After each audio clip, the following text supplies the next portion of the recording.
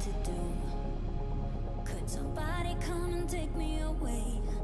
I've been in the deep without you, and I got it in my head night and day. But we are one step closer. We're all in this together. Put your hand in mine. Yeah, we are one step closer. Can you feel it, baby? It's the end of the line. It looks like we made it. Let's get it on. We got it going. Good morning. Morning. It looks like we made it. Oh, and in case I don't see you, good afternoon, good Let's evening, get and it good on. night. We got it going. Stand strong. It looks like we.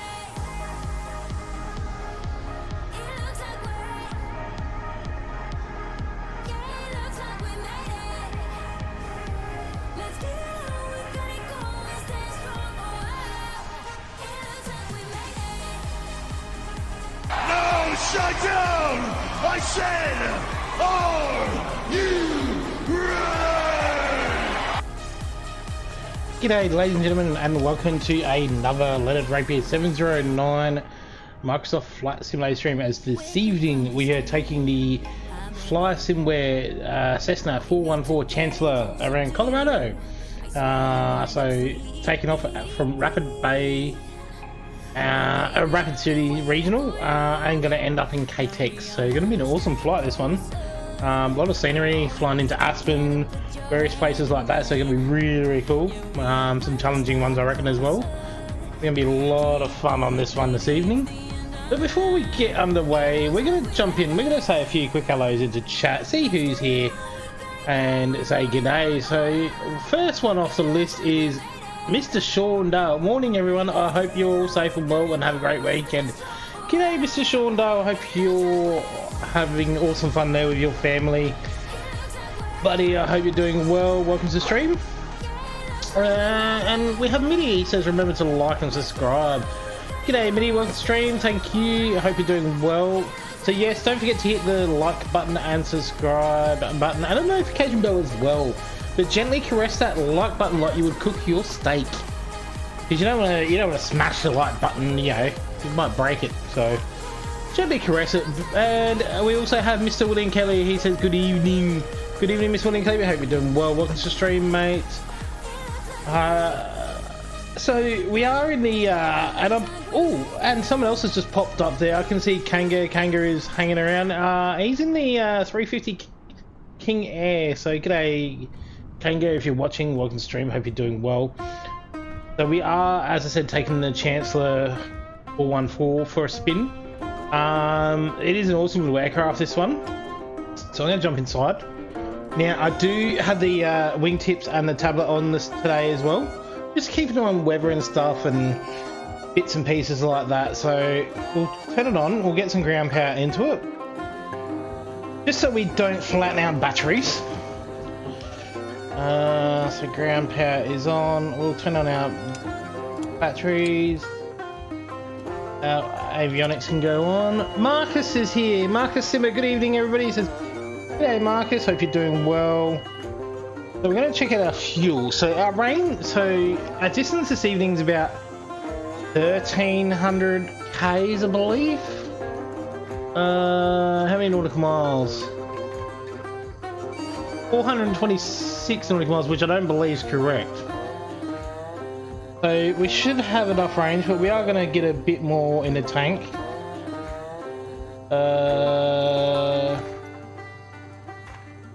71 should be, we'll go about 76, that should give us just enough there. It gives us 592 litres of fuel. Just plug the plane into an outlet mid-air. Yeah, true. It's like a rechargeable plane now, you just fly along and plug it in. So check out our weather. Now, I've got the meter here as well. So the meter for Rapid City is saying that the best runway to take off from is 32. There'll be a crosswind of 5 knots, but a headwind of 10 knots. About 48% crosswind there, so that's probably going to be the better one to take off from.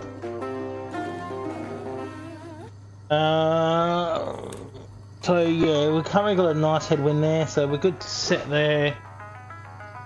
Put our maps on here, get this set up, ready to go.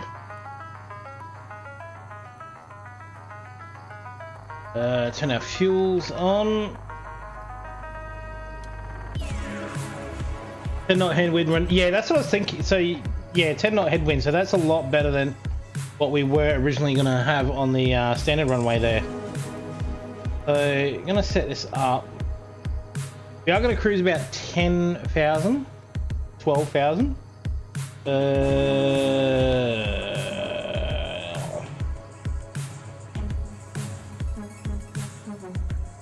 So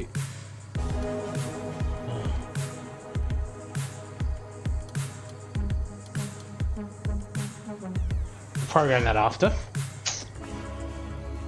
What else do we need? Let's put some lights on.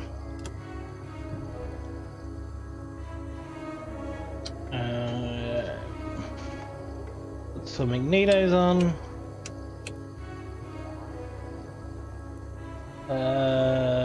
Pitot heat can go on, stall vent can go on, cabin heat can go on. Alright, let's see if we can get a nice clean start here. So, climb it.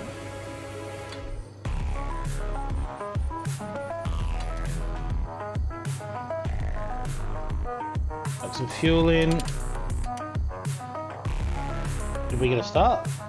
No.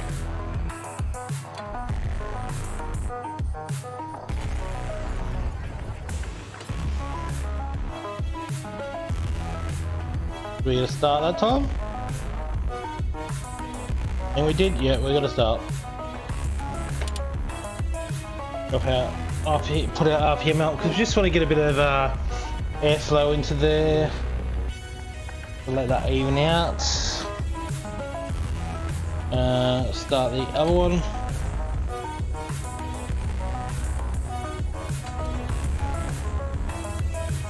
Good engine start on that one. We've always been together before the can, having fun all day, palling around and laughing away. The best friend.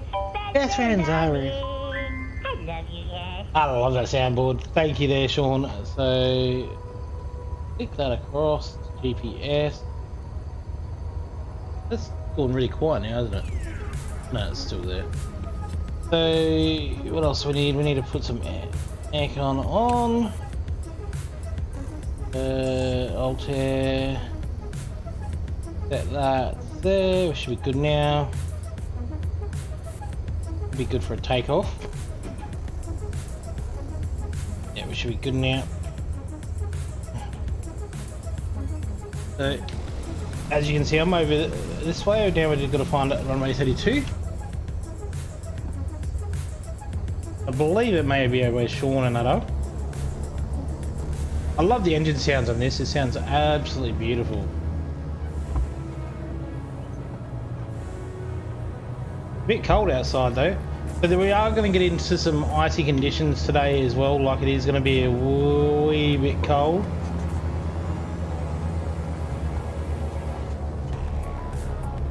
Some of the areas we are flying into. So we are flying through the mountains as well. So it's minus 12 degrees. Ooh.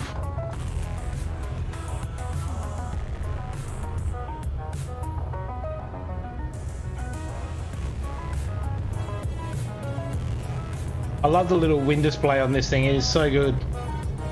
And as you can see, the cabin temperature is rising, which is what we want. The big Qantas there. Concorde, sorry. I think this is an airport that you'd expect to see a Concorde at.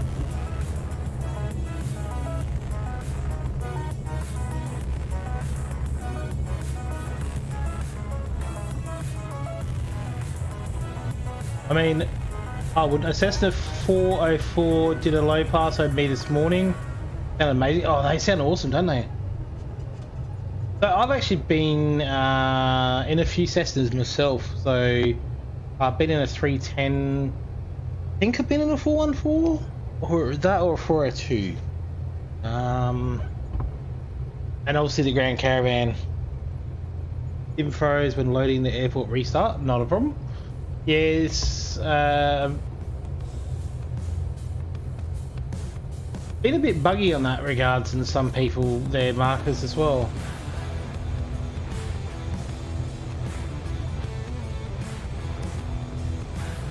There was 3 knot wind across the flap. I had 2 Spitfires doing some aerobatics here this morning, getting ready for the air show soon. Yeah, that would have been cool to see.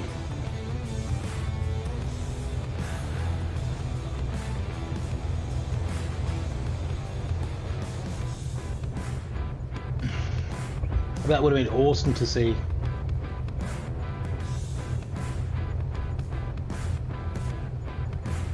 So we're going to taxi down here.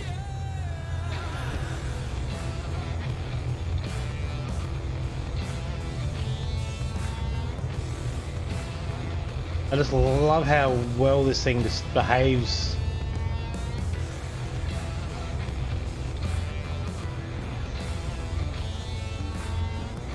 So it's such an awesome little aircraft, this.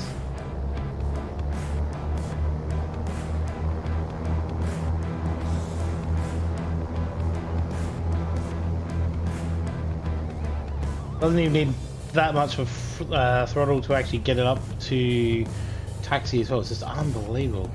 We're going to pull in behind Sean here, as our cabin climate is starting to get a bit warm, so we may drop the temperature down. So park in here, we'll set our cabin up before we cook everyone. I've had about 30 172s and about 1 Cyrus fly with me today. Oh, so you must live under a GA one then.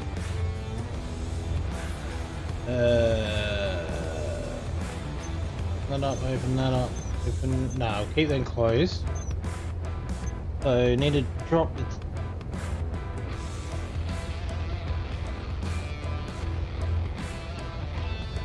Sitting at 32.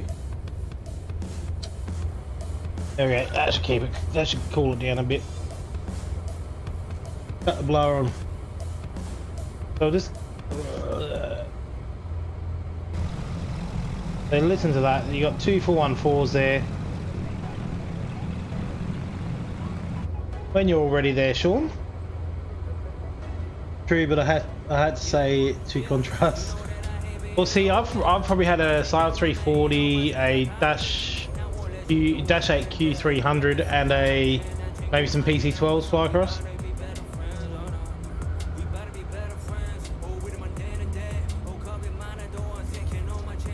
Ooh, ooh. Keep it straight, keep it straight. So we're waiting for it to get up in the air and clear before we take off.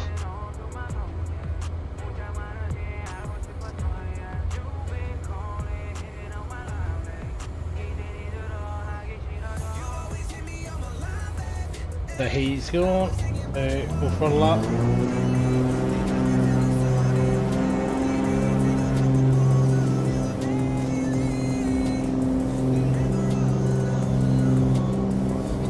This thing just built. This thing is so quick. Whoa!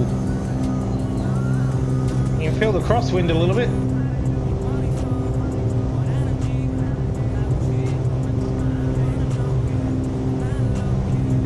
Whoa!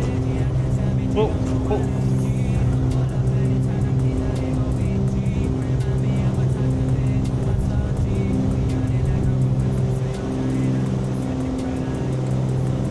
And we're up.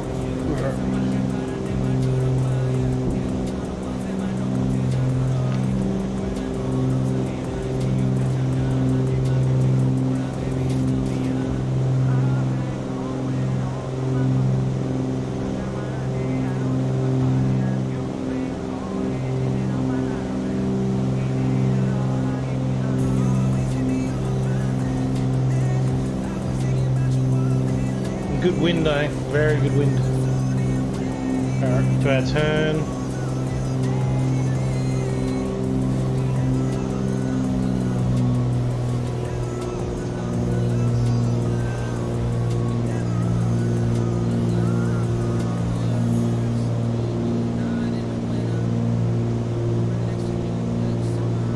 So probably go to about, yeah, about 12, I reckon should be good. You still want to see some good scenery, like the scenery is going to be absolutely awesome out here.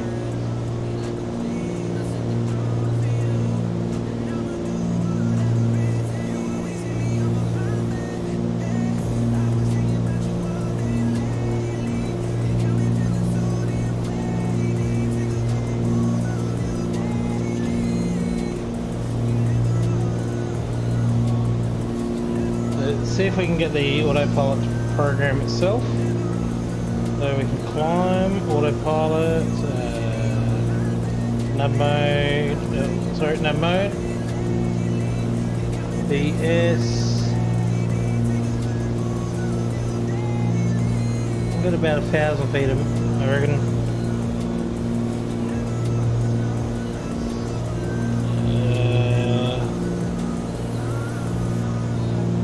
So that's 12.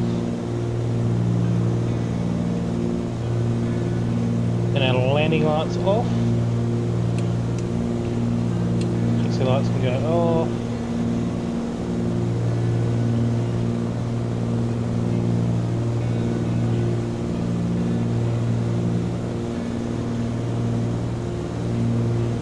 The cabin needs to drop down a little, just a tad. About there. Calculate it. That should fix it. Just want to keep it around 22 degrees.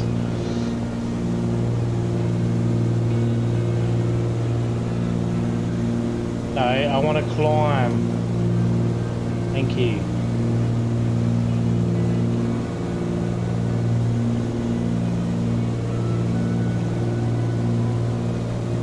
Doesn't really want to climb, does it? The Marcus is also in the 414 there.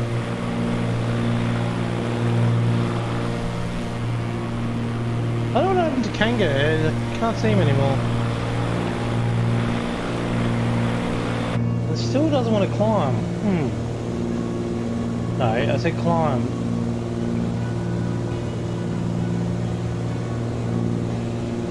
Maybe if I give it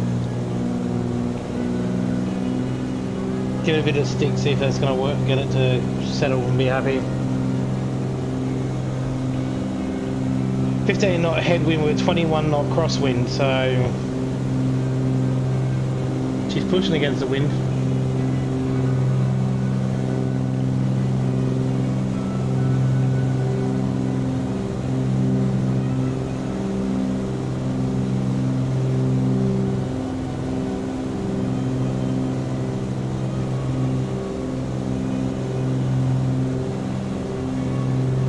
Run a little nav map as well, just so I can see where the airports are coming up and stuff as well.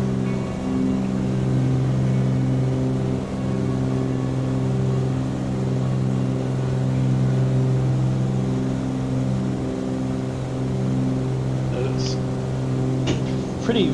Oh, it's dropped in temperature massively. So drop you down in there.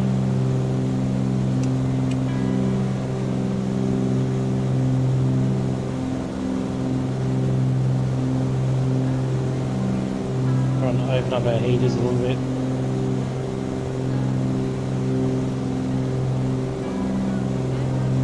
There it is. Oop.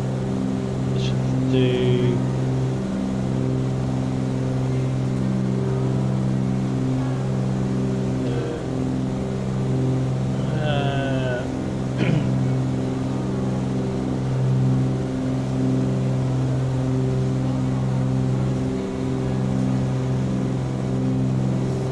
Rapid City is only a little small city here, and I've lost everyone.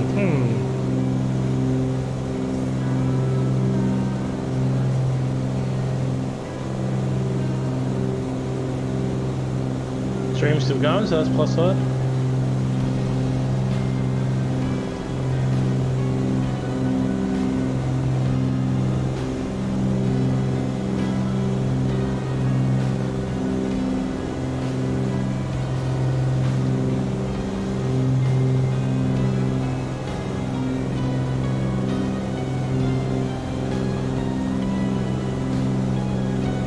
So we can't actually land at the first airport on the way, which is 83V, because it is actually a closed airport.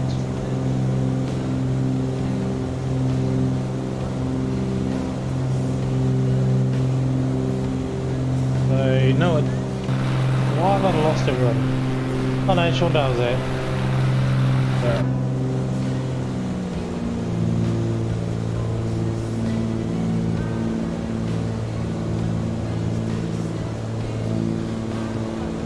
So yeah, 83V is actually a closed airport.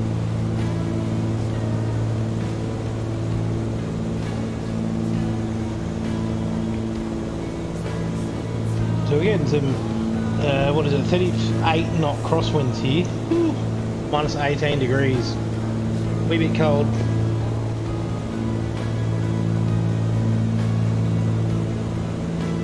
Wee bit cold.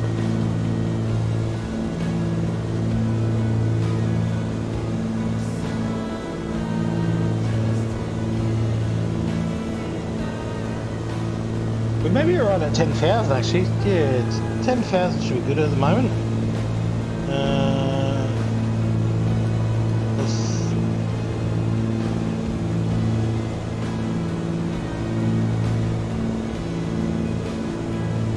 It should be good just there. That should get us into a nice cruise.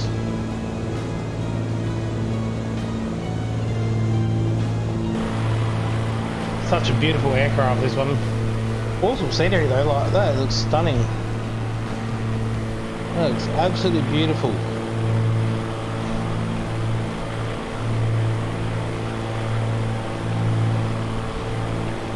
So we are in obviously Colorado, as I said. So got some awesome places. Finishing off in obviously KTX, but flying into like Aspen as well. So go past Casper. We're also going past like Steamboat Springs. So definitely some awesome scenery as we come up and as we actually head into the ski mountains, so that would be cool.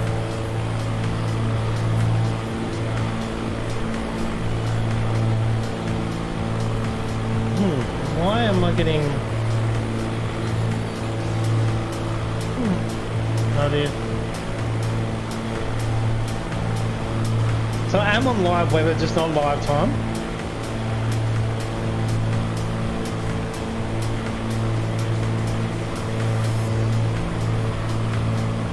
Because I believe live time would be dark as well. How do you set the altitude in 414, anyone? Okay, so with the 414 there, Marcus, so what version are you using? Because obviously there's multiple versions. So you've got the 530, you've got the 750. So I'm running the wingtip 750. Just need to put you to that side, just...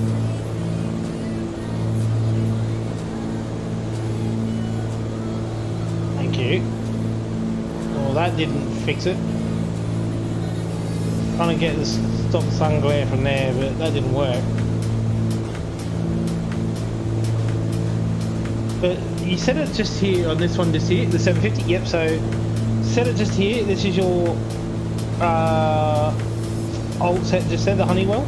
Set it to 10,000, and then just over here is your autopilot. So you run your VS, get it up to where you're happy. You nav button and that as well.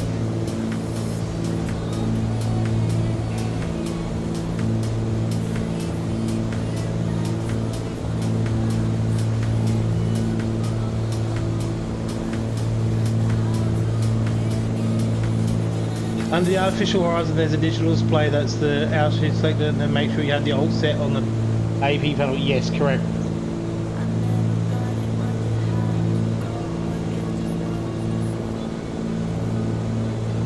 So basically, this one just here.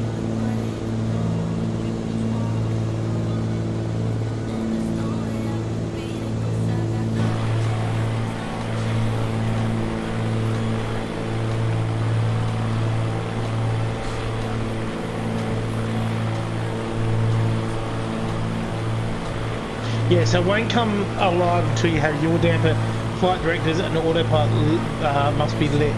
And you adjust it on that the Honeywell box.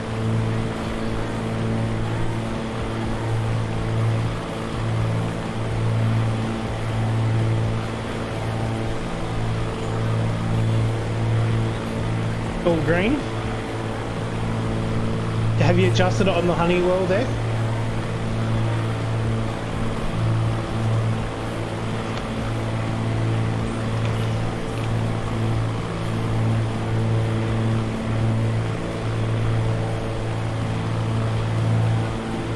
Yes.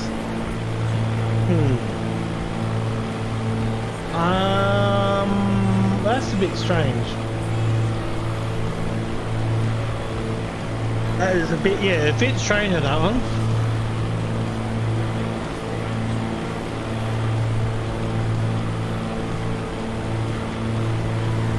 I set the alt in the Honeywell, but the autopilot ignores those entries.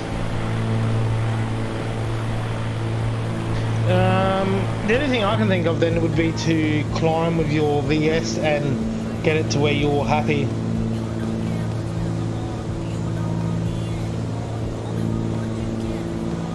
Yeah, that's what I did as well.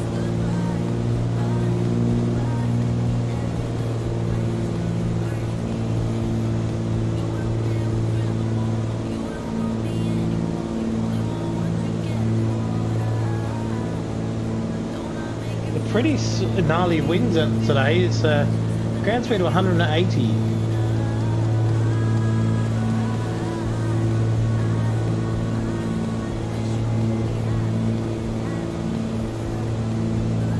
They're saying it's 40 knot crosswinds. We should actually, if it's going to be that kind of wind, when we start heading south, we're going to pick up a bit of time. Set the alt digibox and click on the VS on the AP panel and should climb and hold it. What you set the VS speed to? She likes 800 to. Yeah, she loves 800 to 1,000 feet per minute.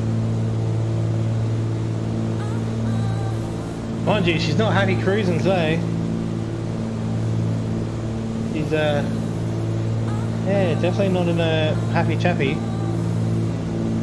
bit choppy in the wind in the air.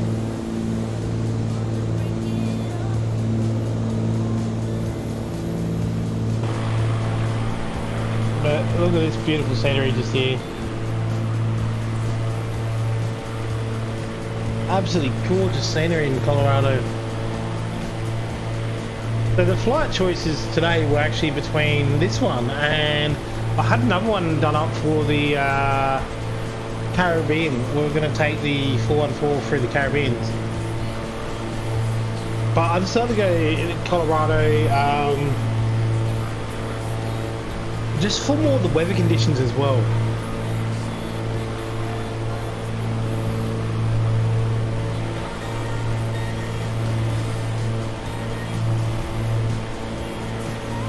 Because I really wanted to test the 414 out, really sort of push it and see what it's like as well.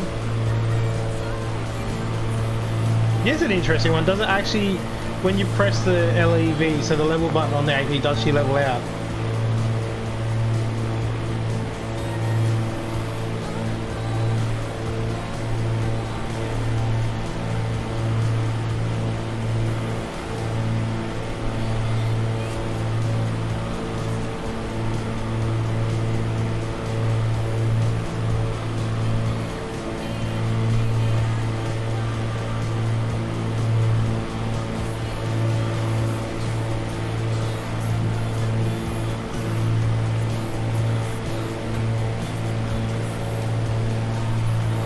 So this is a long flight path, so it's about 700 nautical miles. We will hopefully get to the end. If not, we may have to pull short, but hopefully we get to the end. Because, yeah, when I created it, it said it was only going to be about 3 hours, and when I jumped back in, loaded up just before, it was saying it was going to be 4.5 hours. I was like, wait, what?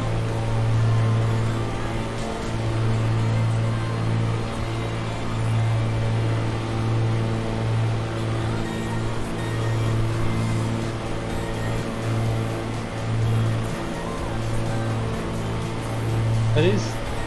Well, she's a bit rough out here.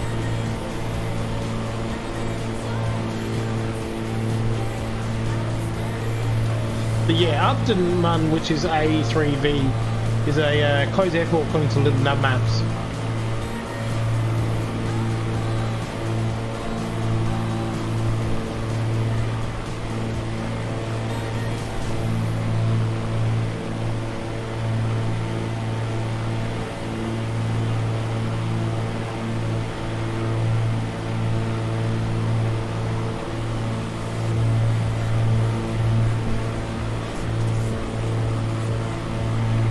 Which, yeah, I'm a wee bit surprised about that, why it's the closed one.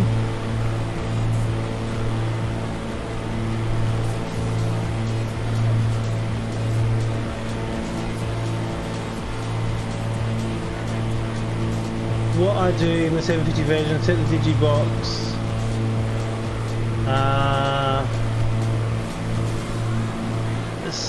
On the AV panel, press YDFT takeoff and then press BS and the APN roll dial to 800, then press APN and she goes to GPS and climbs to alt. Yeah, pretty much is the same kind of.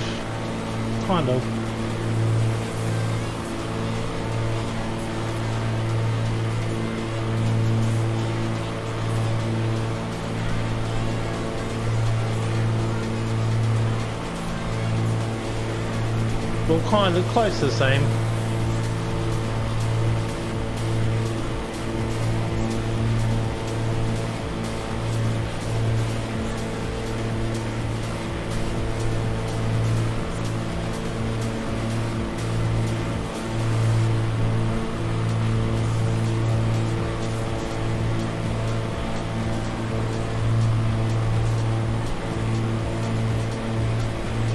As long as it's at least climbing and flying along, that's the main thing. That is the crucial part.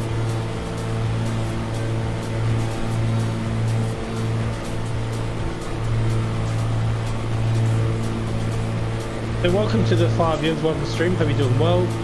We are just taking off from Rapid City Regional, or K-Rap, on our way to KTEX.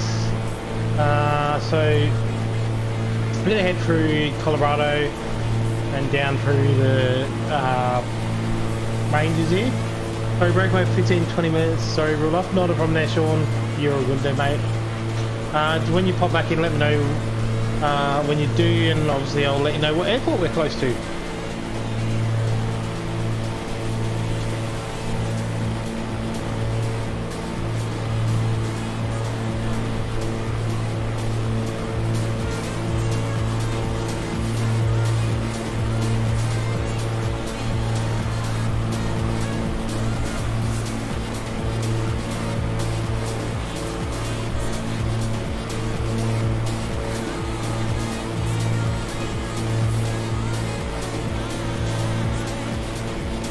So we are, where are we at the moment?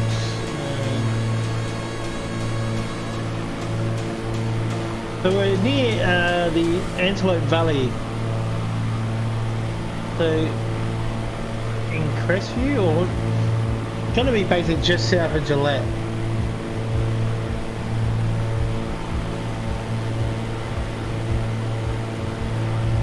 So we're out of the ranges this here. Absolutely gorgeous through, isn't it? The Colorado is obviously known as the colourful Colorado for its beautiful scenery and mountains and valleys and all sorts.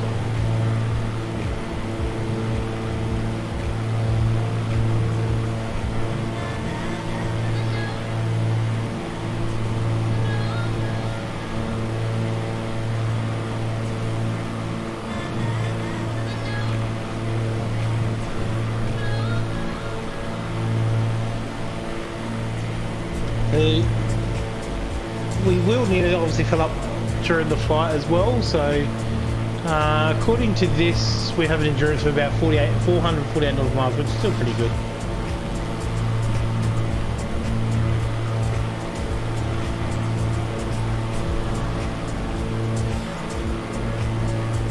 We haven't quite made it to Upton yet.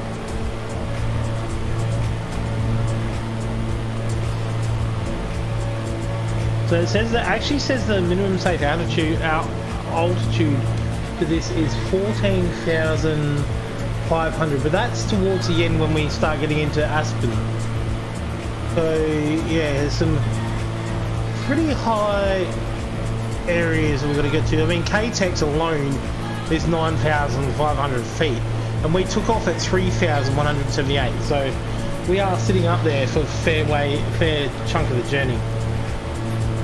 I think this area here is probably the bit where it's the lowest.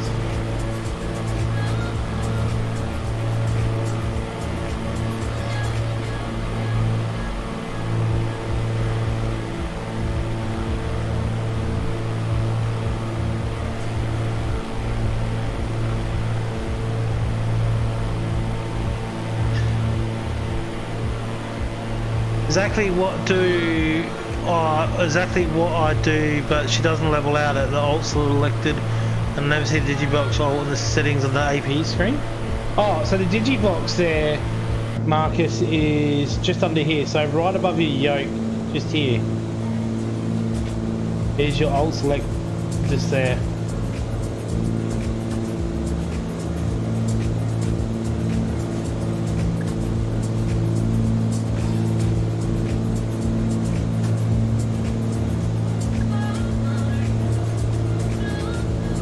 Okay, yeah, wasn't 100% on that one. So a bit strange. Yeah, I can't figure that one out why it's not working.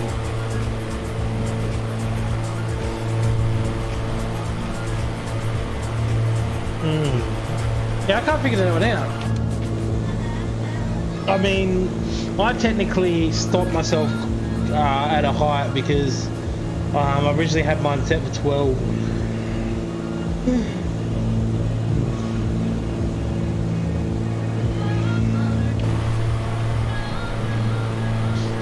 Maybe it's a bug, I'm not 100% sure of that one.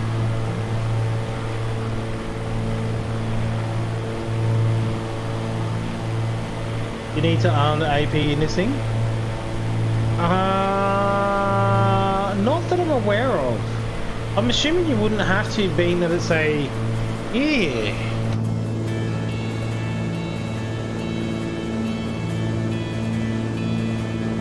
No, I don't think you do.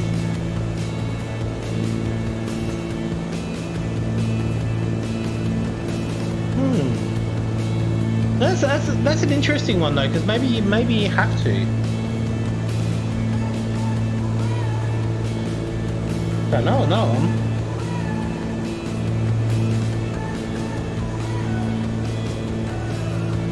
Because being it's a 750, so maybe a hard decision on that one.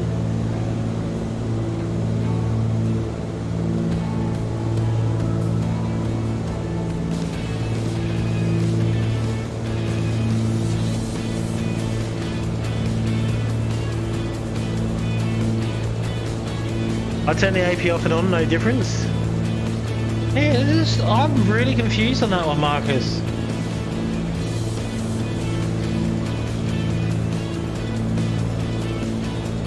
When we land at the first airport, I'll reset my autopilot and I'll test it to see if one works or, and we'll figure this out. I want to figure this out.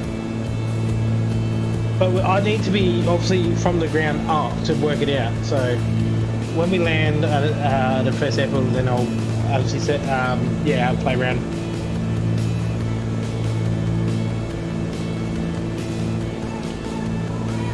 Because I am intrigued. Yeah, pretty much trial and error, isn't it? As Biddy said. But it's the joys of flight sim, is nothing's perfect on this sim.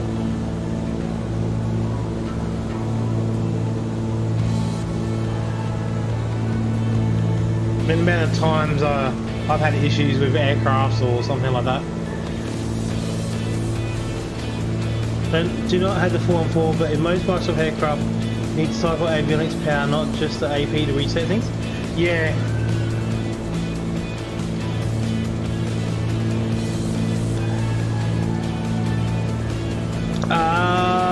I can't remember on that one, Marcus. That's why I'm gonna play around with it when we land, just to. I'll do it from scratch. I'll shut down my aircraft, turn the power off, and then start it, like go back again, and go from there. So we are going to land at KCPR.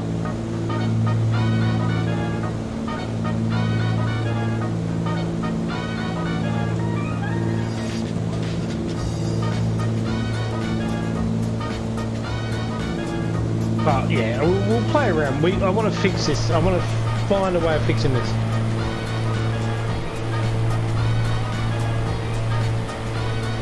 There has to be a solution to it. Has to be.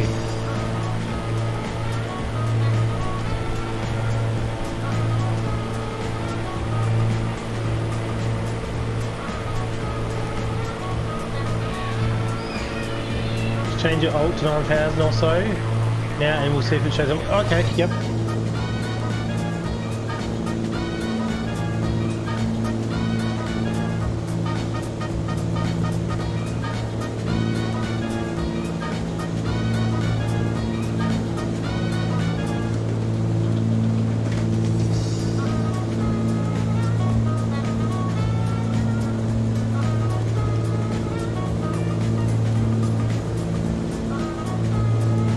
So that still wants to climb.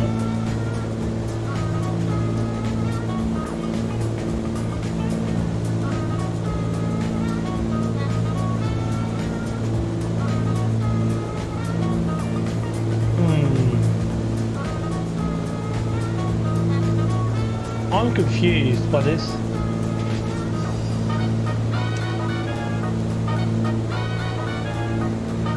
I'm confused.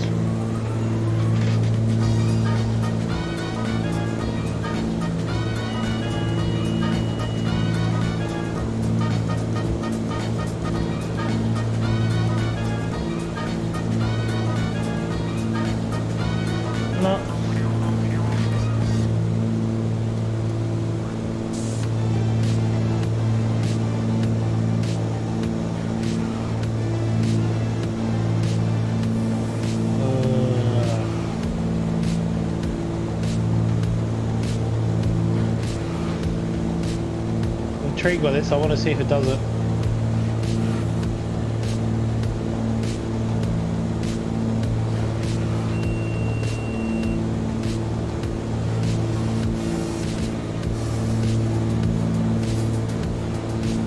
See if this works.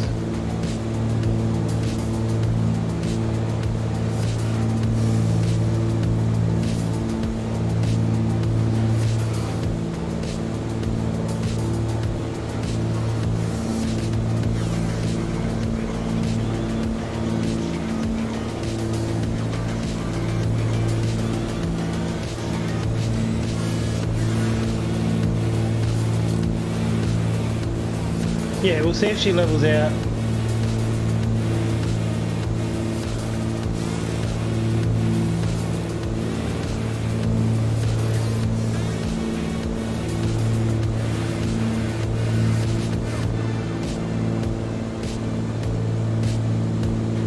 Right, it should level out.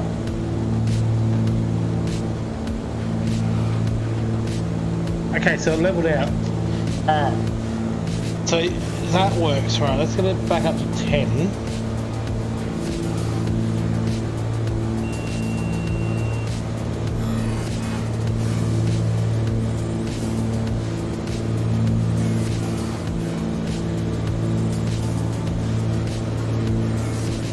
Right, I want to see if it'll now settle itself when it climbs.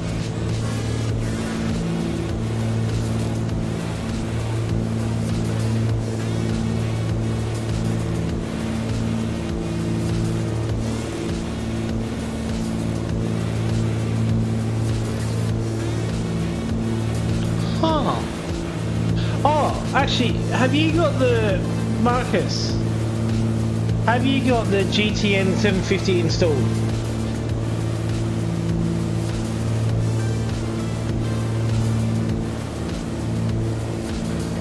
So the one that sits up here.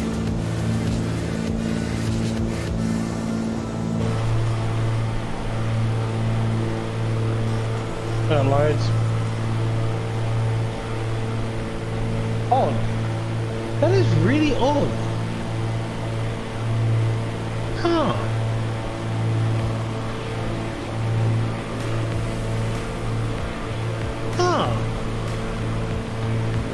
Then why?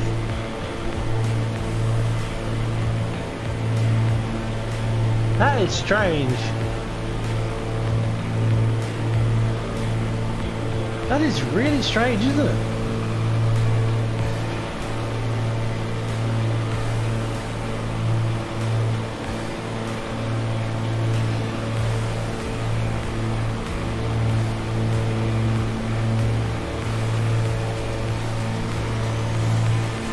Yeah, it must be a little bug or something.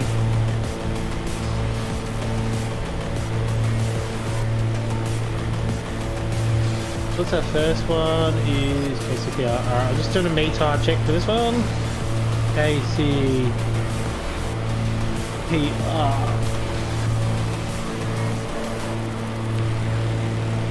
So this is Casper County International Airport.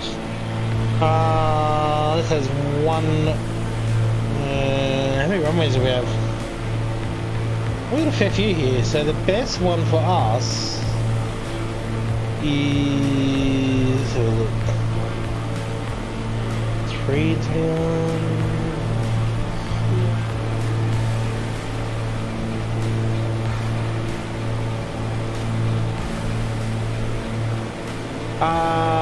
Okay, so coming in on runway 21, it's gonna be the best.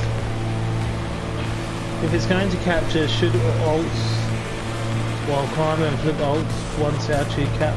Nah, see, because we did. I just showed that you can do it with VS and it seemed to level itself out. So it may just be a little bug that's in there. I'm not 100% sure on that one.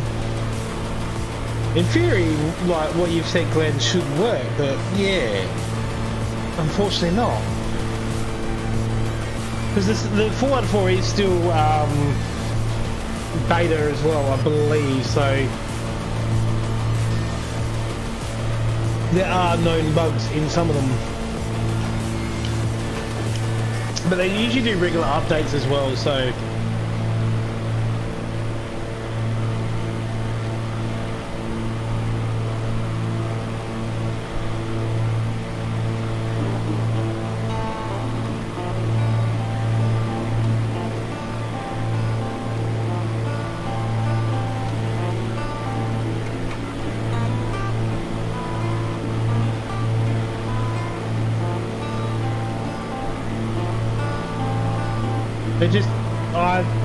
yeah, a bit strange. I mean, I've had issues in not so much the autopilot in this, I've had other issues on this one. Like it took me a while to actually get the tablet to work. No matter what one I flew and everything like that, just could never get it to work. Well, fine would be the correct term.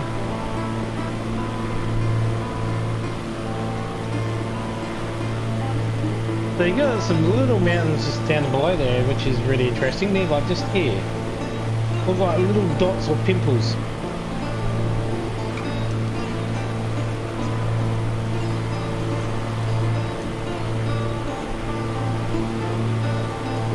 It's just still absolutely beautiful down here. Like it's different.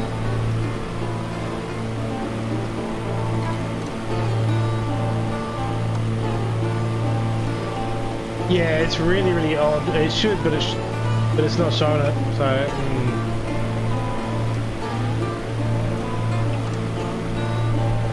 It's like that with the PMDG DC6. Some people can get their gyro pilot to work. Some people can't.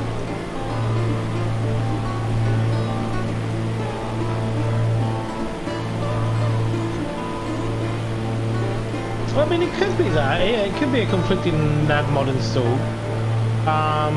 See, I only run the GTN 750, and I think it's their 530 they've got now as well that I run.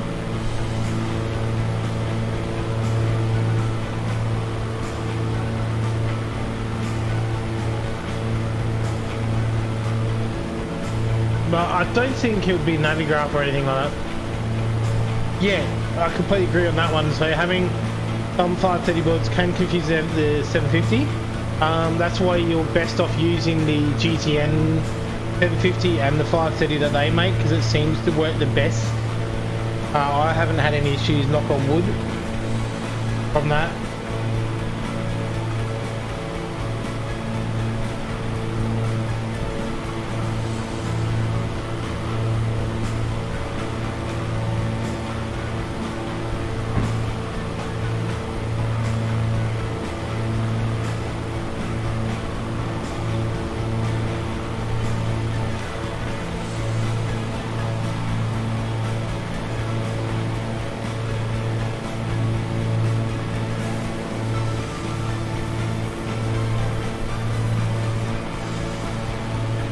Yeah.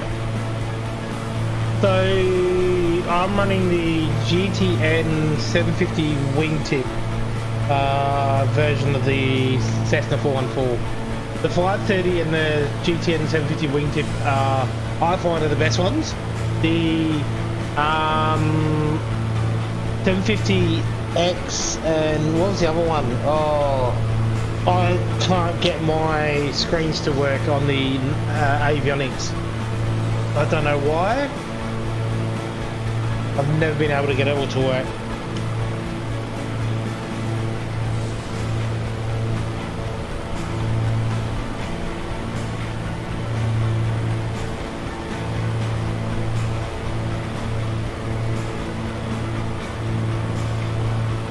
No, I'm not sure on that one, Glenn. I've never had any issues with it.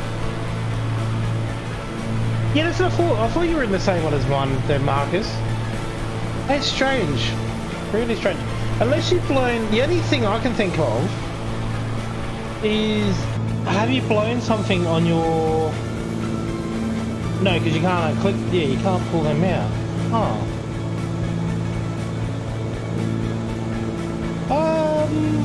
I was going to say, have you blown a fuse, but you can't remove them yet. It's strange on that one.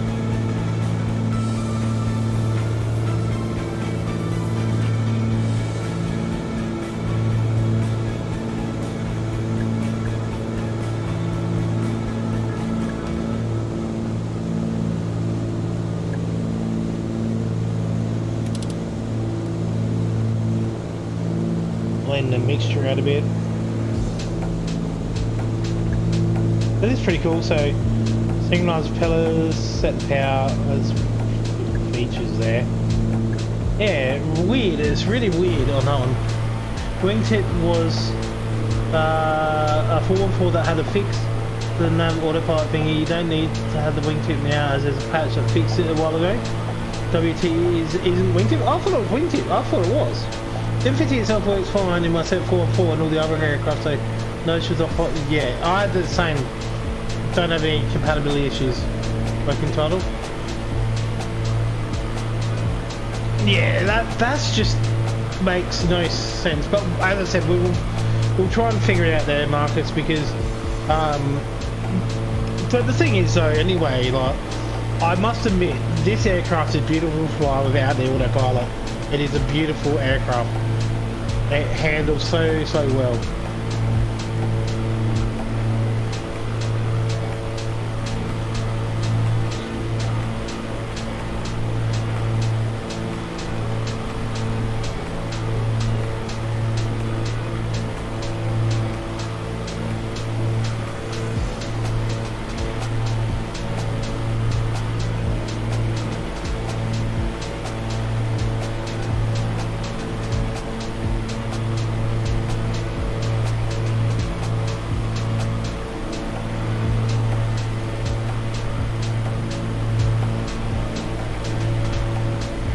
I've also downloaded the PMS 50 free version, which helped me on the CTM panels in the 414. Yeah, I believe, because I use the same ones as you there, Sean, because I remember you recommended them, so I actually got them. Because I normally run the same stuff Shaundale has.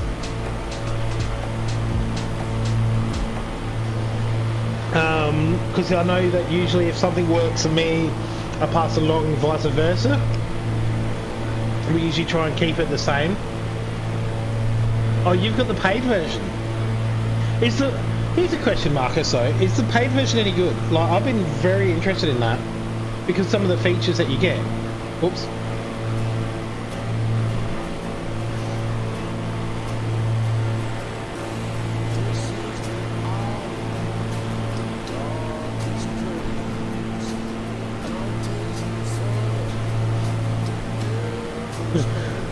Working title, You're a Star. You're a star in my heart.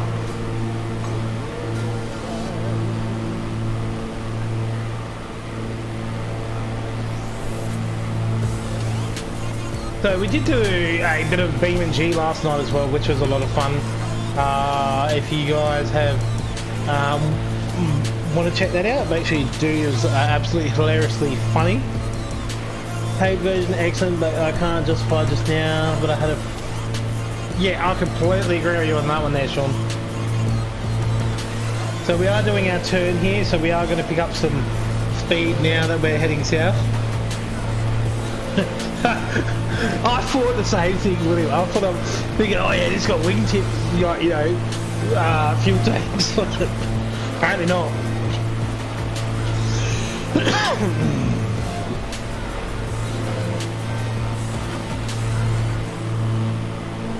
Oh, now we're picking some speed up. Woo.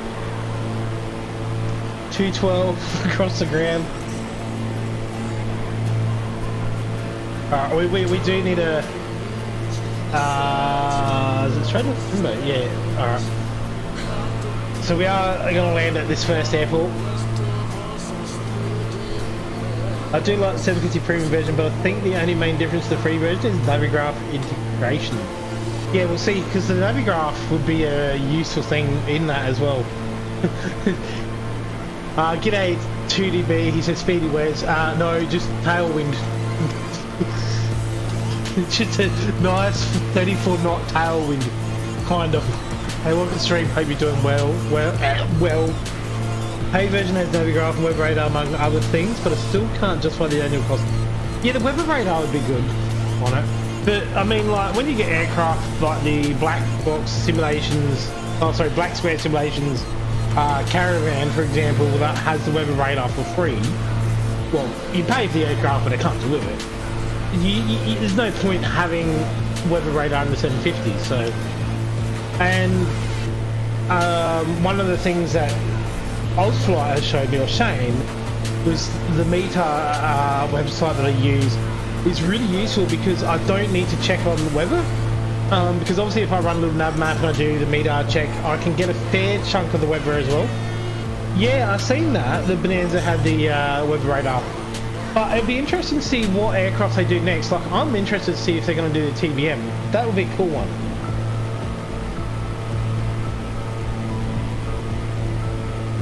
Like, I'm really interested in the products that they're coming out with and what they've done. Oh yeah, yes. Yeah. I didn't go to plan there, Tootie, though. Like, I tried really hard to keep it a straight line, but didn't work. The Baron's next. I think that one's already out though, there, Glenn.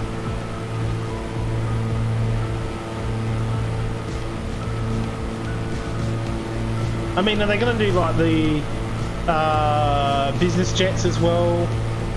The, what is it, the CJ, the Longitude and the CJ4? Are they going to do the Diamonds? There's still a lot there that are what you call vanilla aircraft. So vanilla obviously means original. Map waypoint selection, map waypoint elevation data, nav chats. Hey, wait. Is that what it can do, Dawn? Steam gauge citation would be interesting. Yes. Oh, okay, so that's what premium version has. Oh, that's pretty cool. Different and cool.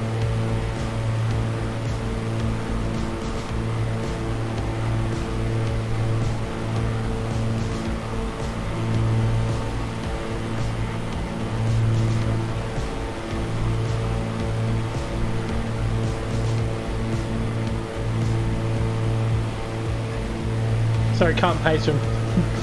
Nah, it's all good. We won't copyright you here, Sean.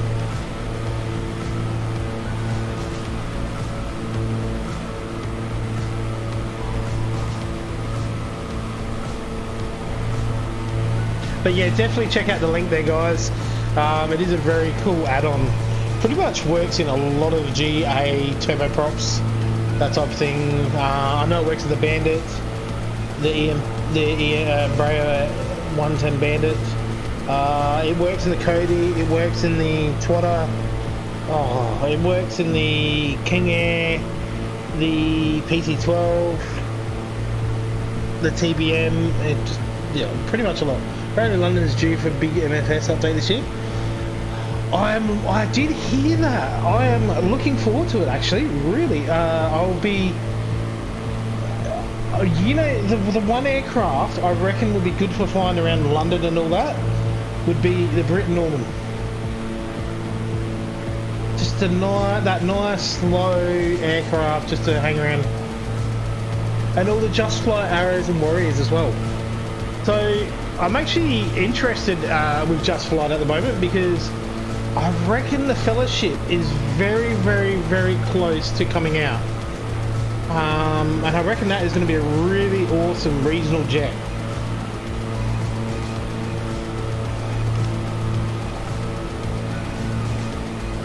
I'll be doing a lot of flying in Europe and that. Because that'll be good for you. That'll be good for flying, say, like Heathrow to, say, Germany or something like that, or even Paris. The absolutely awesome conditions to fly with that. So I'm really, really, really looking forward to it.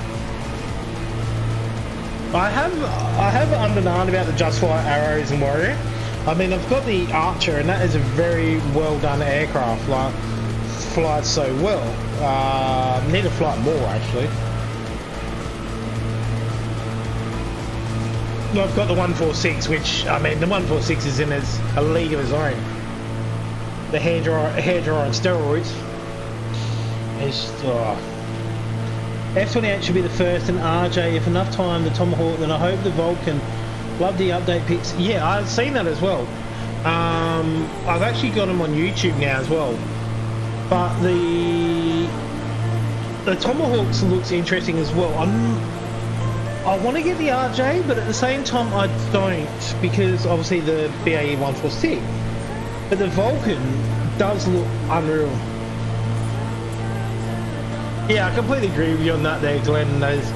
A lot of their earlier aircraft do need their updates. Yeah, I've seen that. But the biggest problem with me is I'm not a real general aviation person. I'm more into my turboprops and like older school airliners.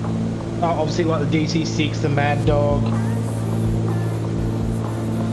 But I've got a soft spot for turbos.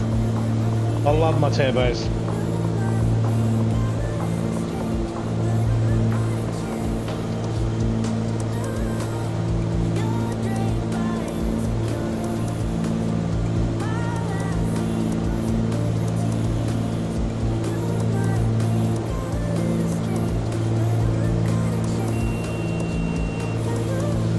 Let's drop you to 6. Ready for landing at this one.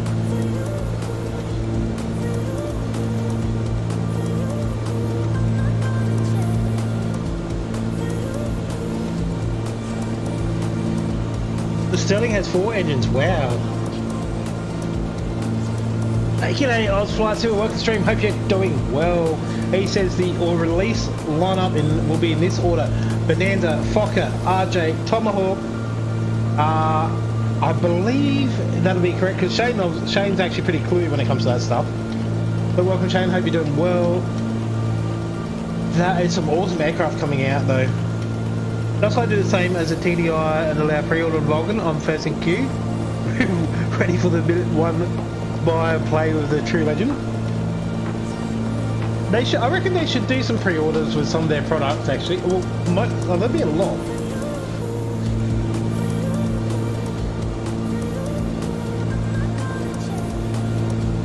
But they are pretty much one of the best developers out there anyway when it comes to quality. Whereas, can I just check, are you back stream regularly on Saturday morning? Yes. So I'm back to regularly streaming on Saturdays. Saturdays is usually pretty much 100% lock on that one. But about 90% of the time we'll be streaming on Saturdays. Because that's why I fly. The reason I do flight sim on a Saturday is because a lot of everyone that flies along with me is usually a Saturday usually works for them. So like the Saturday morning and stuff.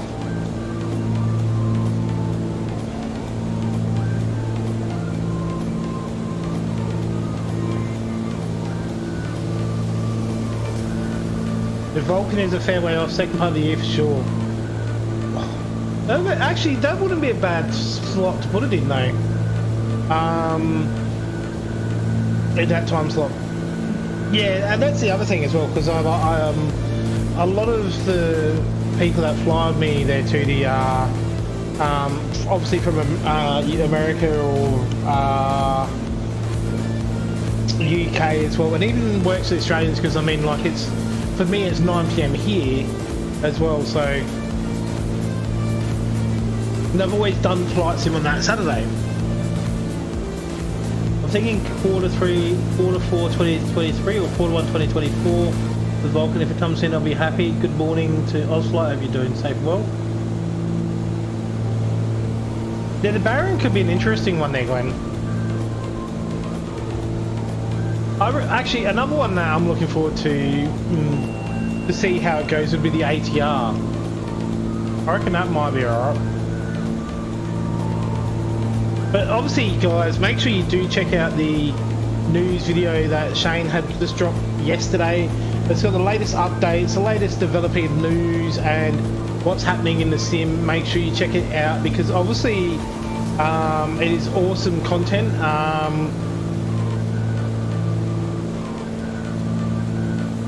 It is very useful because he keeps us up to date on what's coming out, when it's roughly when it's coming out, any updates that happen as well. ATAR's released in April.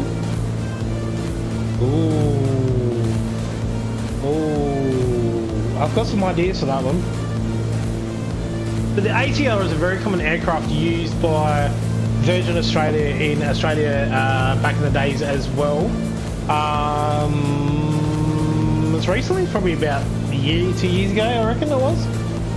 So they used to use them on their regional routes between, sometimes on the East Coast, but mainly in WA, I believe, on that one.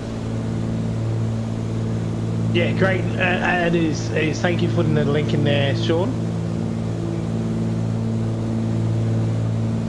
I definitely always watch his news updates as well.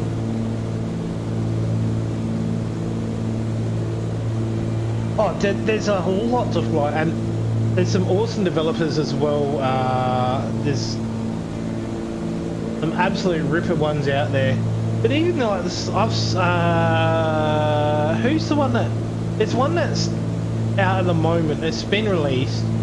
Sean may know the answer to this one. It's the Twin Navion. The developer of that is an awesome developer for such a small, developer. Does a really good job.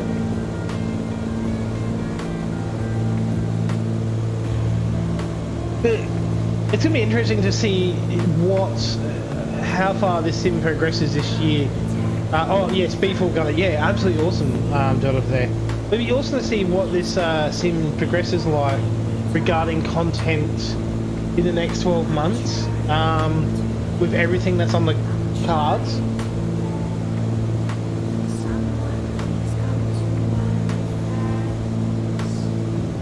They broke their real life aero style. Wow.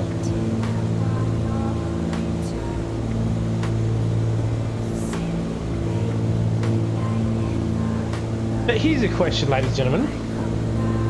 Talking about developers and aircrafts and stuff, what is one aircraft that's not in the sim, currently at the moment, or possibly in development, that you would love to see? What would you like to see?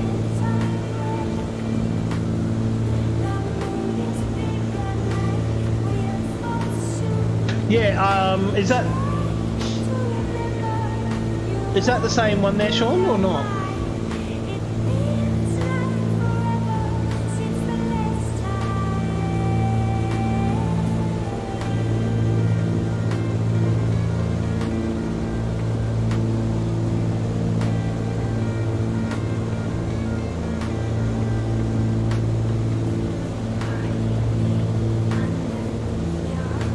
Hawker Hunter, the Phantom F4J, the Aerostar was a gear up landing and I think written off. 707. Oh, that could be an interesting one. Sling 2, Sling 2, Sling 2, Sling 2, Sling 2. How did I know you'd say that there, Shane? And the 737-200, old school, short Empire class seat. For me, a Boeing 717. And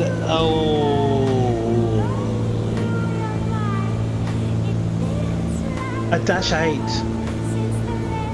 a 727, that'd be good. I reckon a Dash 8 would be good as well. Alright, let's find out landing lights.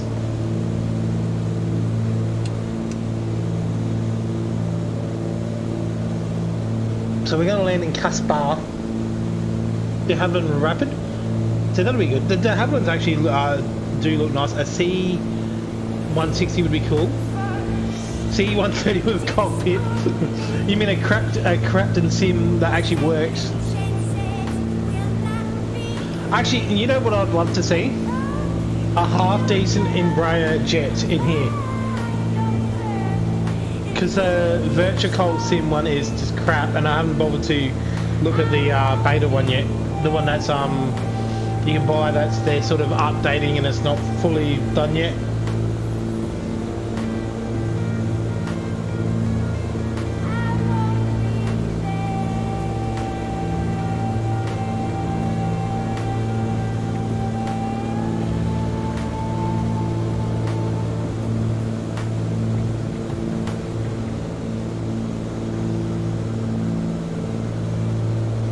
So we've got 6 knot crosswind here, so that's not too bad.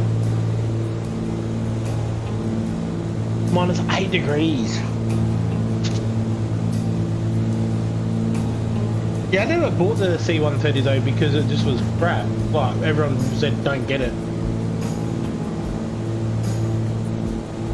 I did buy his 777s and fly them around a bit, but they were just basically a glorified 747. EBY Catalina would also be nice. There is a free one of that there, Glenn. I believe Brett's got one. I want the Elvis jet. What is the Elvis jet? What is the Elvis? Blackbird is making a C-130 port over from P3D. Yeah, but is it going to look any good? And g'day, Willie Thornton. Welcome to the stream, mate. Hope you're doing well. Because I noticed that some ports haven't been sort of as great.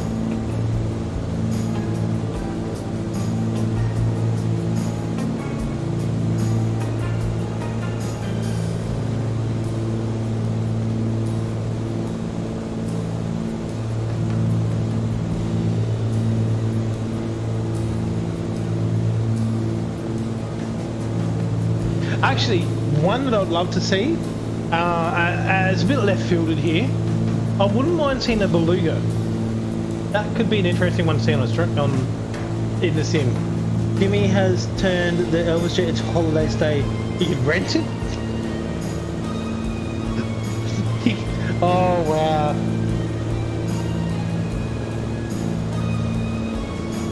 ILSO3 heading, roger that, thank you. I've never done an ILS approach in the 414, so a bit interesting. Elvis jet is a Lockheed Jetstar, the first business jet from the late 50s, early 60s. I suppose because he would have had the money to buy stuff like that as well. Because he was rolling around in caddies and stuff like that.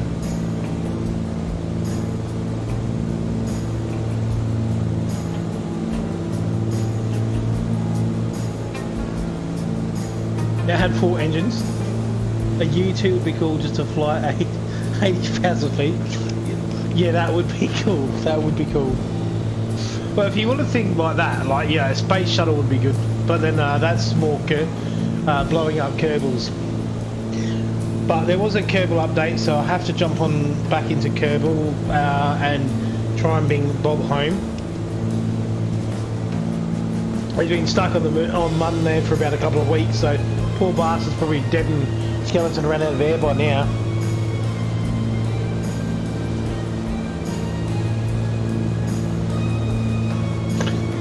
Are you coming in on runway 3 then, Sean? Because the wind does not favour that way. I dare say it favours 21? Maybe? Ooh. Alright, we're going to turn off autopilot this here. YouTube prefer Disturb. Hey, YouTube was good, a good band. He was very cluey, Bono. They've been around from the 80s, and they still around today because some of the and they were quite capable of reinventing themselves.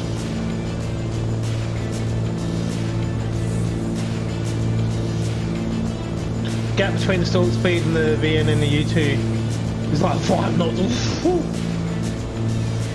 Well, here's a question for you. I would love to know what the slowest ever stall speed of an aircraft is, or any aircraft in the world.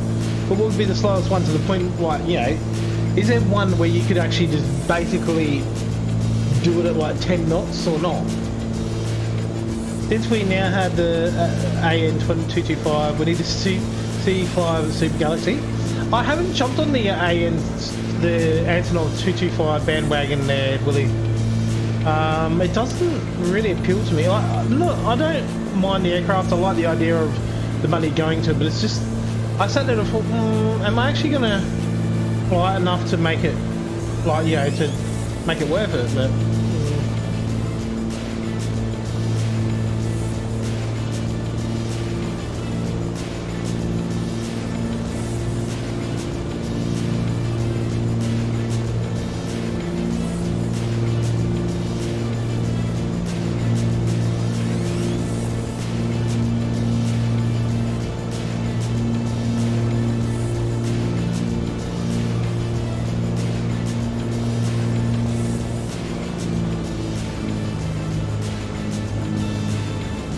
But it's going to come in on runway 21.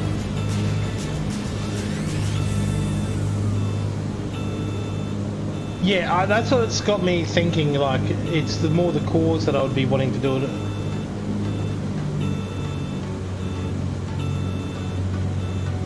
Condor? Is that a bird?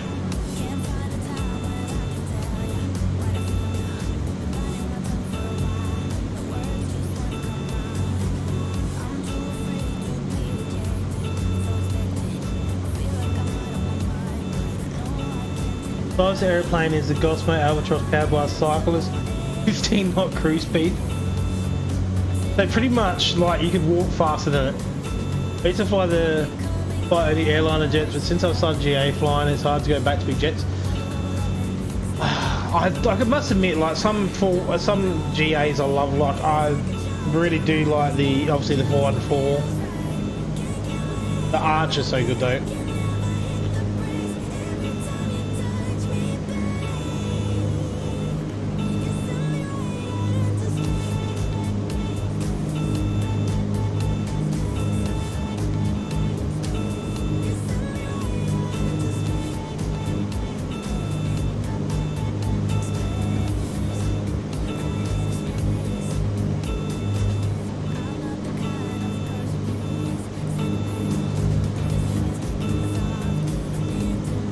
Let's see if we can do it.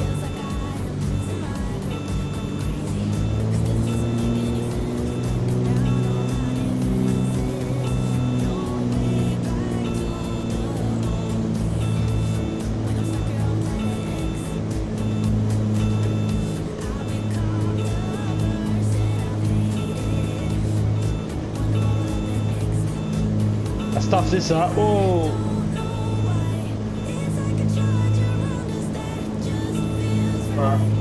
I'm gonna have to do a go around here. Yeah, it's like a 340B would be good. New Zealand update wasn't too bad. I haven't done a lot around there. We mainly did like Milford Sound and that there. I'm just trying to get a good approach into this one.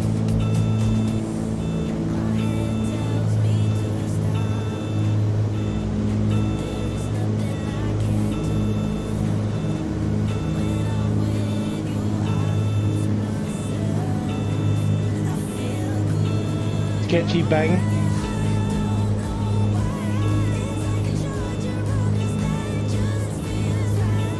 Here's a bit of a sketchy bang.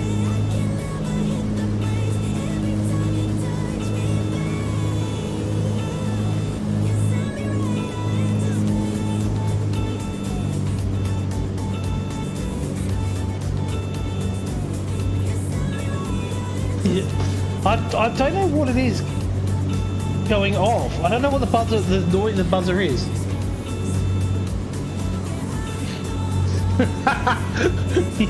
That would be correct. I don't know if one knot would be correct on that one.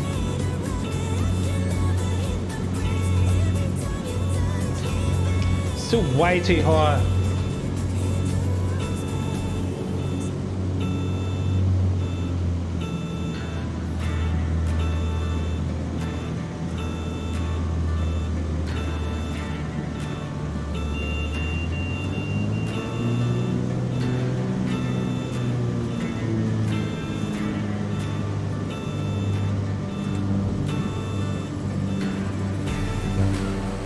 Oh, so it was.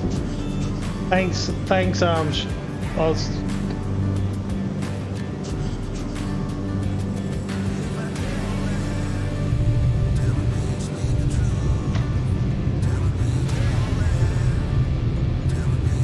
It does sound like an alarm. Manifold set too low without gear down. So I was flying along this whole time trying to land without the gear. Oh, that was, that would have went well.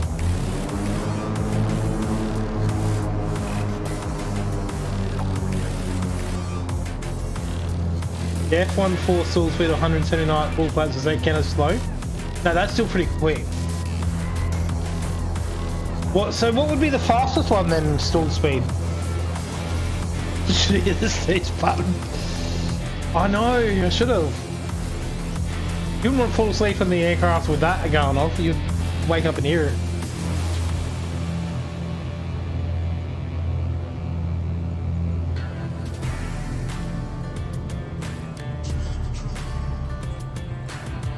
We're gonna pull into here, grab some fuel.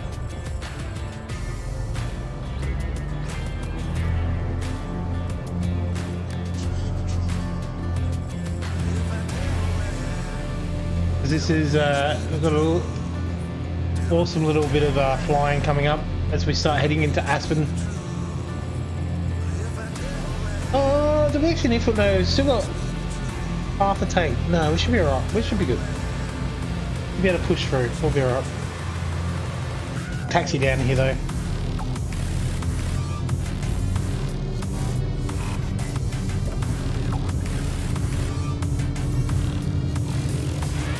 Put our flaps up faster, so with a bit of space shuttle, yeah.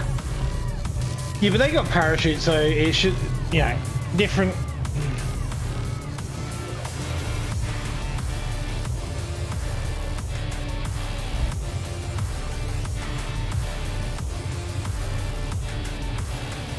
SR 71 210 and the space shuttle 226. Ooh, that's still quick.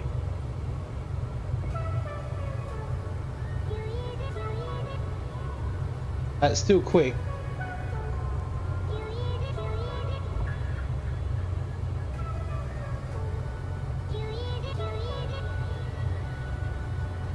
Oh, you look. Okay, yeah.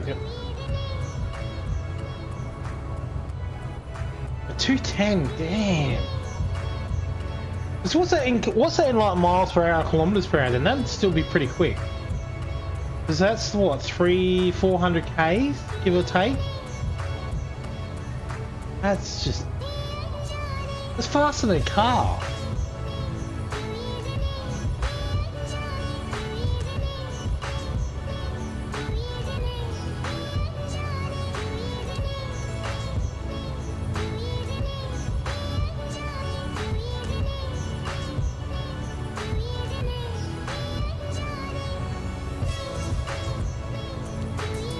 So the wind's actually telling us that it's going to be easier to go the other way. 241 miles per hour is 210 knots. There you go. Oh, there isn't actually any wind, so we should be alright. Yeah, we should be able to push in.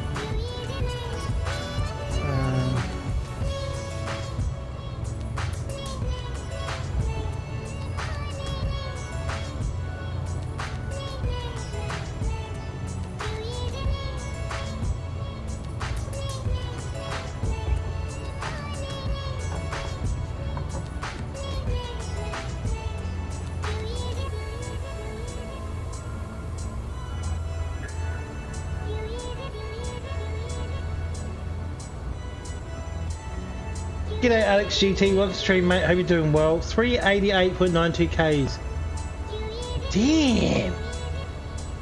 That is quick. That is quick. So we've still got enough fuel, we're still looking pretty good. So our next one is KRKS. So we'll wind this bird up.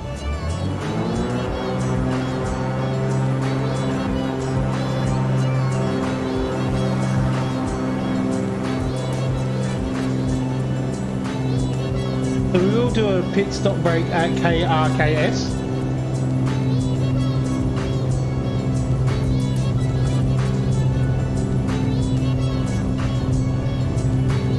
We will do a better landing at KRKS.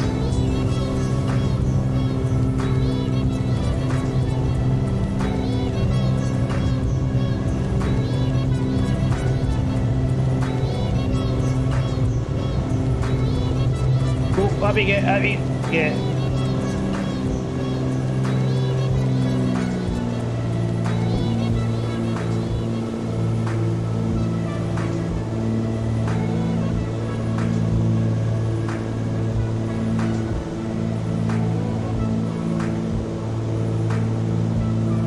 So, I need to go a little bit higher. I think, yeah, 10,000 should still be good.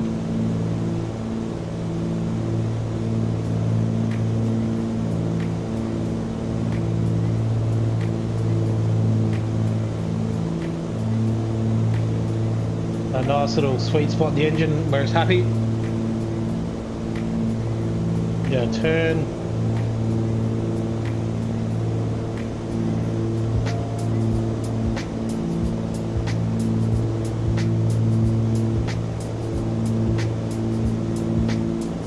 Get it to set itself. Would be 10,000, wasn't it? Yeah.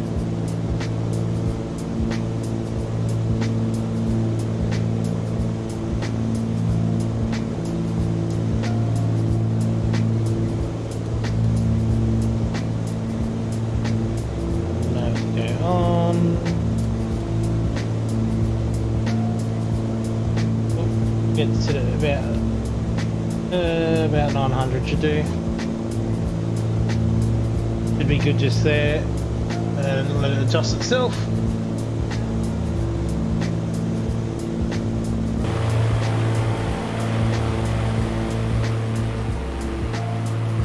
Such a beautiful aircraft this though. This scenery looks awesome. My PMS GT was out of date. I exited the sim update to 750. Oh sweet. So it was just basically just out of date then, so that make... At least it's working now though, Marcus, at least it was an easy fit.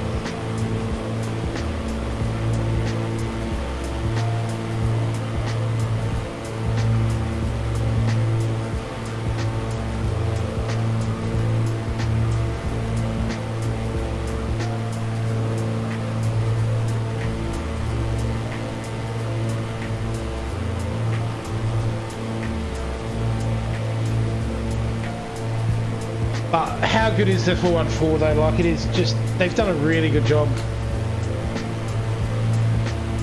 No, anytime there, Marcus. Have you flown the 414 much there, Shane?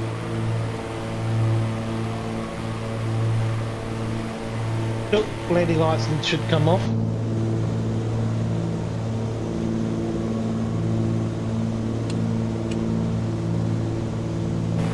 It sounds great, 414. It does. It sounds awesome. Like I really love the sounds of it. It sounds genuine.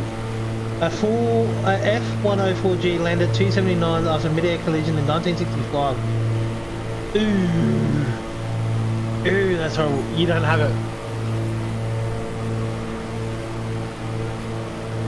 I wasn't sure if you did or not. But mind you, you've got a lot of GA aircraft anyway, so.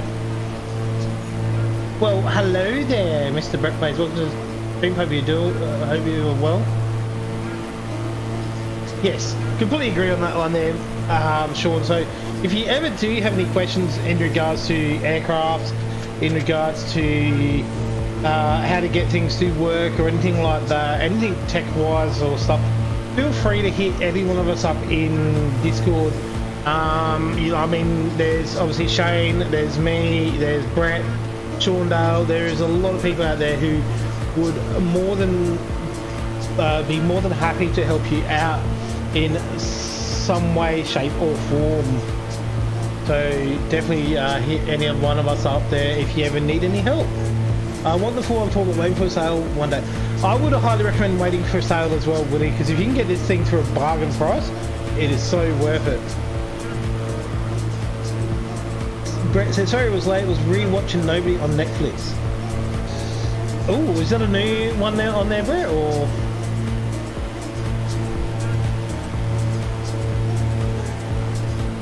But yeah, I'm a huge one for sales as well, because they do some awesome sales on stuff, and it's usually really well when you get something pretty cheap. Like I think I picked up the, I can't remember what it was now. Might be the PT12 I picked up on sale. The 414. The 310 from Milbiz is good. It's really good for what it is. But the 414 is constantly updated, like usually every couple of months or so there's an update for it.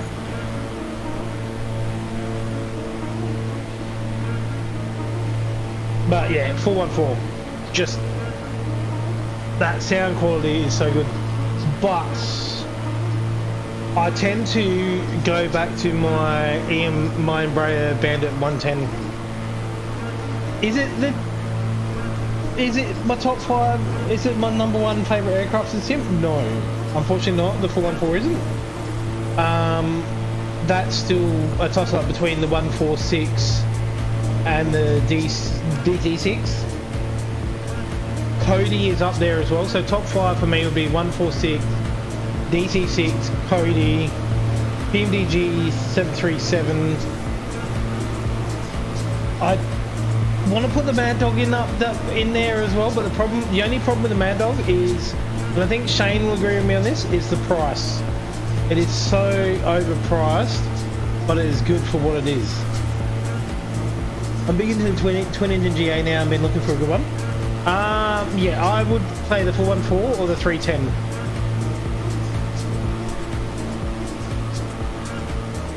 The old Cold War jets had high land speeds? Yeah, I can imagine that, because they would have to get in pretty quick, wouldn't they?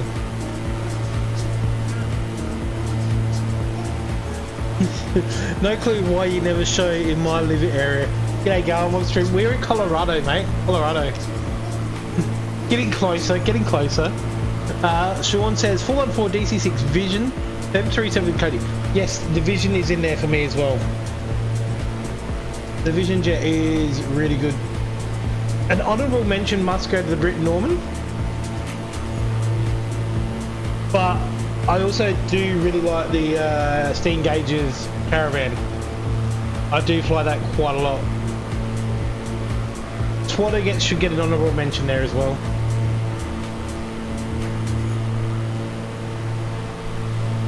You're not far away filming a short video. Where are you? They see Marcus. You're hiding on me there. You can see me, Sean. Yeah, that Baron has my attention as well.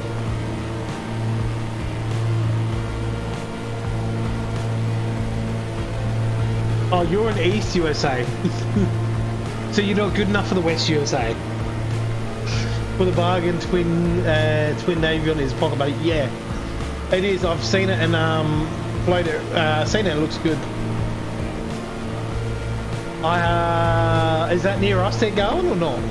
Yeah, you forgot the 146.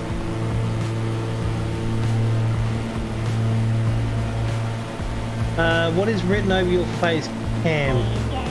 Does it say face camera in writing and an icon? No, it says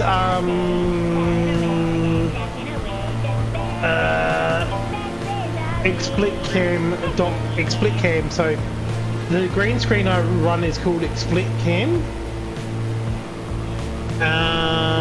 and it's so that's what I use. So that's what it would be popping up as. Yeah, 23 ping to the east. Oh yeah, because you're closer to the east. Doing a bit of hand flying, that's why I'm off course a bit. Oh, yes.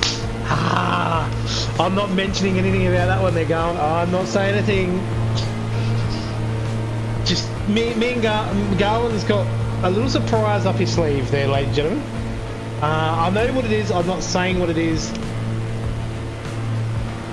I may suggest that it is an awesome aircraft though, but I'm not saying anything. 2 more now. Yeah, it said watermark. The only problem is though with it is it flips me around the other way. So like if I put my left hand up, it's gonna go right. If I put my right hand up, it's gonna go left. Ta-da! And that's my right hand there going left. Because I want to be young and wild, and then I want to be middle-aged and rich. And then I want to be old and annoy people by pretending that I'm deaf. Sorry, what did you say, Sean? I'm a bit deaf. In terms of GA twins, would love to see the Aerostar and a Cheyenne. I think that's how you call it.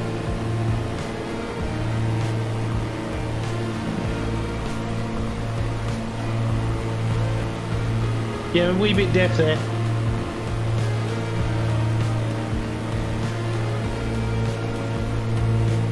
He was a good actor. He was very good.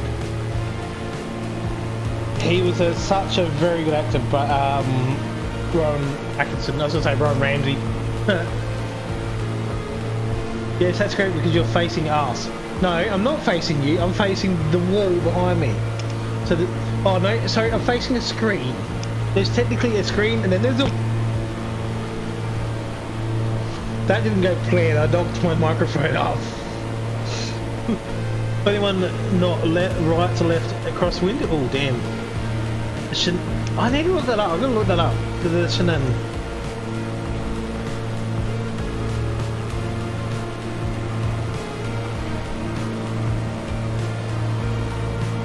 I'm looking this up. The Piper PA-42 Shannon was developed in 1979 to 1993. It had a cruise speed of 290 knots to 351 knots. Whew! A range of 2,240 nautical miles in the 400. Actually, yeah, that'll be good. That would be a good one. Shannon, yeah.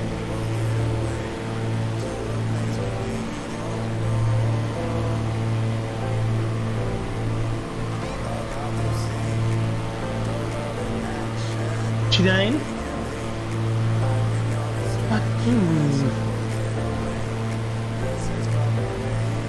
Have a look.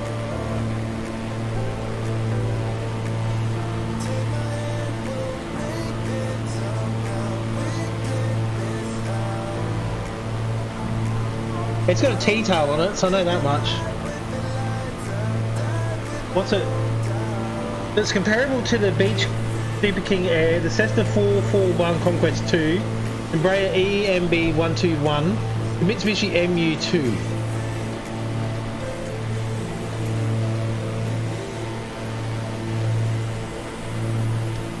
Conquest wouldn't be bad, like a Conquest 2.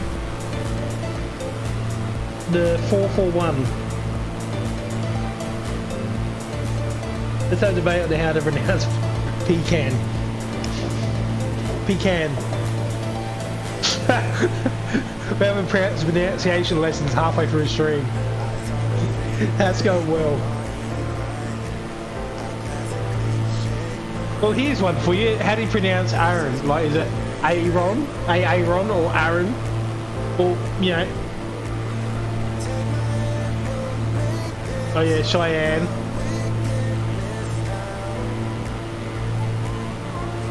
See, technically it's not Garwin, it should be Gawin. And it shouldn't be Glenn, it should be Glean, because you've got the E in the middle.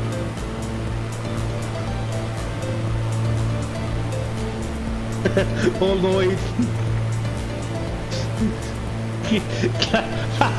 Garmin Grim. Oh.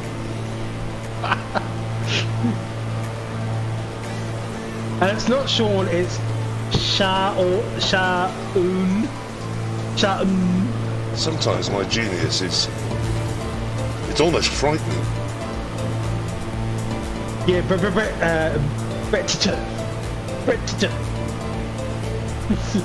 yeah, I know, my genius is frightening sometimes. I worry myself.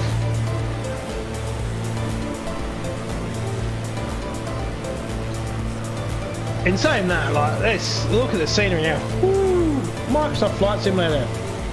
You are really turning it on tonight in Colorado.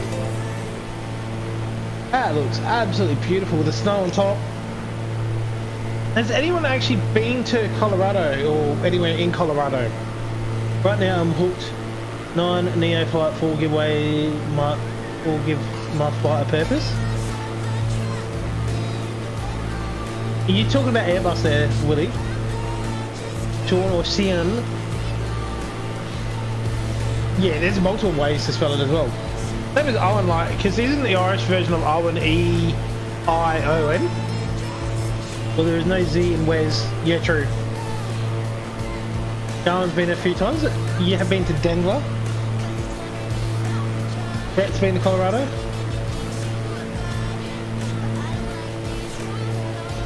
It just looks so beautiful, doesn't it? Like, this looks just... it looks stunning.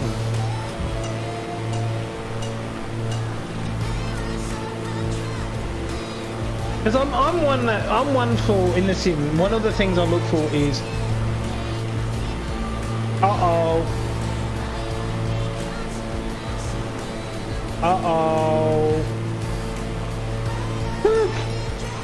Is I look for, like, when you get mountains and stuff, it needs to look good. And that's what I wait. Sean says, wait till we get towards K-Tex. Oh, I'm looking forward to it. You might pick up the Simbox app. What is the Simbox app there, Willie? What is that one? Thank God. You drew through to the anatomy. William says he spent many summers in the Snowmass village near Aspen. For a couple of weeks in Trinidad Cove. Those are scary moments in Microsoft Flight Simulator. What? Mountains?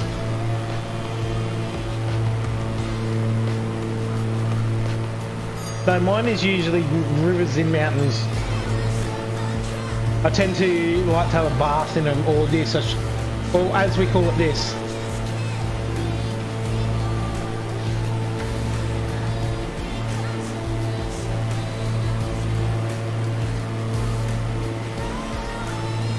Is it gonna work? I am walking on water now. You're standing on it. Walk over there. Yeah.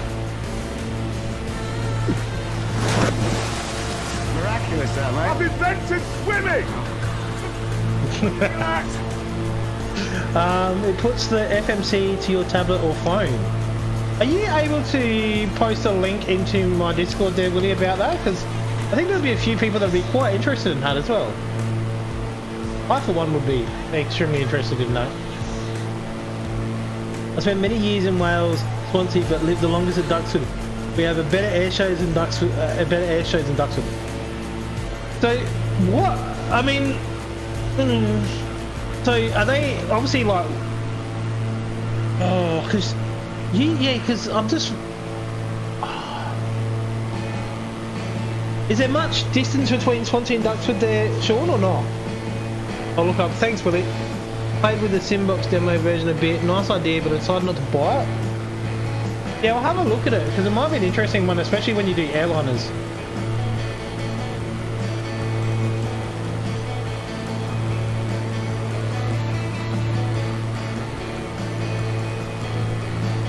Because it would be cool to have it sort of on the on a tablet and there as well. Because I've actually got one.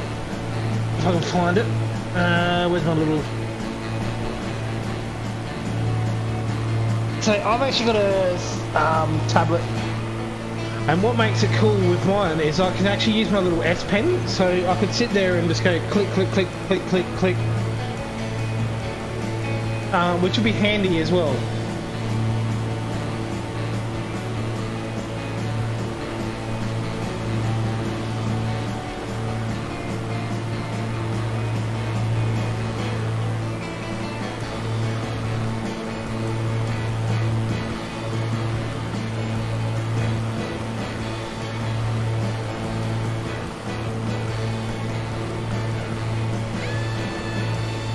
But I must admit, the sim has done really well for itself in the views there. 232 nautical mile, 232 miles, Swansea to Duxford, west to east side of UK. Oh, so what's that in? I need to let me Google this.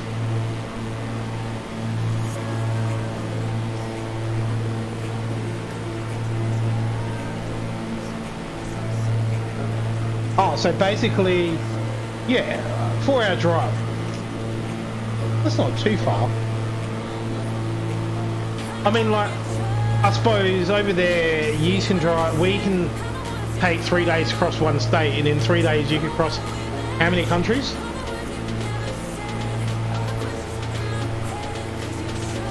I'm gonna let me find this out. I want to find the longest distance in Australia I've stayed.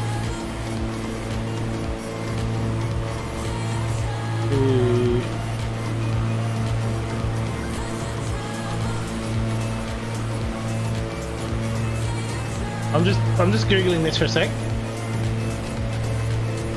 So going from as far south as I know of to as far north as I know of in one state. So the furthest you can travel in one state is 37 hours, which is 3,208 k's. So let's convert that. We'll go 3,208.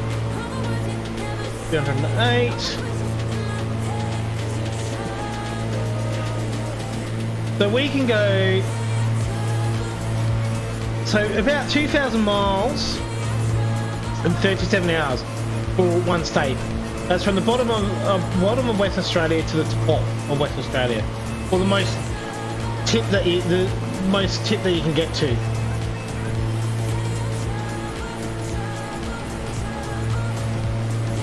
So what could you do if you've got 37 hours? How far could you get? 3 if you try hard enough. I can stand in one spot and be standing in 3 countries: Holland, Belgium, and Germany. There's one here that's like the 4 corners or something like that as well. And they normally do like a big, massive New Year's Eve party because you can celebrate New Year's Eve in 4 different states. Because obviously each state is different time zones. Like, I'm in dead smack in the middle of Australia, and Queensland, where Shane is actually behind time in me, and he's on the eastern side of me. So he's actually closer to when the sun comes down before me. Work that one out.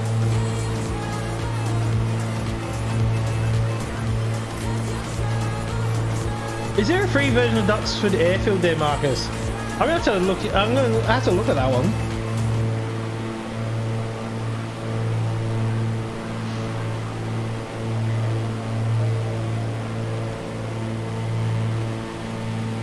Chop. Huh?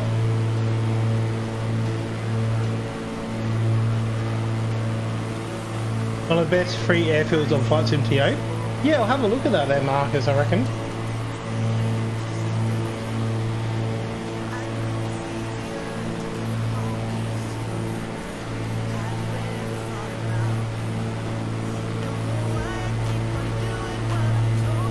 Free version of the darkside in the Flight Sim TO is amazing. It has the air show or plane version.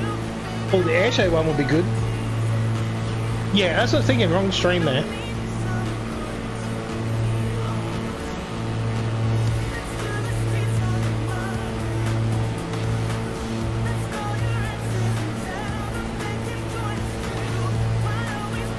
So we will do a pit stop at KRKS and obviously pick up some fuel as well. Yeah, we do.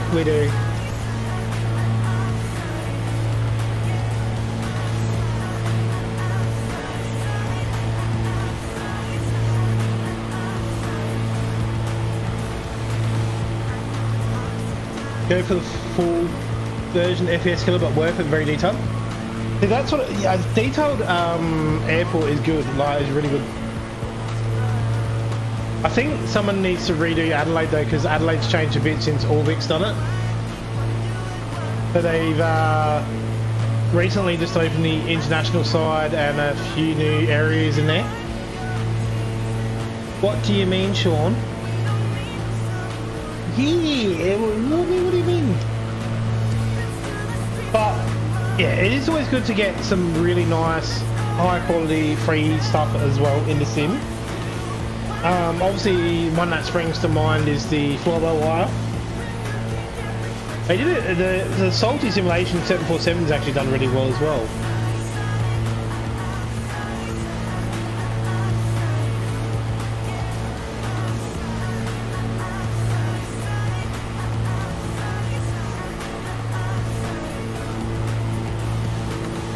So we're starting our journey across into the mountains now.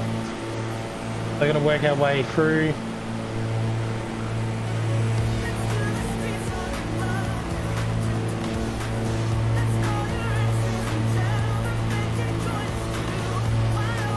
I can just imagine about setting. Yeah, I mean, could you do it though for like hours on end? I love the weather app that shows the thermals when you are low. You get a kick about in a GA, you look at thermals and it's nuts. What weather app's that one there, Sean? Because that would be cool. Because because obviously where I live, I fly a fair bit. We do get a bit of thermals up through here as well, especially when we go across the ocean and stuff. To just and it's nuts some of the times. Like you can get thrown around quite a lot. We had some the other day when I flew. We had a bit of thermals.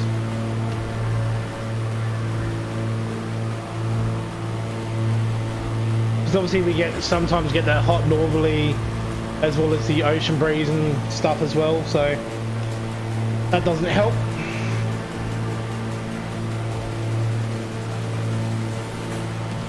Open it to the web top menu and then the bottom there's alright, so the weather manual. Yep. Oh, okay. Yep.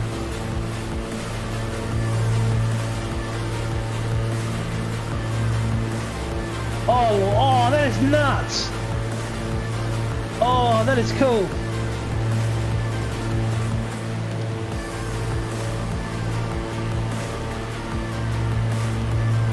I did not realise that. That is cool.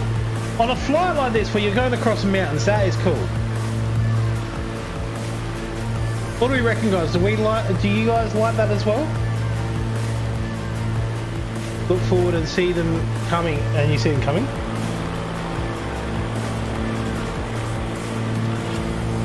There we are. Oh, that's so cool. In the mountains, this is crazy good. Oh, it's gonna look awesome once we get into Aspen.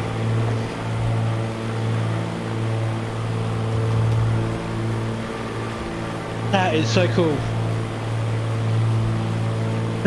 Yes, I like it. I don't mind anything really. Yeah, true. But I think it just adds to the element of it where you can sort of enjoy it a bit more.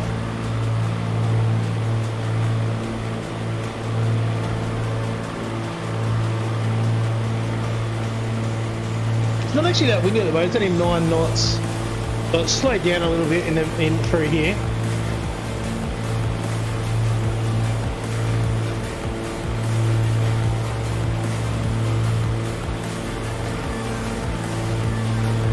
Those filters are needed for glider flying. I think, yeah, actually that's...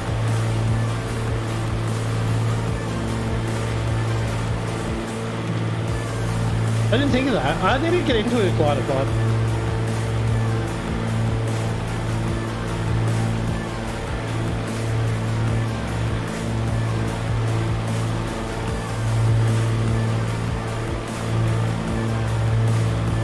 But so you get this, I'm assuming the colours that it is, the light sky blue, light blue, green, whatever you want to call it, is actually a good colour. I'm guessing red is not so good.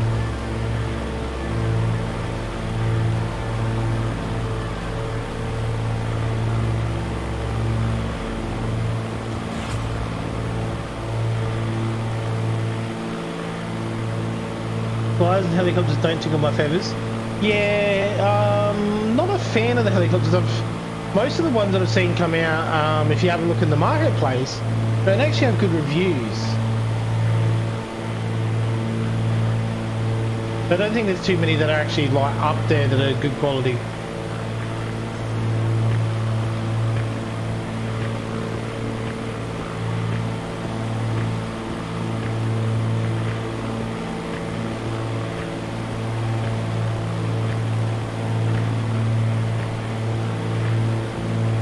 DCS helicopter though, they're amazing. I do like, yeah, there's some good aircraft in there. H-15 top notch.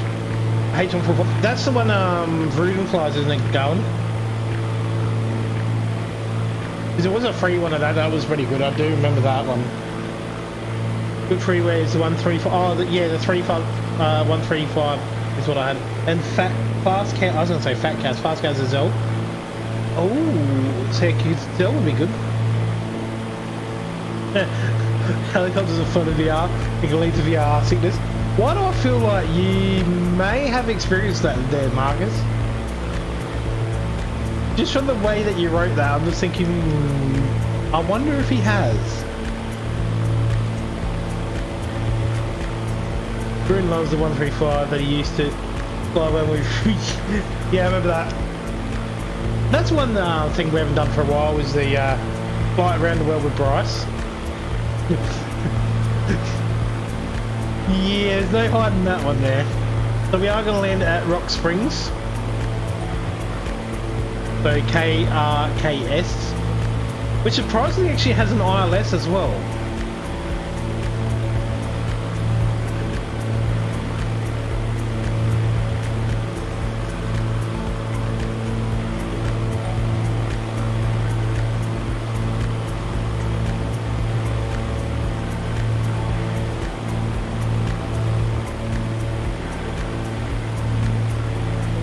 So that's a bit surprising that a small airport like that has one.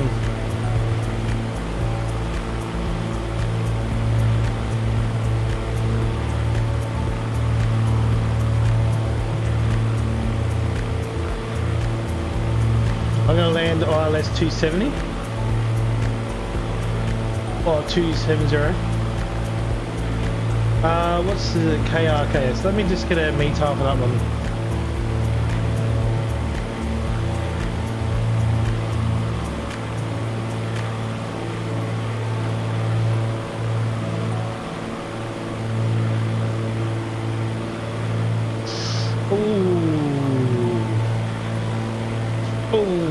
It doesn't really matter because they're all going to be crosswind anyway. Oh.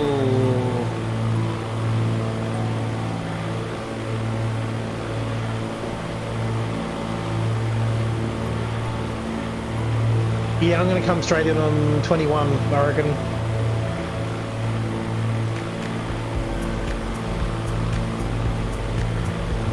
Will this actually pick up the ILS though, Sean?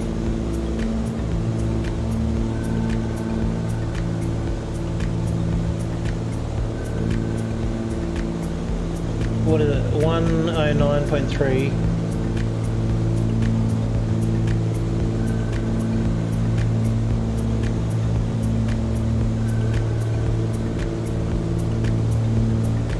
109. 109. Oh. That O. 1 O.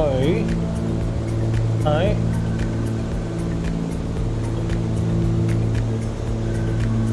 It's not tuning in for me. Why? That's the right spot, isn't it?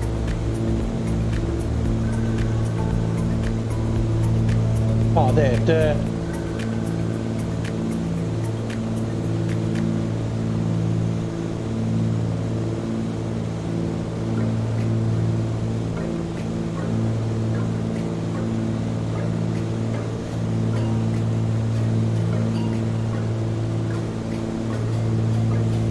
Alright, 109.3, heading is 270.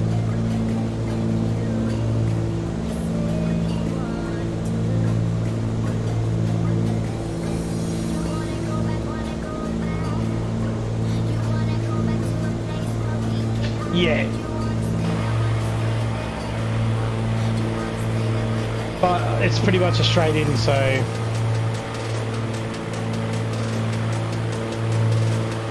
click on the 111.70 and type in ILS and then click on that. Yeah. Let's flip and then when it loads back up it should show ILS in green. Yeah.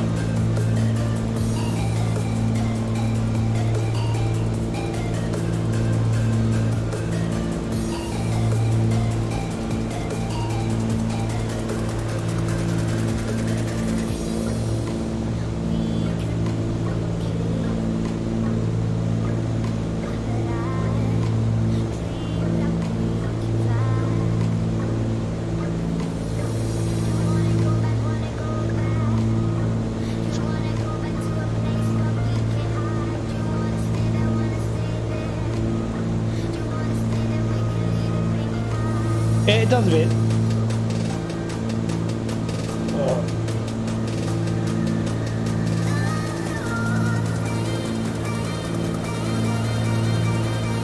Is it gonna let me turn there? Oh, it's turning the other way. Oh, I need to go this way.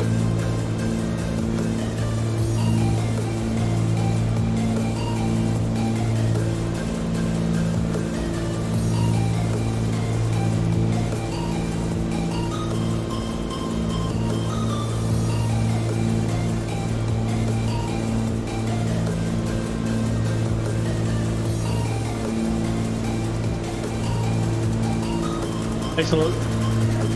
Yeah, it does make a lot of sense.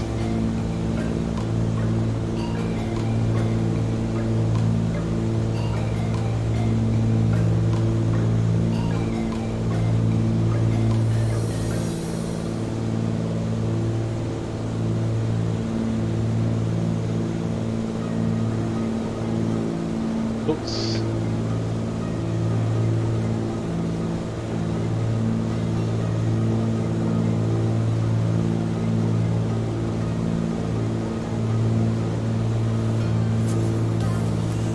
Problem is trying to find 270 on the heading bug though.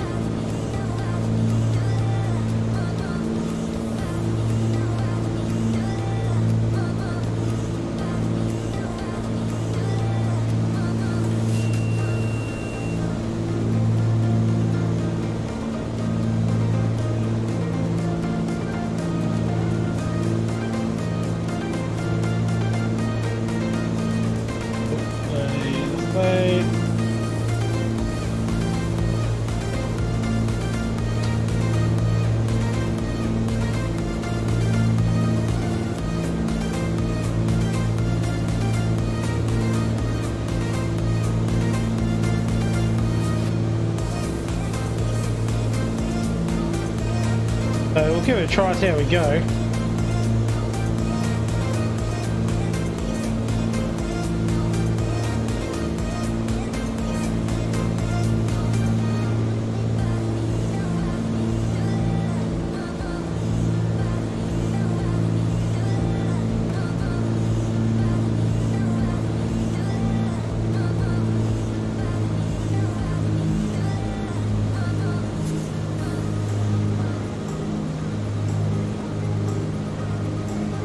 it should, hopefully it should work. So need 8,700 to complete ILS. Roger that. Thank you.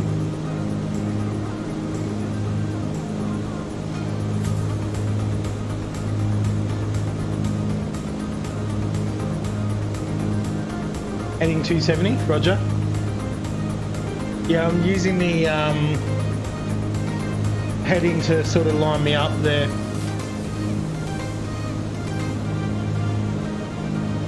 So how do I tell if I'm on 270 though on the heading?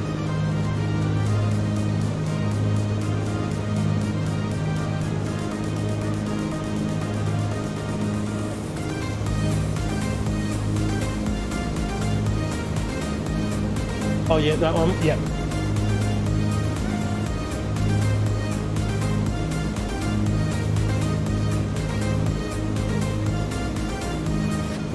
$40, $50, $60, $70 is this one. Is W, okay, yep. Sweet, thank you.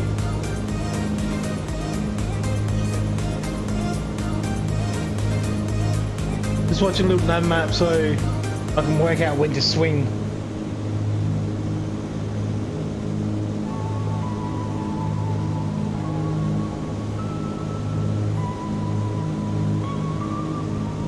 $180S to get down to ILS.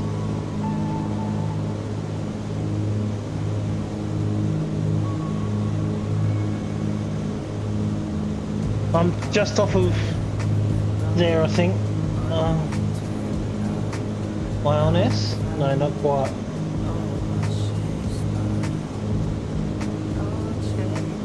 Right, there we go. I have slowed down a bit as well.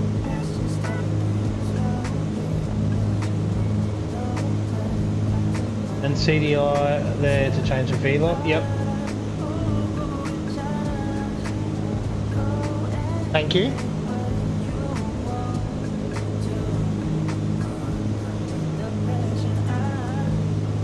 When you see the yellow ILS markers in front of you moving, turn to 270 degrees using your heading bug and press approach mode.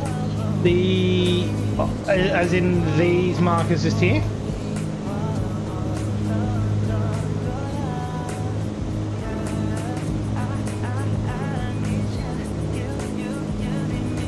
Do not keep on GPS as won't click ILS. Once on heading mode you can change CDI to V-lock.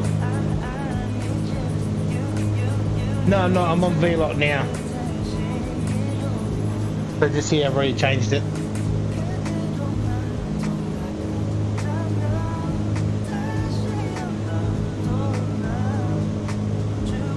Yes, V-lock? Yeah, no, I'm on V-lock. Okay. V-lock.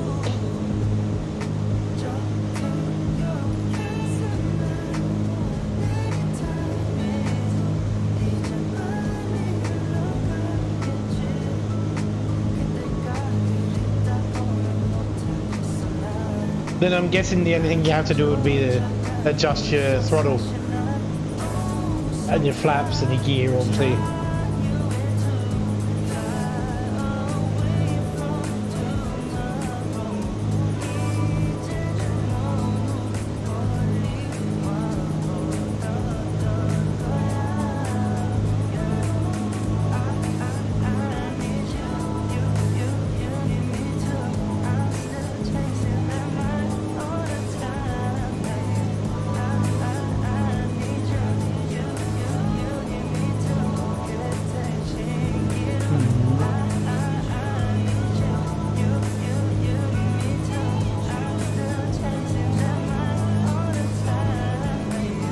But we'll get a little bit further south and then we'll do it. Well, yes, you're in a GA, fly, man, you have control, speed plane, you'll get to runway on descent and line.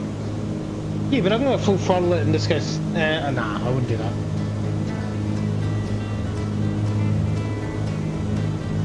We're going to nail this.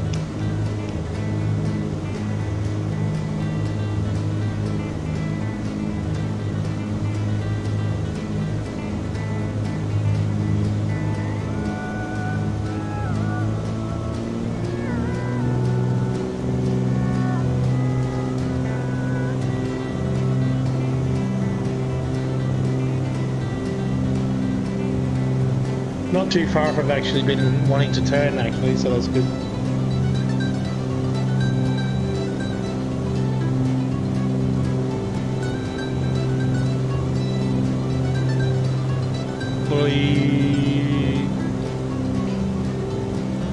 The first time doing an ILS approach in the 414.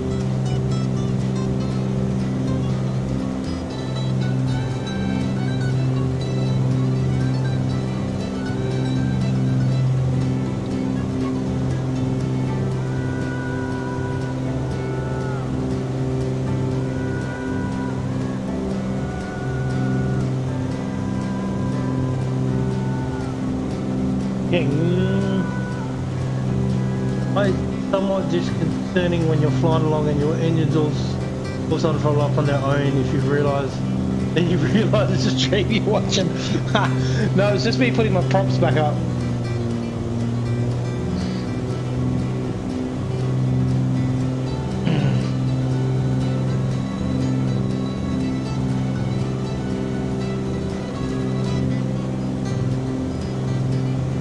So start our turn. Oh, wrong one.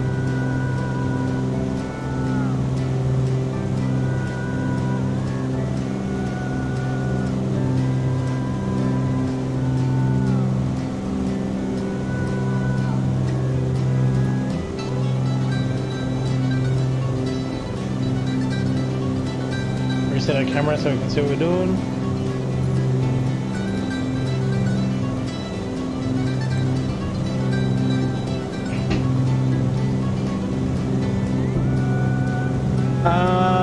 G'day in the, sorry, not sure what you said there, maybe welcome stream, mate, doing well. I love when watching stream and fly planes and they have warnings. I think it's your plane. Yeah.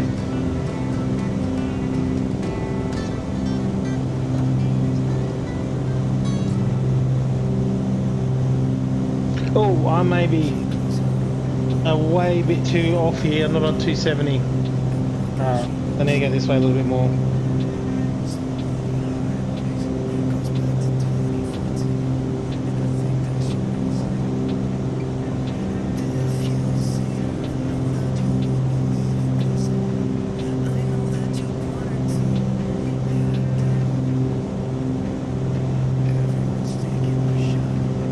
The other thing is I do a lot, I try to interact with the cockpit when someone on the street. That's the other one as well. Follow me and marketing. Yeah, I just realised I turned 270 way too quick.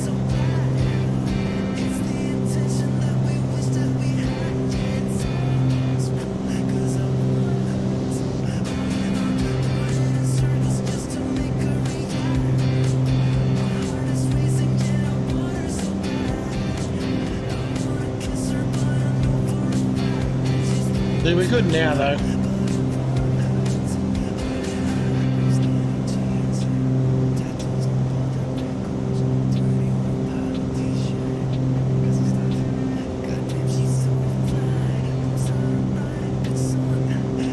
Just kind of watch a little nav and see where we're going. Don't worry about the rise in the land. You're good at 8,700.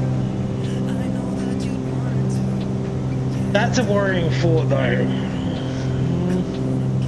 That should be good.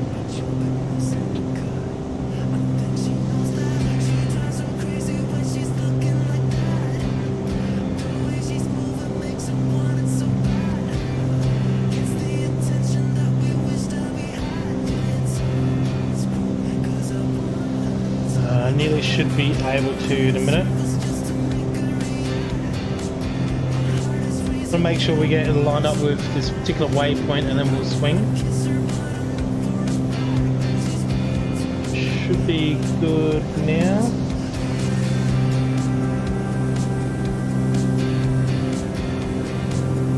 You see thermals on your stream easier in the green window shield in your cockpit. This one just here.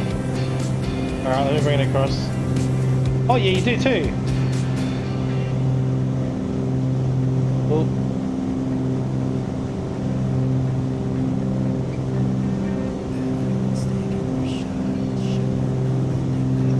You do too, yeah, that actually looks a lot better.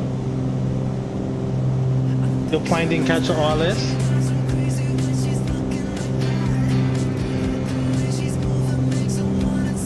That looks cool.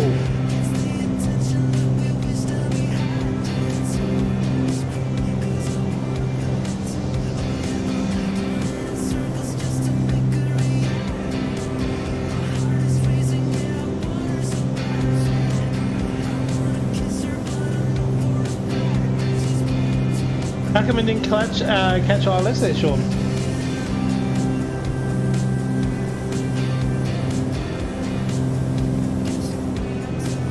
Did yours catch it, Marcus?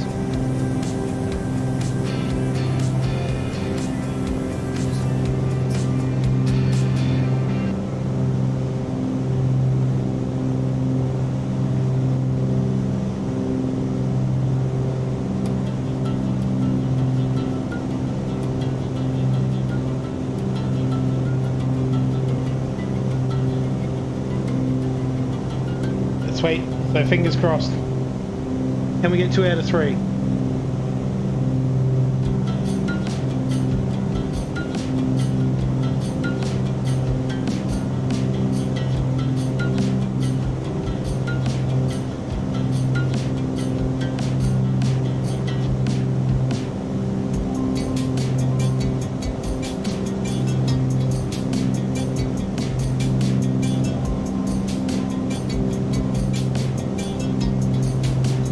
If I knew, why not? I'd be a pilot. Yeah, true.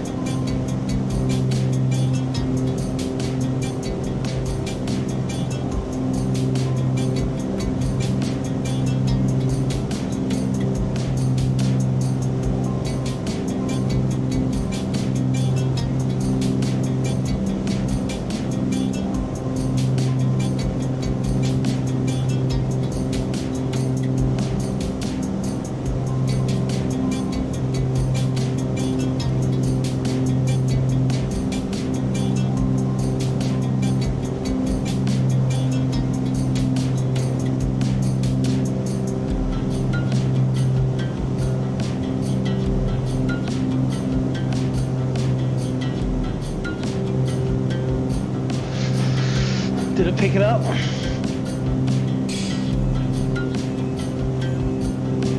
Alright, I've picked up the localizer.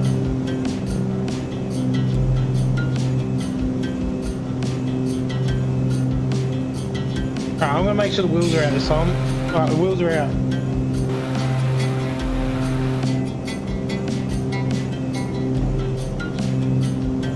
Why am I not going down?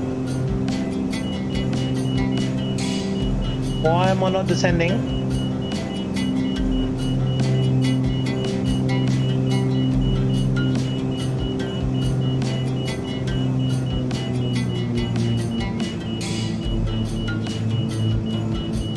I am not descending. I've got a vape going on.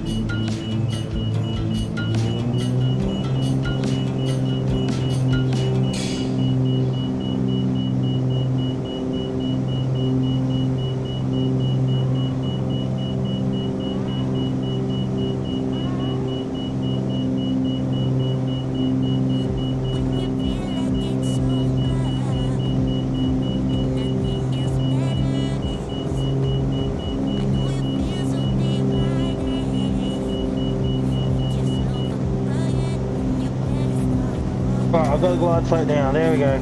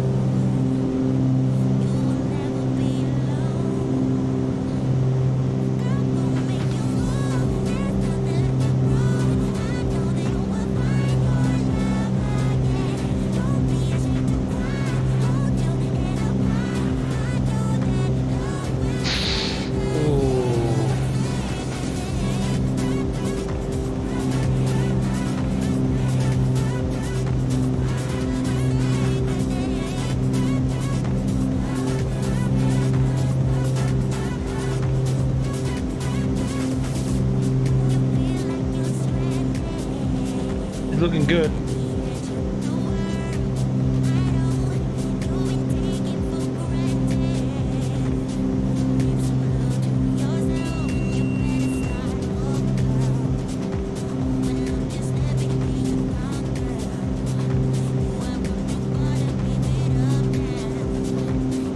Yeah, exactly, Mitty. Completely agree on that one. Look, hands free. Hands off button this.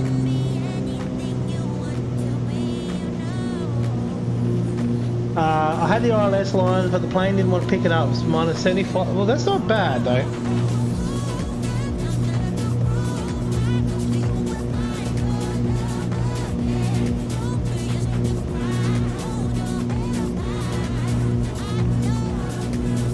Pasted arrow today. If you're watching, welcome to the stream. Hope you're doing well.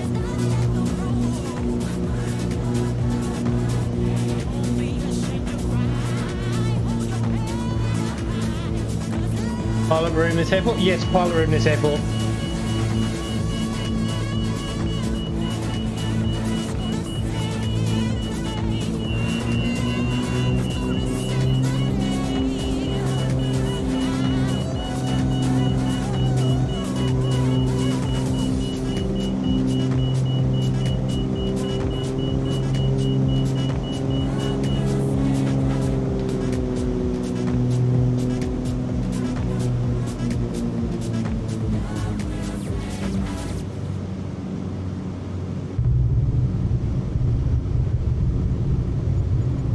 I reckon we did well.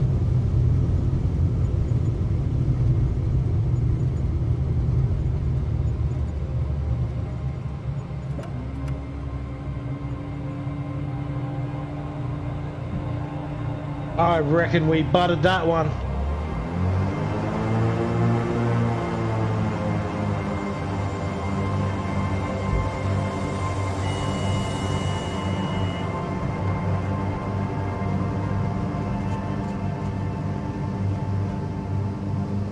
Yeah, so pilot's room fill up. Fuel obviously as well. But I reckon we buttered that. Was that a good landing in there, Sean? And Mitty and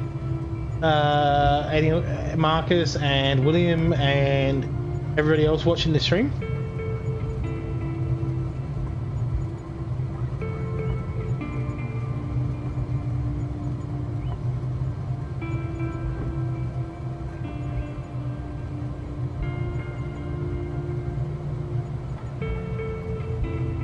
Gonna pull off to the side just here. I missed it, do it again. Oh really? You missed it or not on that one? Right, so that we are gonna take a 5-minute break here guys. And then we'll be right back as well. Marcus says pure butter. It was a good wireless approach. So we'll take a quick pit break and then we'll be back. See you shortly.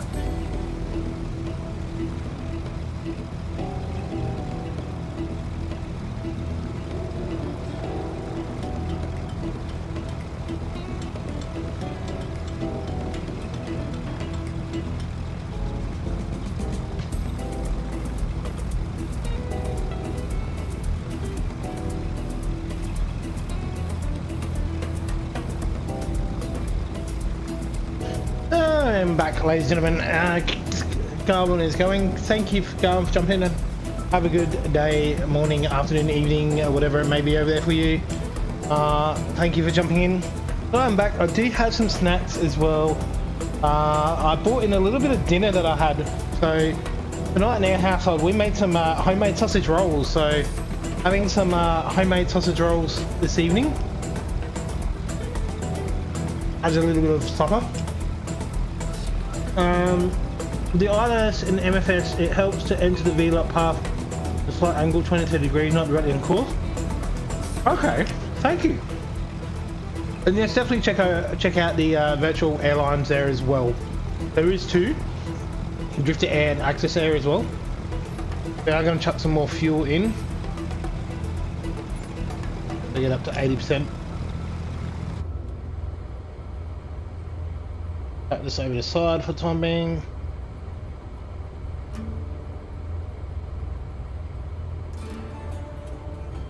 Make sure that's charged. How do you fill this back up? Because it's going to run flat on me.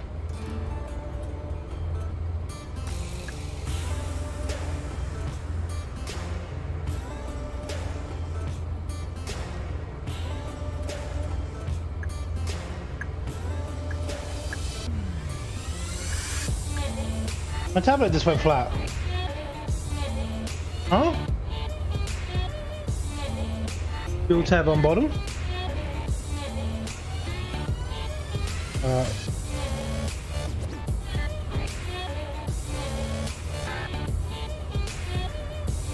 Now it's not even going to come out.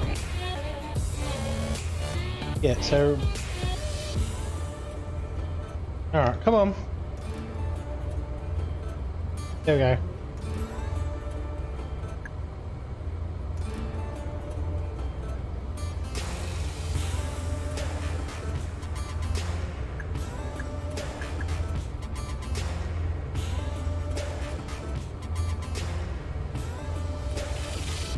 Top corner.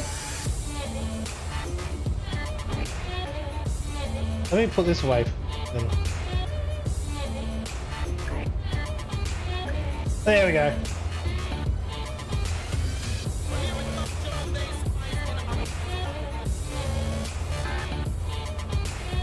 Alright. Now we're getting time. Thank you for that, guys.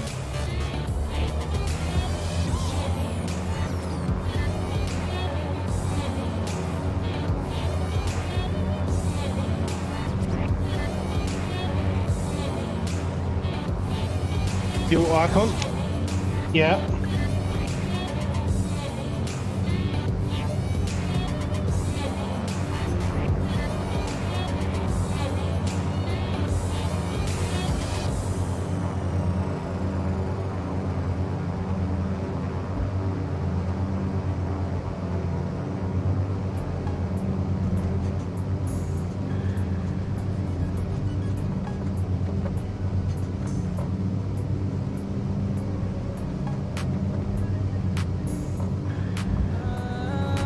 I thought you went into... Oh! Yes, it did.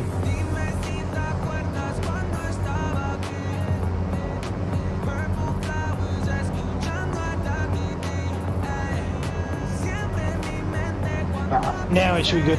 We've got a wee bit of weight on board though. Well, how long we got left in the flight?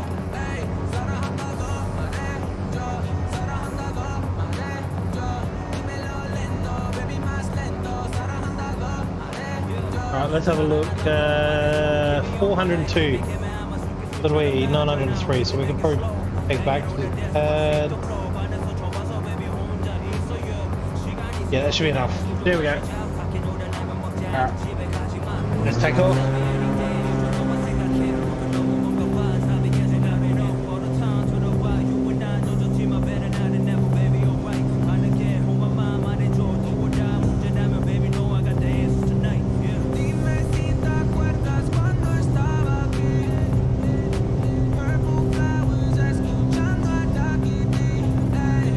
Timer. What do you mean by timer there, Biddy? Sorry.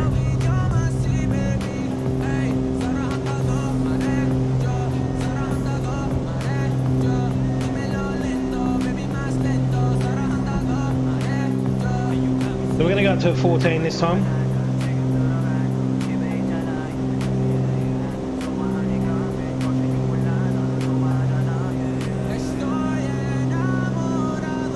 Good to go there, autopilot.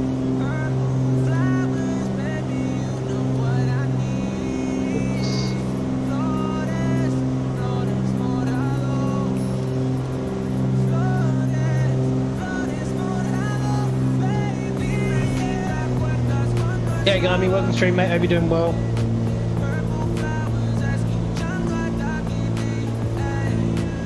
So now we should be in climb. So we're currently flying over Colorado in the 414. We're just taking off from Rock Springs. So our next landing will be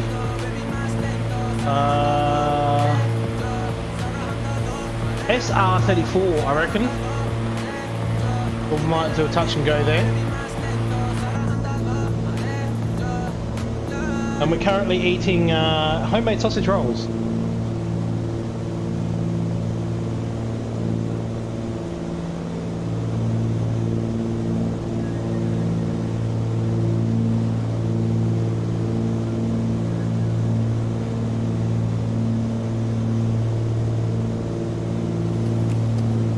Yeah, so we made some homemade sausage rolls for dinner. I had a heap left, so I thought, why not have a little snack on them? No, they're quite yummy actually.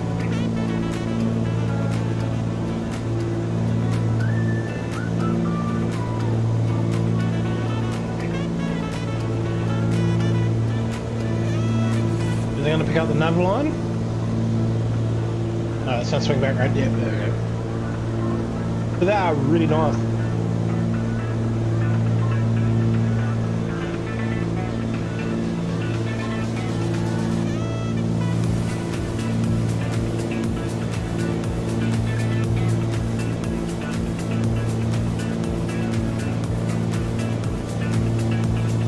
They got a nice little 5-knot tail with you.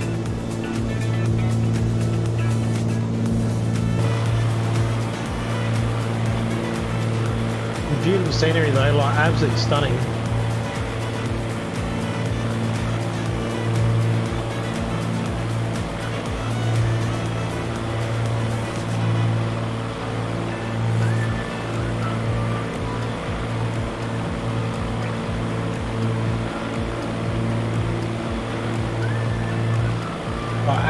Absolutely beautiful scenery.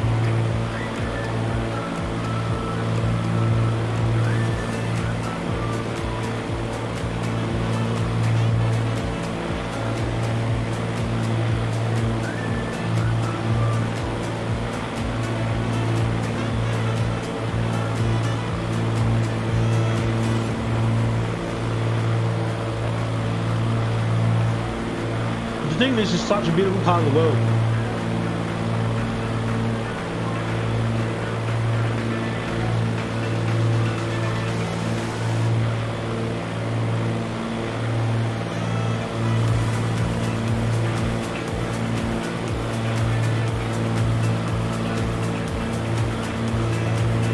we're currently heading our way south.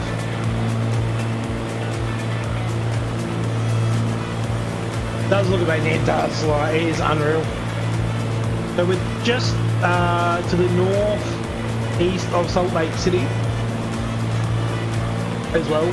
So we're like right on the ranges. And it's an area that I really think is an awesome area to fly, just because it's a bit of a challenge weather-wise as well. It's a bit of a beautiful scenery. The airports are easy to get into, but at the same time it still poses a challenge as well. But in saying that, I have been warned, I have been said that K-Tex is going to look absolutely amazing when we get to the end of it.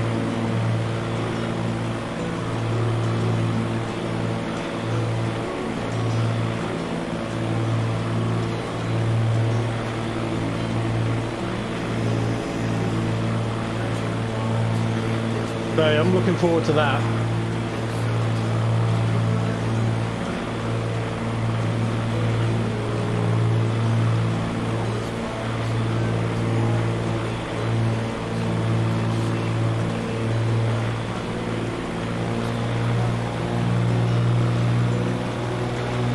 So we obviously got the thermals on as well, so we can see the thermals bounce off the cliffs here, or mountains.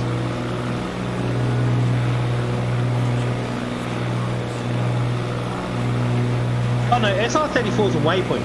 Okay, never mind. So the next one will actually, the next airport will be 4VO. Sorry, that will land at. My mistake on that one. So Rangeley will land at Rangeley.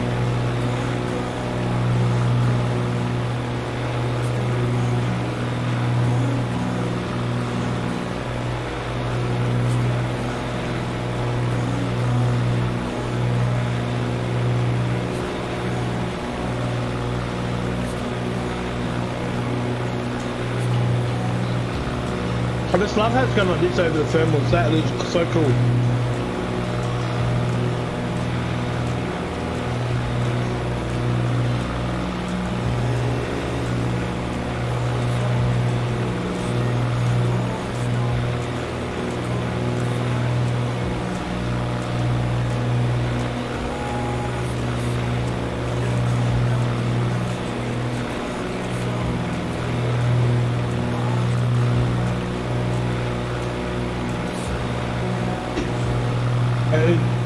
Awesome.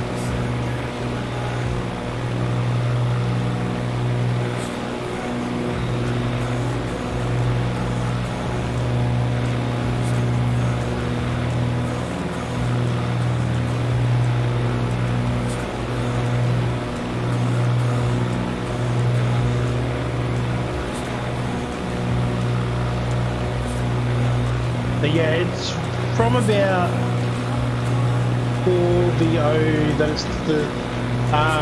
starts to climb up with the mountains a bit more, so it looks stunning. Like, it looks beautiful.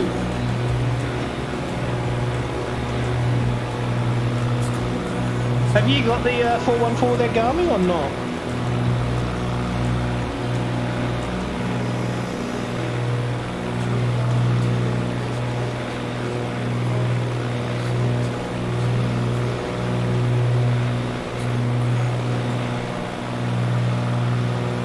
When you get the beep in the cockpit when you're 1,000 feet when you set out of it, they beep from my power chair, gives me those like the chair every time.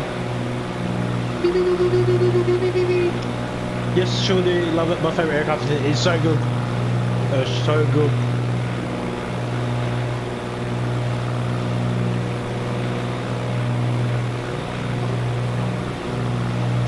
I know, it was like the alarm clock going off before Sean.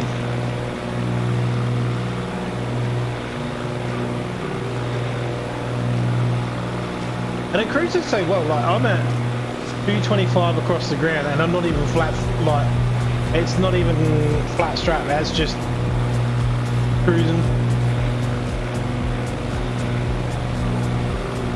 I mean, I can really put it, swoop down and see if I can catch the boys. Right, this is flat strap now.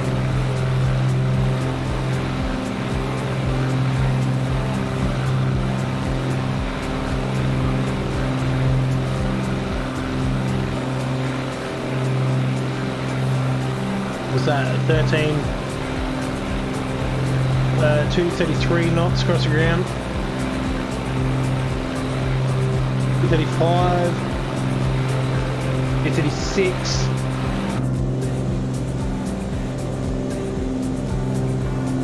240. Hey, that's what I mean. It just handles so well.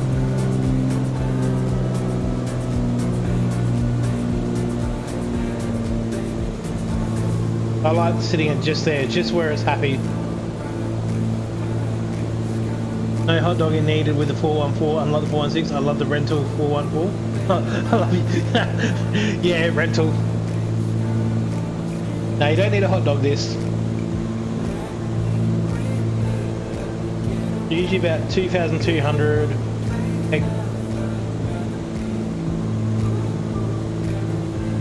And I'm usually about there is where it's happy. No, so we're passing through 33U. We are going to 4VO. The 33U was only a quick little spot after, wasn't too far down the track.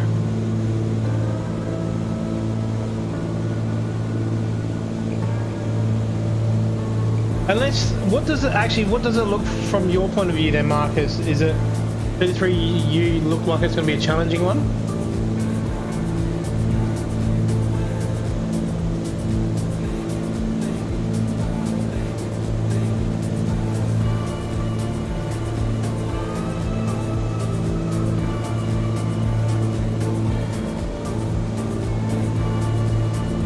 There's only one runway there.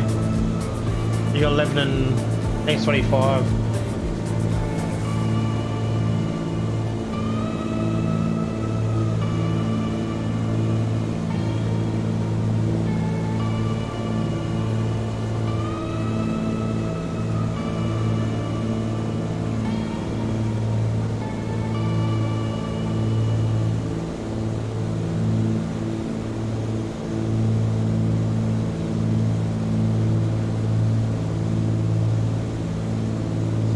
Looks okay to land. Yeah, why not? Yeah, alright. Yeah, why not? Might be a good one actually, you never know.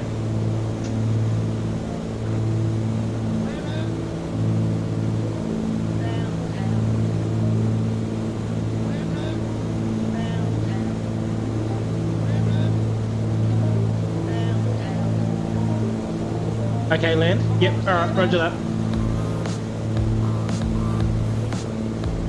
There's a fair bit all in a row anyway in the next one, next little bit, so we can push it out to KE00 then, and then that'll take us to Aspen, so that works. I'm not going to do an ILS one on this because obviously Dutch John or 33U does not have a ILS on approach on it.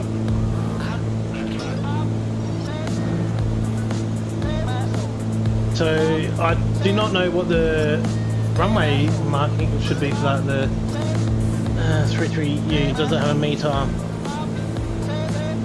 Dutch John, here we go. No wind. So it doesn't really matter where you're coming from, apparently there's no wind.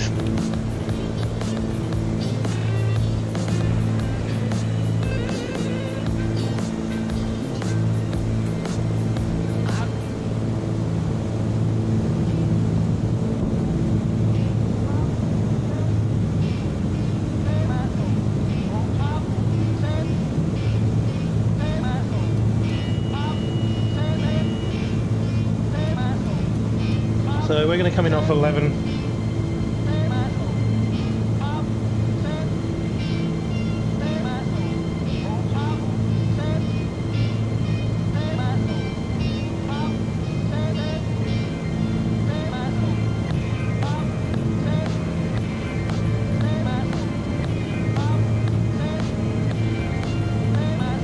Got a visual. Oh yeah, there's runway. I see it.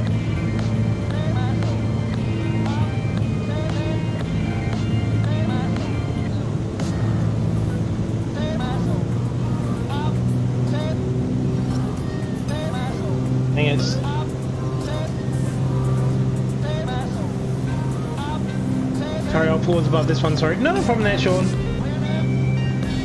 I think this one is actually going to look pretty cool there, though.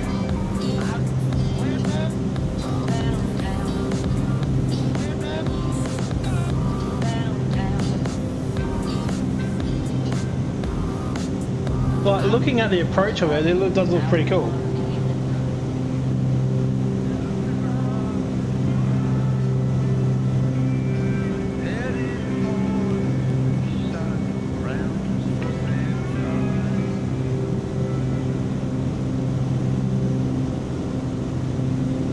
Mark's coming in the other end.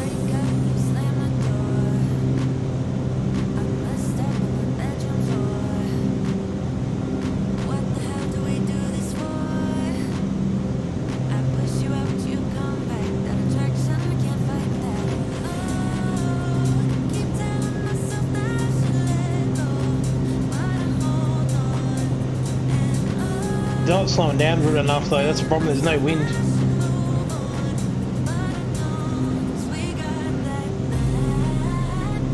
My wheels out? Yep. Full flaps.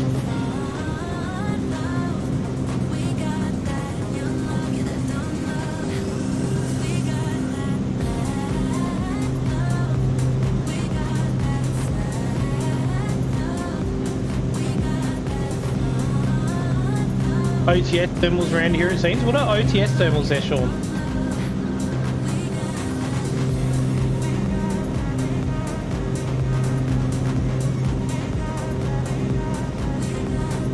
Lots of thermals. Yeah, it does.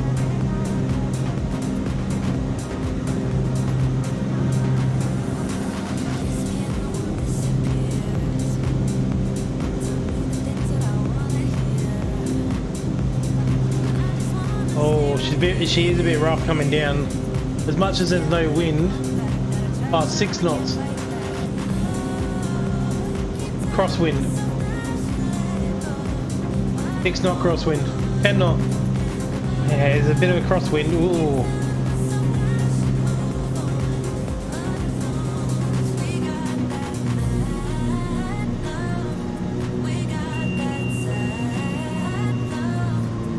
Very narrow runway. Very narrow runway.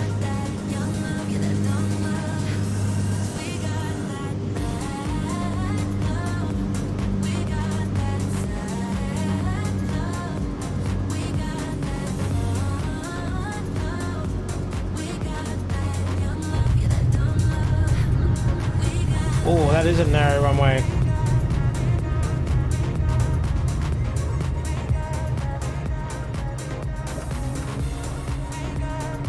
Yeah, I'm amazed by that one there.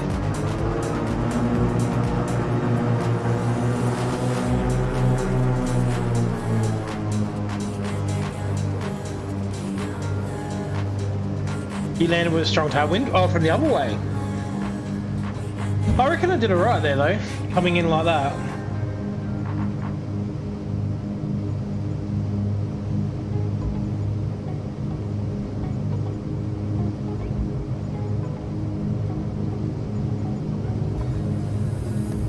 She's breezy.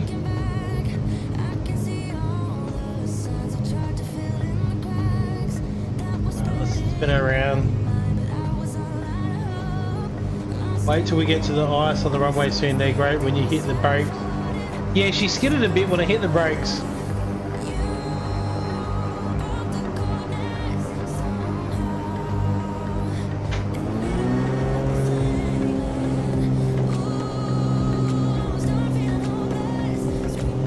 The thermals look absolutely unreal there, don't they? That's so cool. 414 model is it well and like that? Yeah, I completely agree on that one.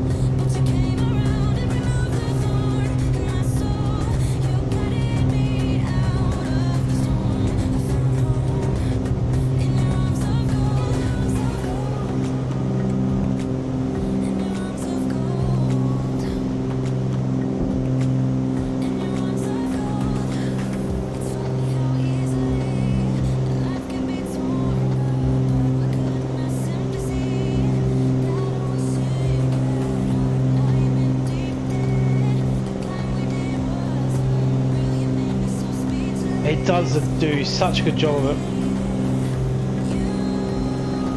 Yeah, you gonna pick up GPS or not? Come on. Uh-oh, she's not happy. Come on. Nah, it's not picking up. Nav again. Come on. Alright, turn you off and then reset your development. Fly towards the GPS line, roger.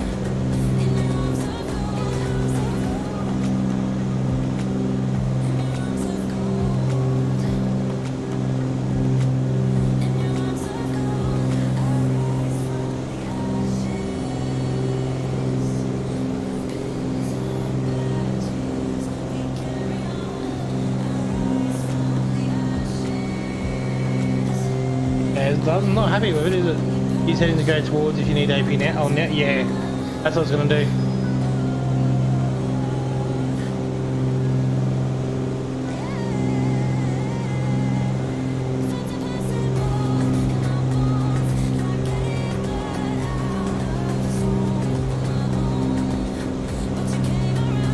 It's flying so well though, actually.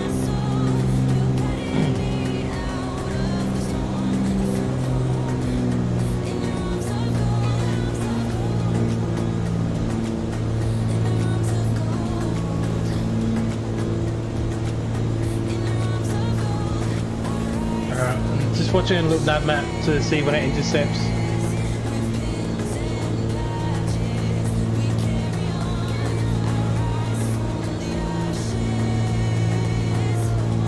There's Marcus.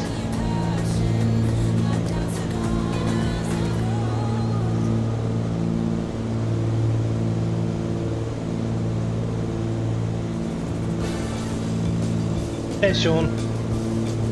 Alright, should be good now.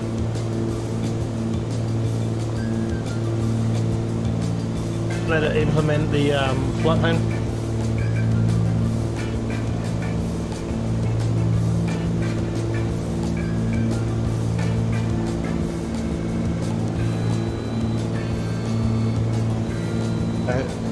Should implement it now. Hopefully. Now press nav to get the GPS, roger. No, it's picking it up, but not quite on the nav. There we go, now it's picked it up.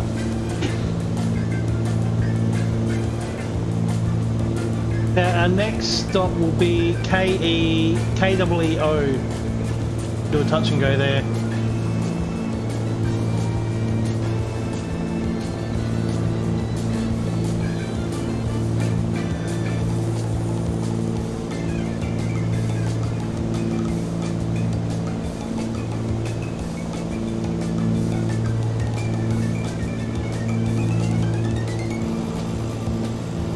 That was a good little airport though, Marcus. I like that one.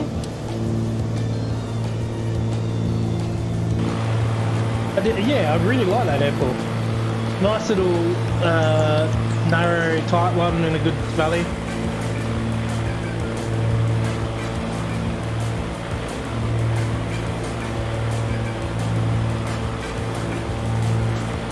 Thermals are good though, like, oh, absolutely unreal. They're saying that we get a 3-knot tailwind.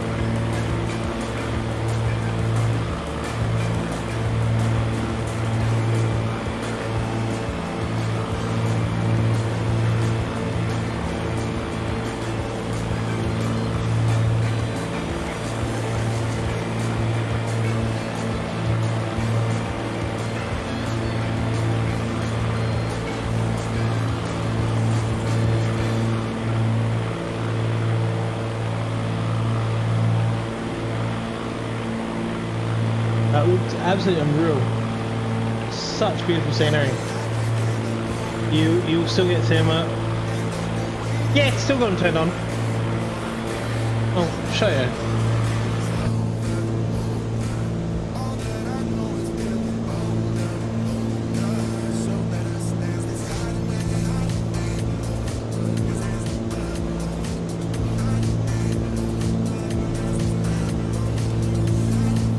I still got them turned on.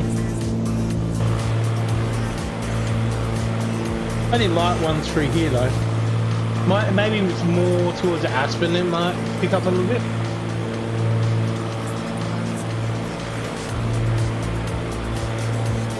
Hopefully. I tell you what though, like, one of the things I didn't do with this flight plan that I normally do is I normally fly some of them, just to see what it looks like, test it out and stuff like that. I didn't do it on this, and I'm glad I didn't, because it kind of spoils it sometimes when you do that, because like now where I'm seeing it for the first time, it's just like, oh, like I am really just, yeah.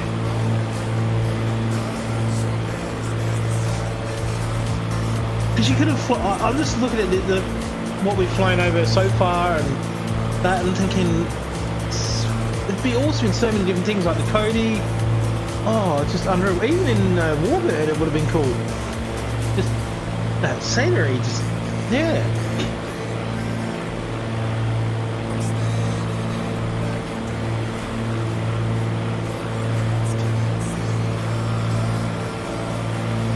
Kind of glad I didn't do the Caribbean now. Yes, completely agree. And as Sean knows as well, I'm a big one for scenery in the sim. I love good scenery. The thing is, like, I don't mind flying over water and stuff like that. That doesn't bother me to some degree.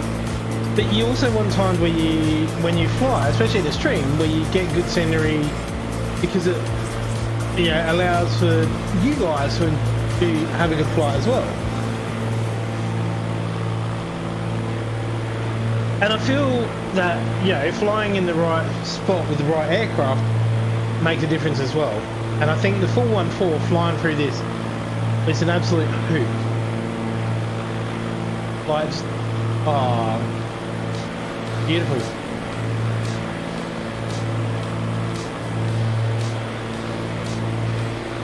Now we get to thermals. We've got such a good GA aircraft in Sydney. This 414 WB Sims 172 Black Skies Bonanza carrying caravan. I haven't checked out the WB Sim 172 there, Marcus. I need to look at it, and I'm banana about either the Bonanza or the King Air. I haven't really picked which one I want out of them two.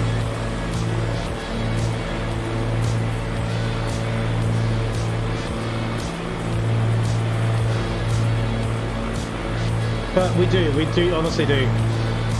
And then, from my personal point of view, you chuck the Mad Dog in there as it's not really a GA aircraft, but when it comes to airliners, you've got the 737, you've got the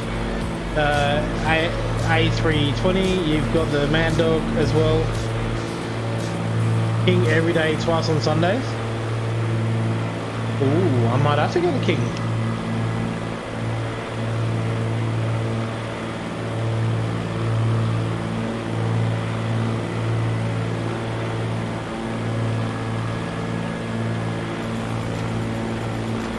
I do like the air turbo prop. I like it. How does Jim Carrey say? I like it a lot.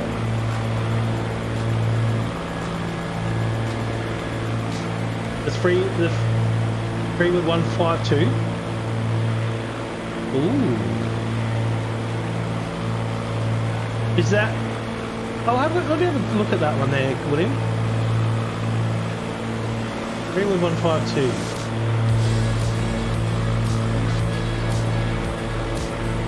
Isn't that a boat? It's a boat. Or a hotel.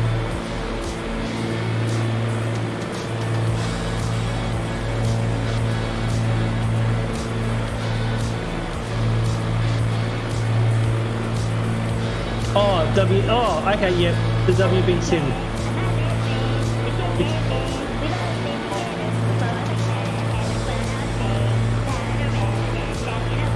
By JPL and WB Sims, who does the Payware 172. I'll have to check that out there with him. Sorry, need to go. Landing nearest airport off. Have a great flight, everyone. Thank you. No problem there, Sean. Thank you for jumping in. Thank you for flying along. I hope you had as much fun as what we did. It's been an awesome flight so far.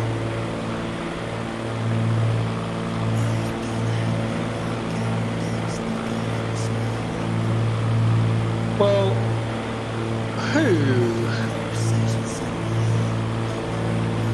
I'm happy, Marcus, because I know you're flying along.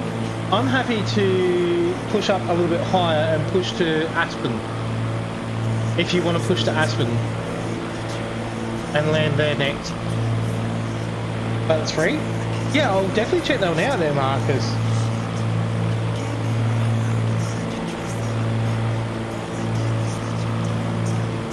Sounds good? Yep. Alright, so we'll push this bird up a little bit higher.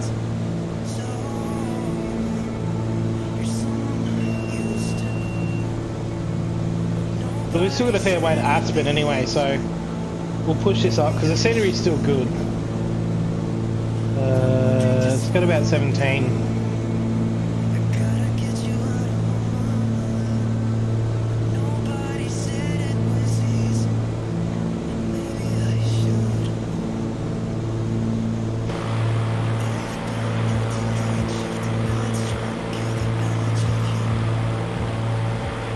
What do we got? Guess what? Yeah, still about halfway through at the moment. Still follow the flight plan.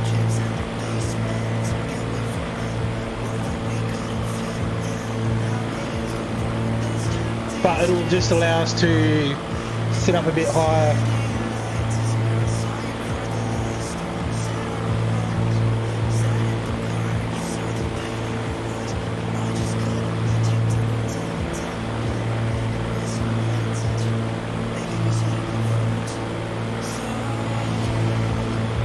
Because we should get some really good thermals up there.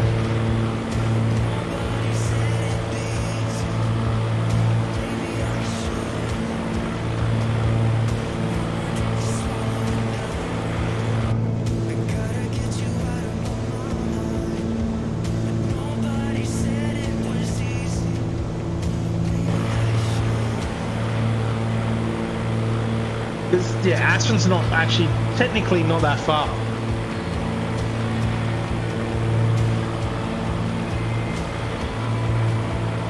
And because I'm just looking at how it's got to rise, and yeah, it would have made it really interesting to go down and back up again. But Aspen's going to be the difficult one to take off from. Oh yeah, because you get the 25% discount, don't you? Yeah. G'day Dale, okay, welcome to stream, mate. I hope you're doing well.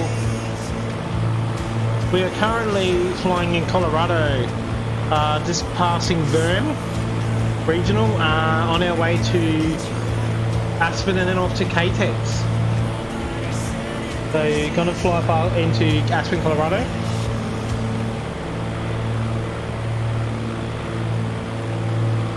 Because we're actually going to turn here in a minute, Marcus, where you are, so I'm doing it now. We actually fly over the mountains, and obviously the mountains get a bit dicey through there, which is why I want to set up a little bit higher, because we're going to get thrown around quite a lot there. But Dale, if you type in exclamation flight plan, that'll give you an idea of, it'll show you what we're doing. So we've just flown over, we've just flown over SR34. So we're about halfway through, 3/4 of the way through our flight plan here. And we're in the Cessna 414 by Fly Simware. So the Chancellor. Oh, so you're gonna $5 discount from buying them? I didn't even know that there with him. So that's a pretty cool offer then. I wish the PBG would do that.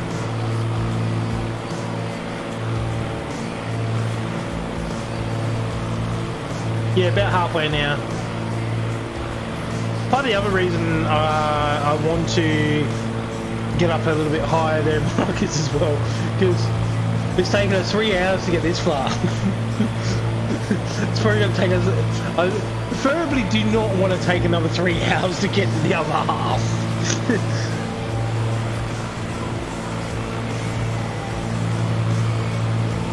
What I mean is when you buy things and just like, oh yeah, yes, I remember that, yeah. And that is a cool little feature that they do have.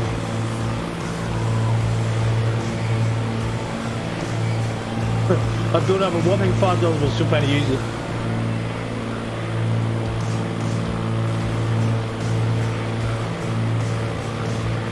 So that is a cool feature that I think not only Flight Sim but most games should have in.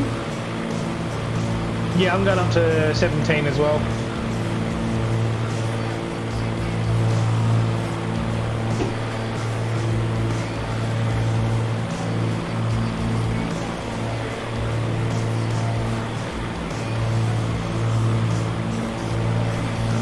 Well, I'm at 17 now.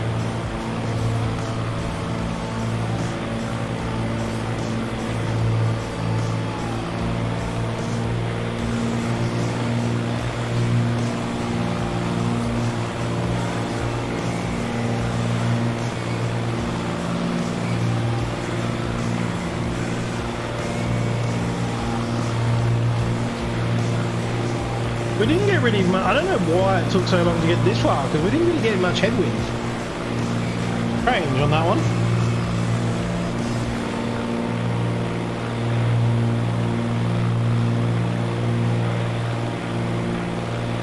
Very strange.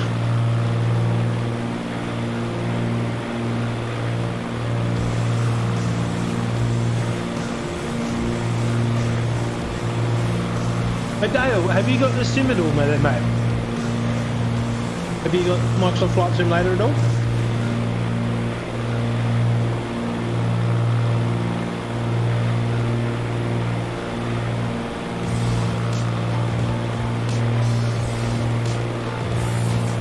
Now we're cruising pretty well. Yeah, feel free to jump in, buddy. So nearest airport code, I'll punch it in for you, mate. So, oh, sorry. Right, we fly on the West USA server, buddy, as well. So you're more than welcome to jump in and fly along with us. We'll be more than happy for you to fly along with us there. Brett says, I have 14 aircraft and just flight 3. I did not buy it. And a $1.65 credit, I use mine every purchase. Yeah, because you won a fair few there, Brett, as well, didn't you?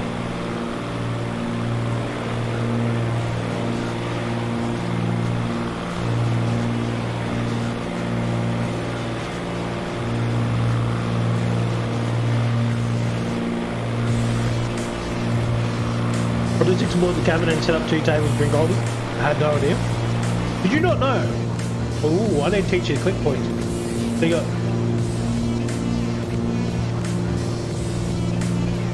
when I can click it. No, mine will not click.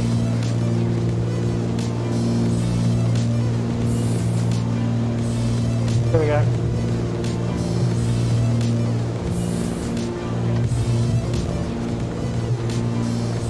Yeah, you can't open the door, which is good. And the only thing I don't like is the fact being it looks like that just there. Like it's like a mirror. The back of the cabin looks like a tri mirror, yeah it does.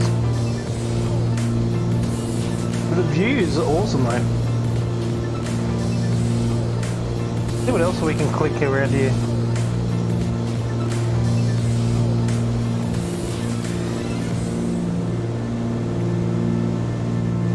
There's a few little click spots on here from what I've been told.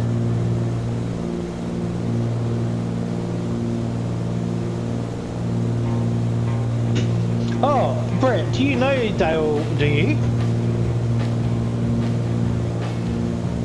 So you can click these open as well. They got sunglasses, pens.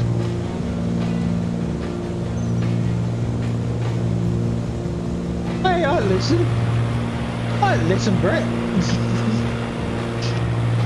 Oh, we're getting some awesome scenery now.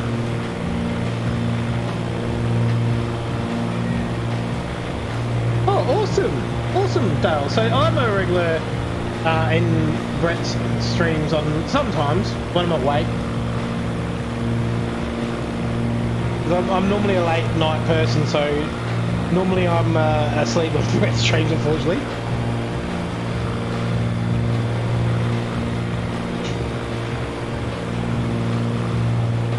But me and Brett were hanging out last night. We were doing a bit of G. I had a lot of fun in that one. You're in Indiana? Oh, sweet. So I'm from Australia. I'm from South Australia.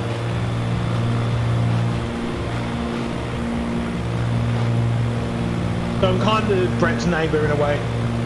But not quite. Like, yeah, he's still a couple of hours flight away from me, but, you know, different state.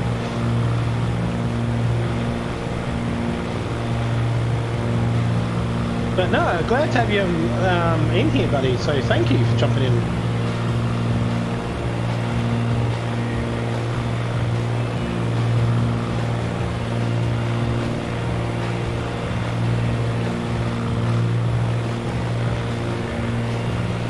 Tell you what, though, Marcus, she's handling it really well tonight, isn't she? The 414. A really good job. Like, it's just cruising beautifully.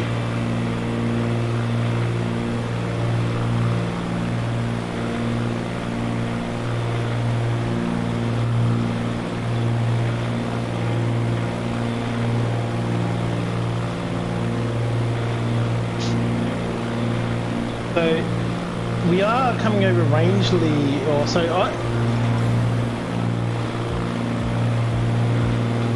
Gami says another awesome stream, mate, with $1.50. He's brought out the muscle man. We need to nickname him. We need to nickname him.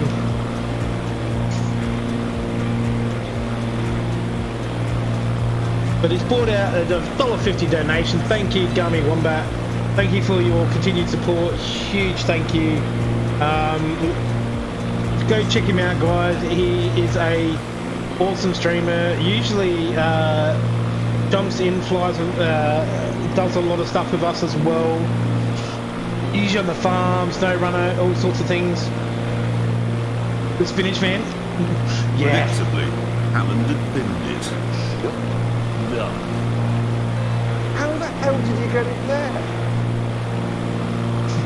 Yeah, unfortunately, you did pretty well last night, though, Gummy. I'll give you credit on that. I'll give you credit on that. You did pretty well last night. But go check him out, guys. He does a bit of variety. So he does a bit of flight sim, does a bit of Company Heroes, Snow Runner, Farm Simulator. I think he's going to get into BeamNG. He may get into Kerbal. He does a bit of everything, so a bit of variety like me and Brett do as well. But absolutely awesome, like awesome streamer. Like, yeah, he's a really, really top bloke there as well. And he's always supporting all of our channels as well. So we can never thank him enough. And I know I speak probably for Brett as well in that one.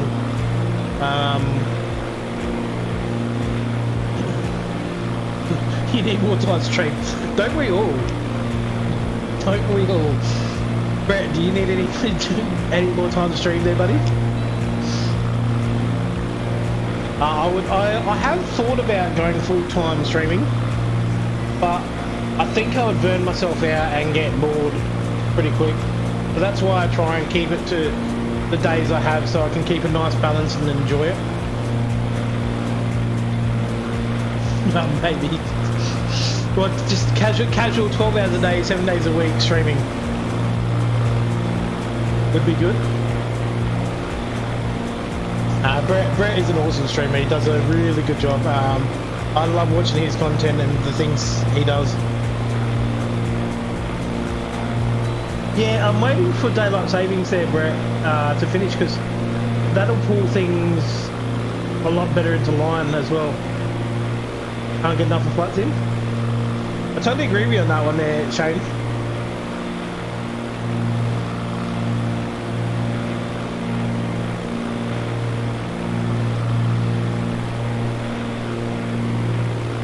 I wish I had more time to squeeze all the games I want to stream in, and plus still stream a fair chunk of this. That's the only thing, because I've got so much I want to stream. I gotta try and balance it all.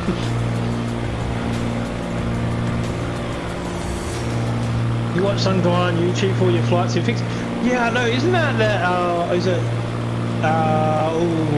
Pilot Stud? No. That Swiss guy? No. Oh no. Is it Flight Oz Simmer? No. Oh, what's his name? I can't think of it now. It'd be nice to have enough. Well, you technically can there. XP72? No, I don't think it's that. Technically, yeah, no, it's that Oz Flight Simmer. He's number 1. I am in 2 boats there. See, I guess if you have a great job outside of streaming, you love streaming, you have to do both. Yes, I completely agree with that. I would love, like, a good job is a good job, like, don't get me wrong in there. I'm going to go to bed in about 10 minutes before she will land at KEO. Not a problem there, Marcus. Thank you for jumping in. Thank you for flying along. Hope you have a lovely evening there. Really appreciate you flying along there as well. And enjoyed it as much as what I did. Oz Flight, what? Oz Flight Simmer. If I say game, I get told off, but no. He is an awesome streamer. He is the king of flight sim in my eyes, anyway.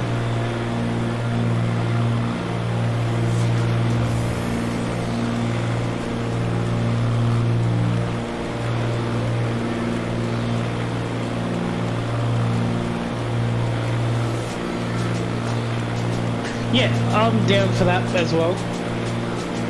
I believe we have a stew on us. We have a stew. I repeat, stew is there. Welcome to the stream. Hope you're well. Glenn says Oz Flight Gaming, the Airbus fanatic.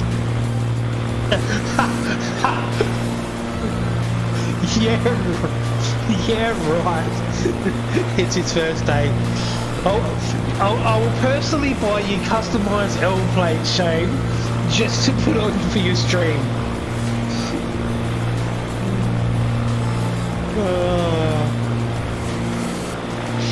Oh man,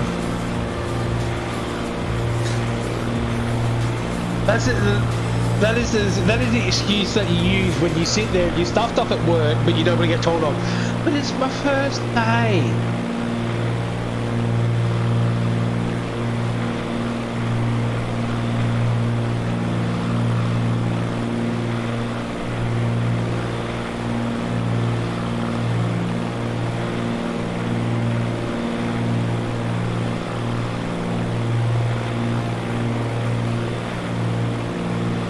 Wait, blame the computers? Well, I mean, you could. More of the Beam game you were playing with Brett, that was... I will be doing some more Beam and G. Me and Brett have decided that is going to happen on a regular basis. We may actually... Ooh, I wonder. We may actually do some racing on BM and G. Just because it's... Yeah. We'll obviously check out some more maps as well, like, and stuff, and get really creative. So, see how far we can push our wackiness.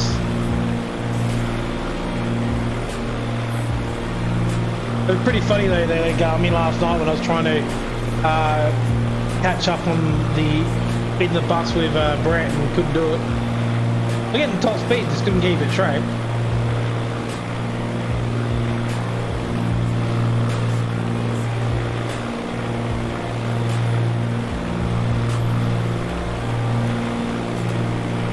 Yeah, Stu, one stream, mate. Hope you're doing well.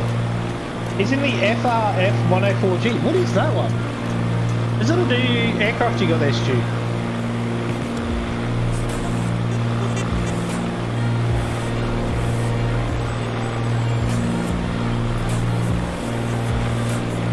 But yeah, I feel a bit more beam and G and a bit more arm sim is needed as well. And obviously Kerbal, like we got to visit Kerbal. Can't tram bomb.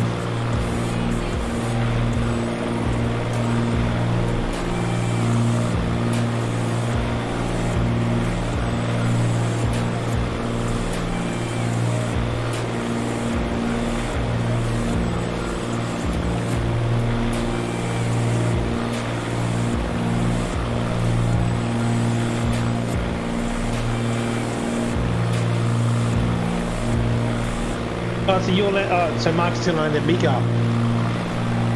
Oh, thank you for the subscription there, Dale. Why did it not pop up with the sound? There we go.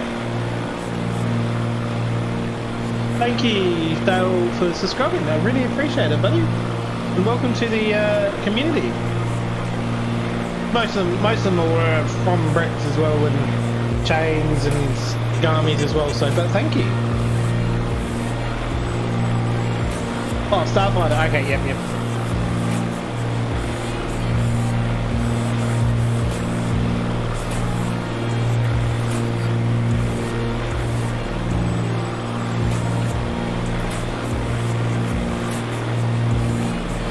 Ooh, we're gonna get a headwind coming up here when we do our turn.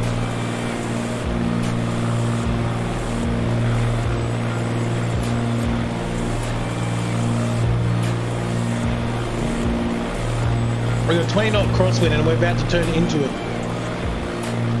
Ooh, this is going to be fun. And we're about to go in mountains. This is going to be more fun. It's going to go bouncy bounce. I hope you got your seatbelts on, ladies and gentlemen. We're going to about to get a bit rough.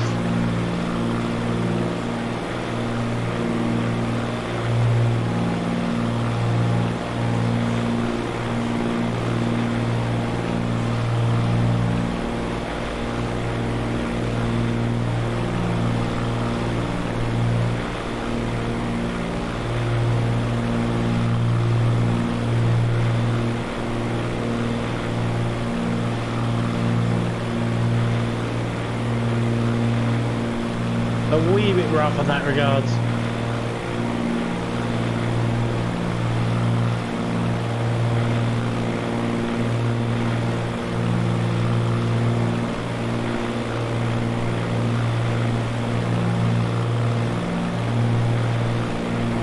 I'm going to get a reading at KTEX, see what we're expecting coming up.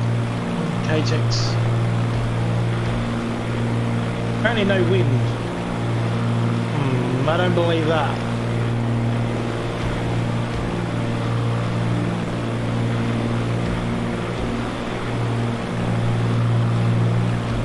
I wonder what live time looks like then now. Is it still night time? Oh, not.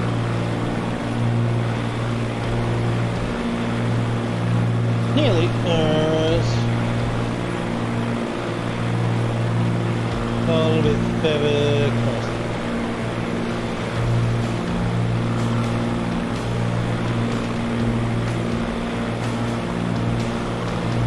I want the sun behind. There we go, that's better. So not quite good enough for live weather just yet. Just go up that or test it out. Oh, okay, not a problem. Any good is it, Stu, or?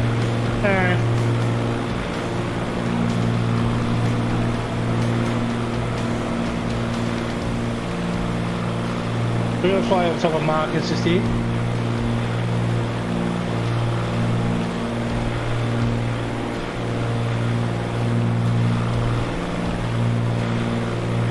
That would have been an interesting airport to actually land at with the crosswind. Oh, yeah, actually would have been. Oh, that's a bit rough there. How's your wine in the back there? There, Gami and Glenn.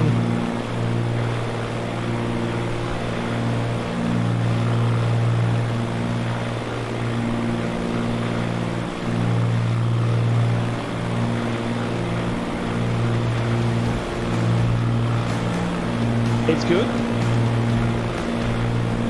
And is it handling the thermal pretty well there though, Stu.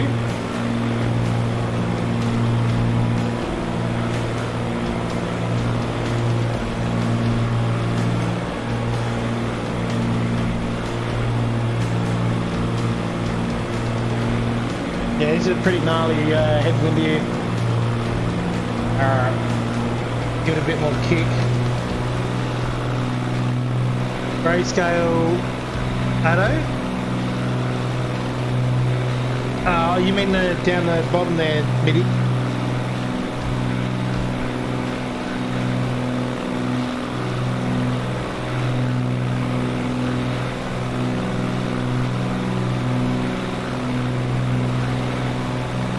Oh, it is rough.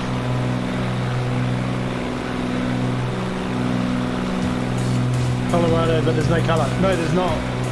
Well, if I take off live weather, there probably will be colour.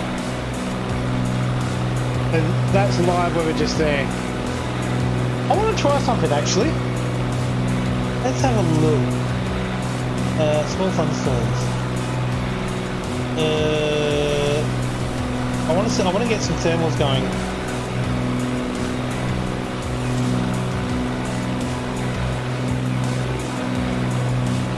No.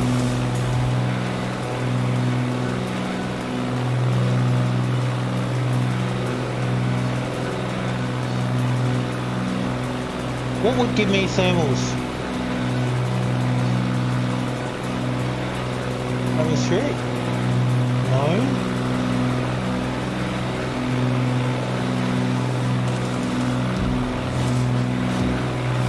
Thunderstorms maybe. Oh, that looks pretty cool.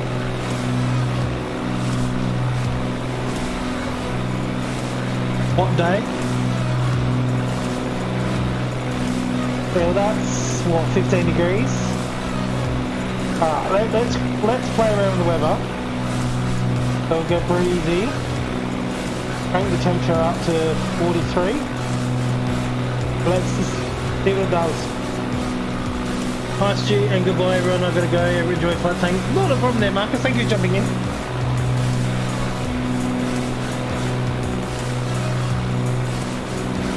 I just want to test the thermals out here, see if we get some unreal ones. Oop.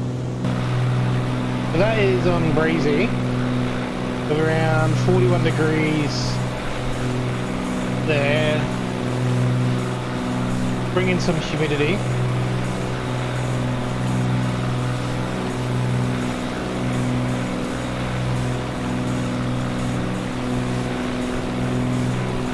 Ooh, look at the thermals there.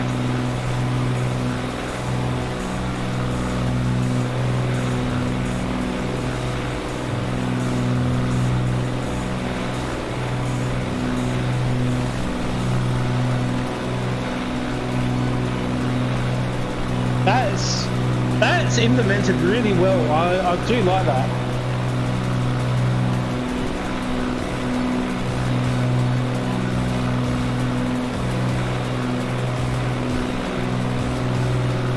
But I feel that's just, yeah, something's missing.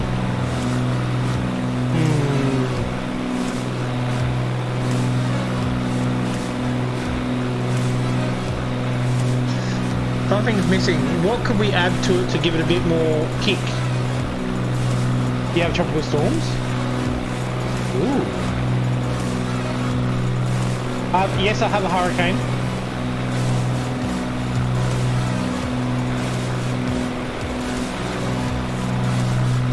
Oh, tropical storm, here we go. Ooh. Bertha, Amanda, Agatha.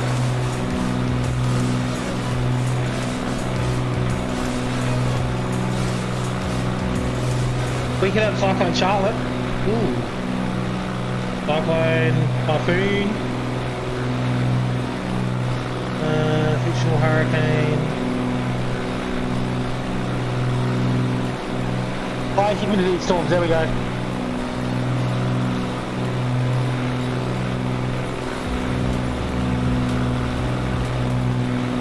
Alright. that should be a bit more interesting. I'll put this up.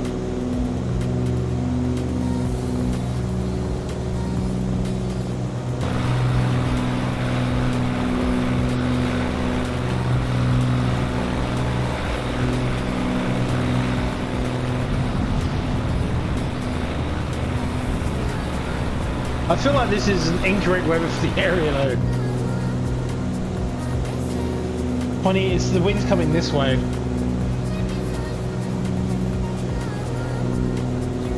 Oh.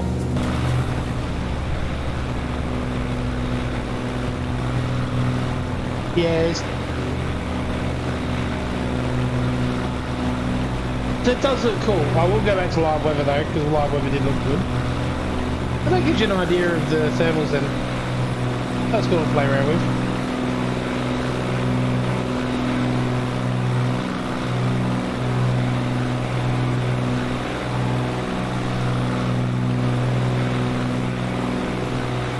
But that was, yeah, so it's implemented well. Which is what you want as well. Looks like you were nose diving into the ocean for a sec. Did a bit.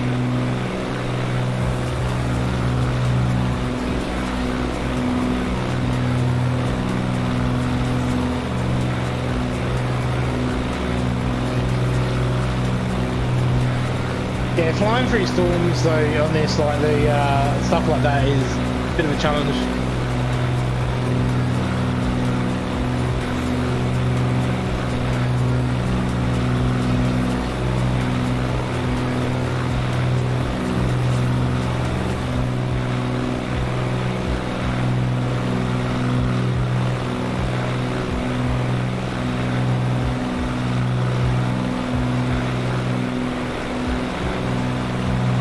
But live weather looks absolutely awesome.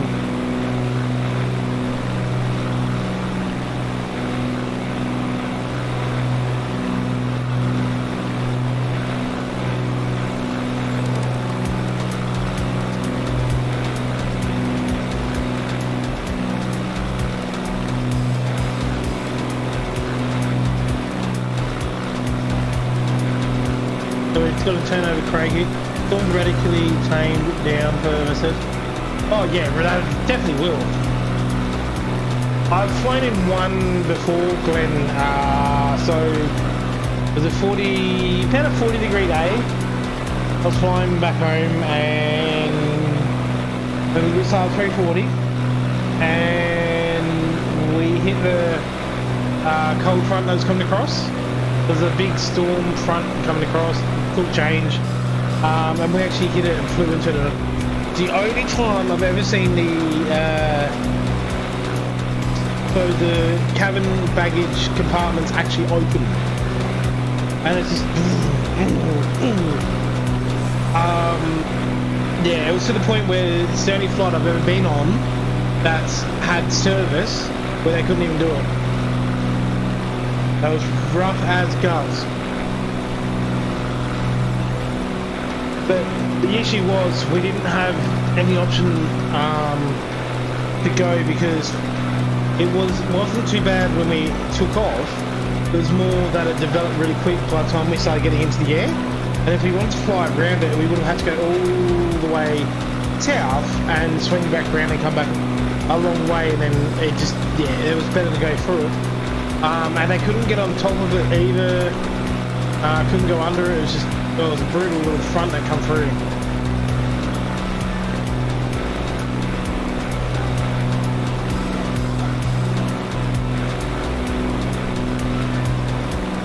Poor plane got thrown around, something chronic.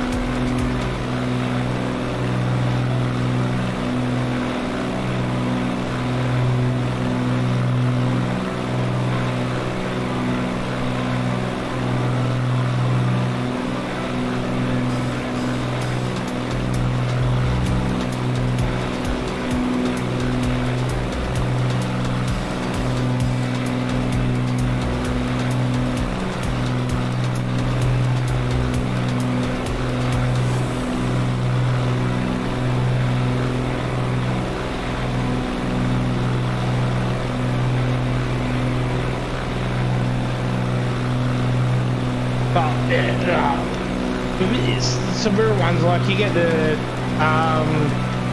storms up in like Darwin area or stuff like that in a small plane.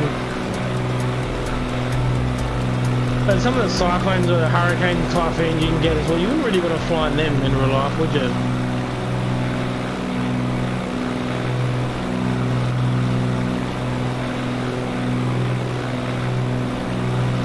Like I know I personally wouldn't.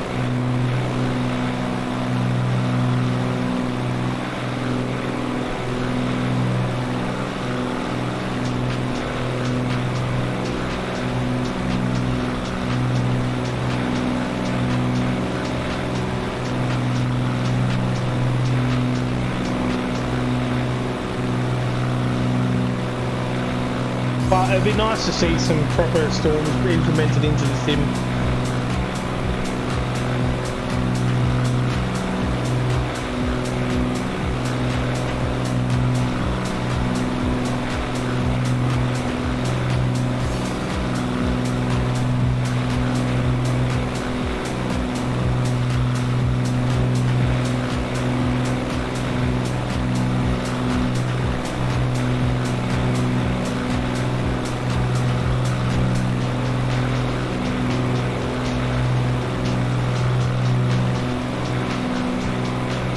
He had some settles now though.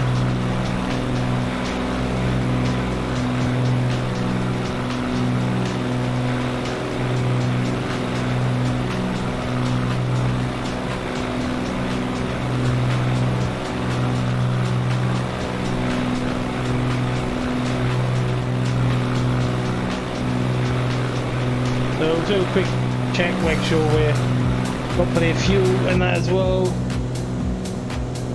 All the way fuel wise, 38%. Ooh.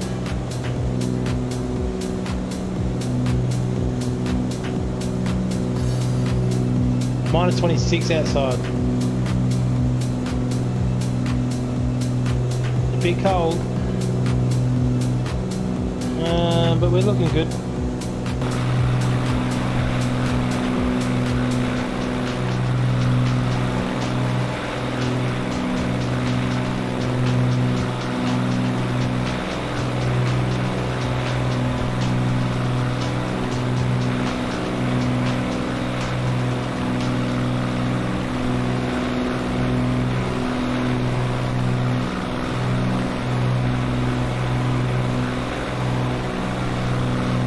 Just one close to Steamboat Springs here, or Yampa Valley.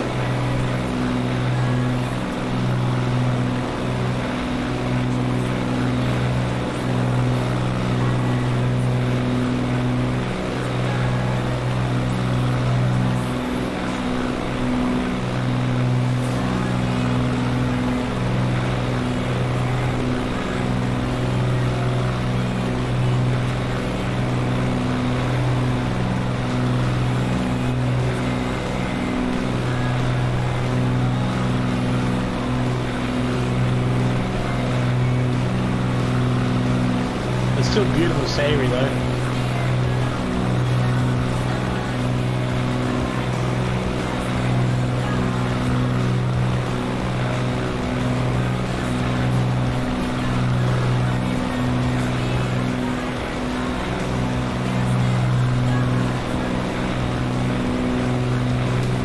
Absolutely beautiful.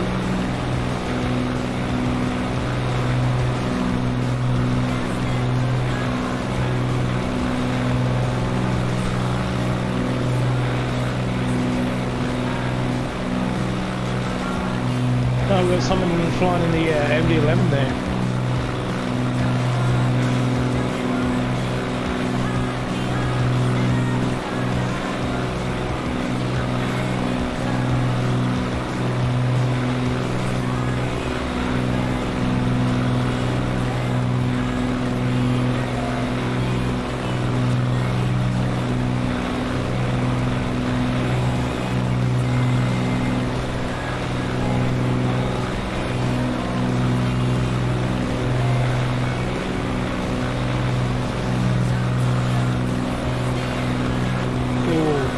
Bit rough for a hit.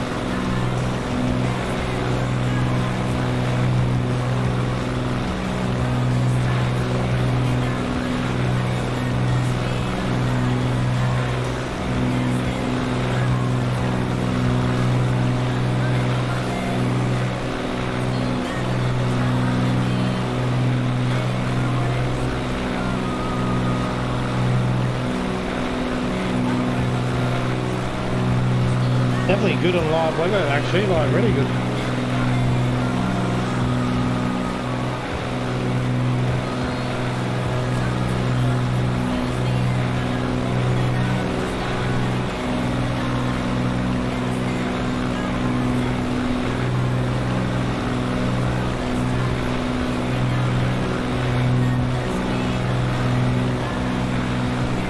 Getting thrown around a bit though.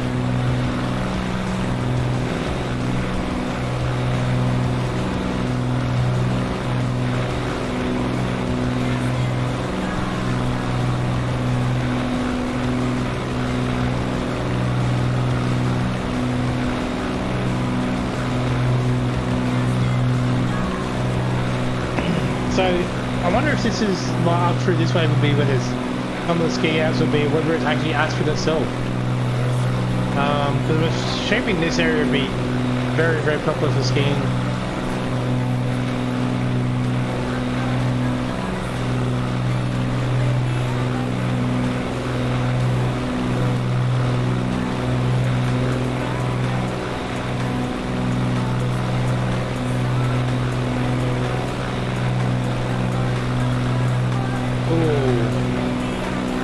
Definitely some thermal snow in live weather is a bit simplistic. It seems almost entirely temp based and takes no account of. Yeah, that's what I was just. Yeah, I was thinking. Does make a lot of sense that. Does look cool, but not 100% like perfect.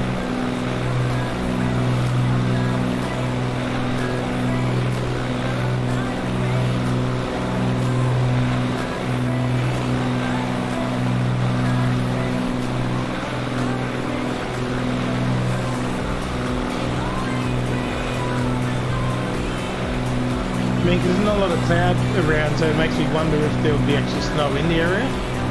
Like, temperature-wise is good, but yeah.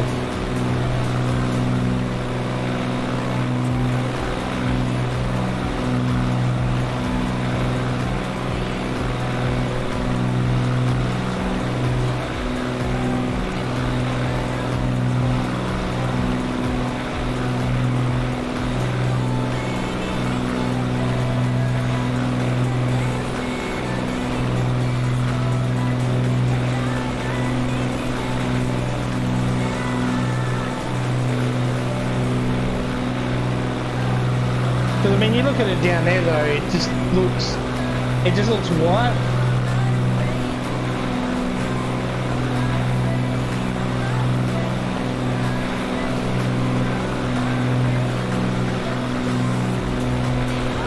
It's 3 weeks into spring in Colorado, so who knows? Yeah, I suppose because we're in autumn here.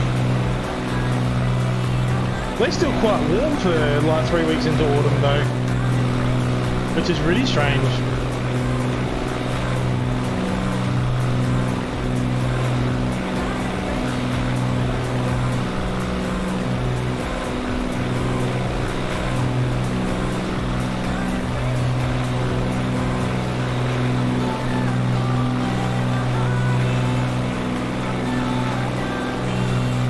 La Nina, yeah. Because wasn't it El Nino? Is it La Nina the wet one or the dry one? I know, because we've had a couple of wet summers there for a few years.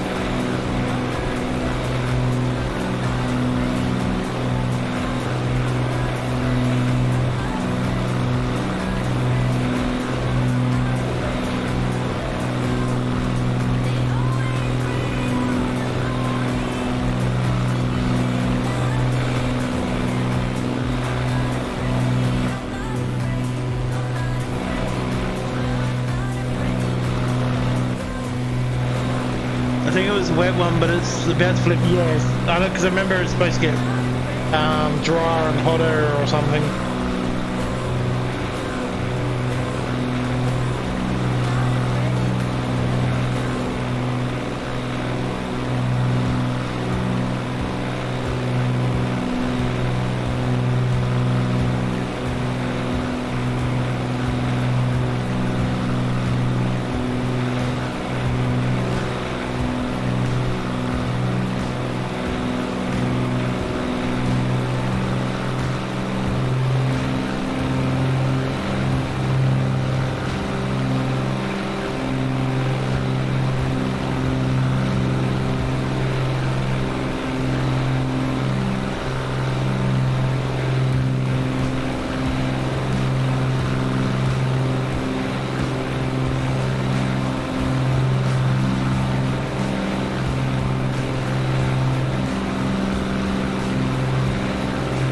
I'm not.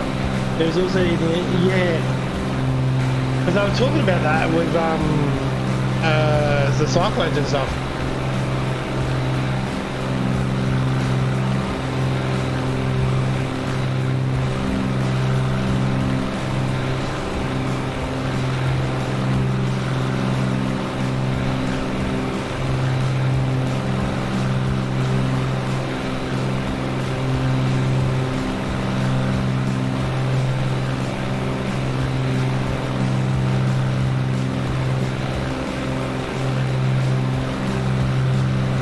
I think that's what caused like a bit more this year of tropical storms in the season.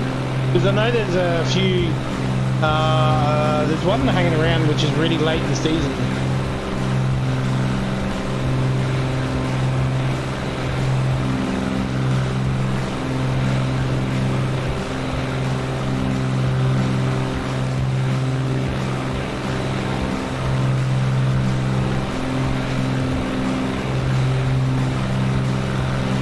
Let's do a quick check, make sure we're doing good. Yeah, we're still good.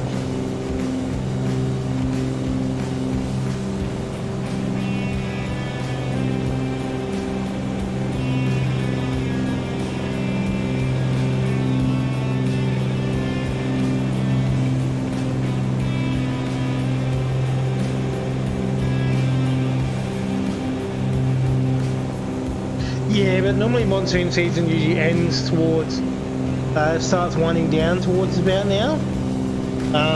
It's usually they do get them, but it's usually rare to get like one or two at this time of year. Yeah, usually to April, but usually winds down to in March usually. But mind you, like when I used to live up that way, our first rains were one year August.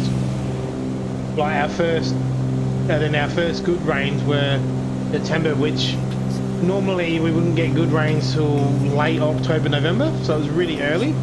And then we had a fair chunk of rain in November, September, October, November, and I think it was December, January was really hot and not much. Like there wasn't many monsoonal troughs. Well, when it was there, it was pretty weak.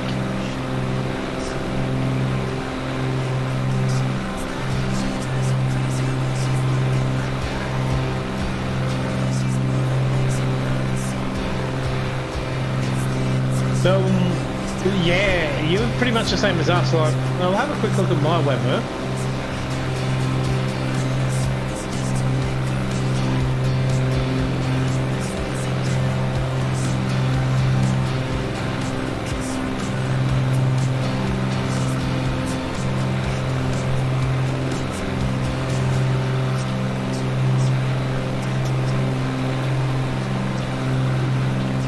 Give me a sec. I had a friend who lived in the PNG for a while and he said that they had two seasons up there. Yeah. Darwin's is ludicrously dry or wet.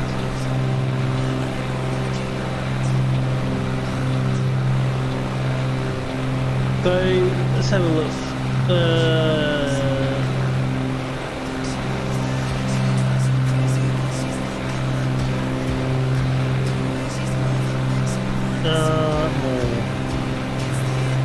How do I find out what we've had?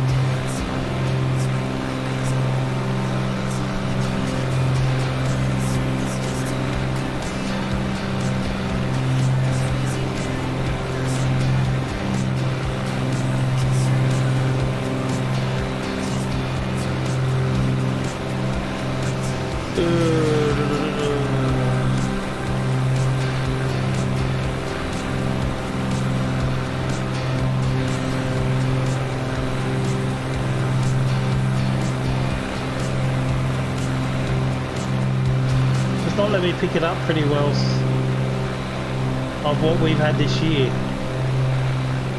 But there you go, the highest we've had is 43.9 degrees. We haven't had any rain for this month. The last time it rained was the 25th of February of 7 mils. Heard it rained since February for us.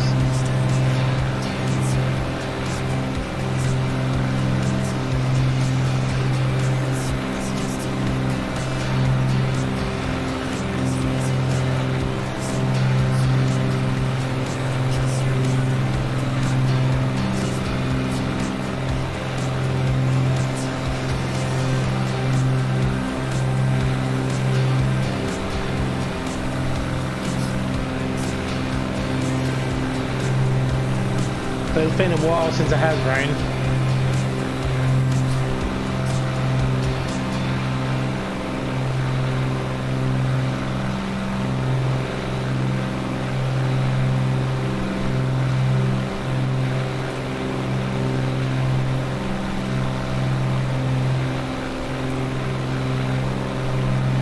So I'm actually going to fly over Aspen, only just because it's a short distance to K-Tex from there. I'm going to stay in cruise. Should have the fuel. Should have the fuel to do it. 30% or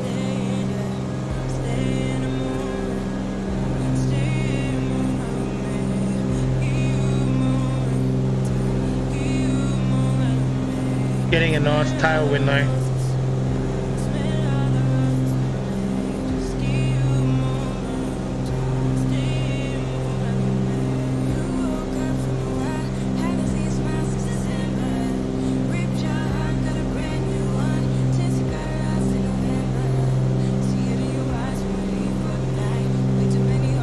It's a bit rough right here.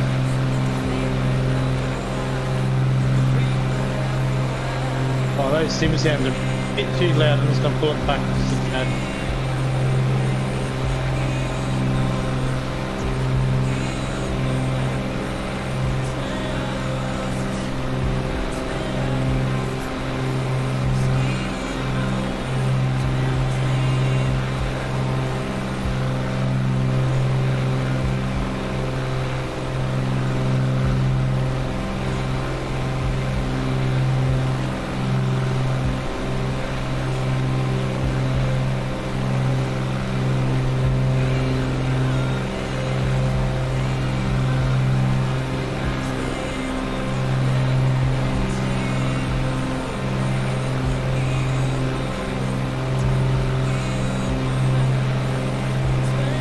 Have you ever been to PNG then, Glenn?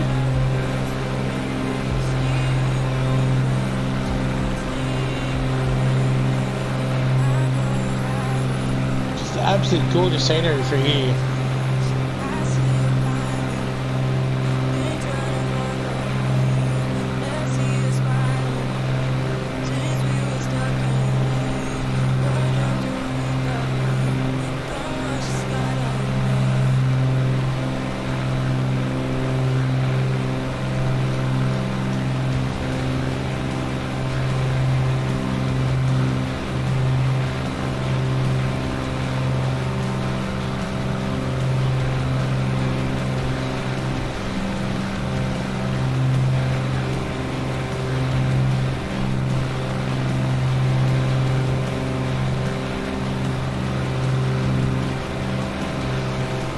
Grandparents also lived there for a while. I've been to PNG 2 months there. For myself, I was a friend I knew when I lived in Toowoomba. Ah, good old Toowoomba.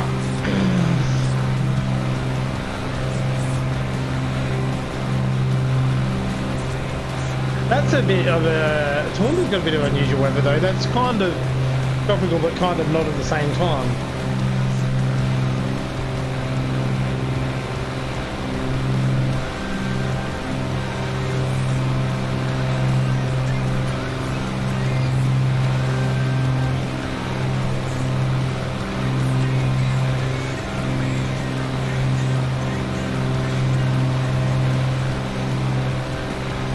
The thing that's Denver off to the left there, where everyone is over there.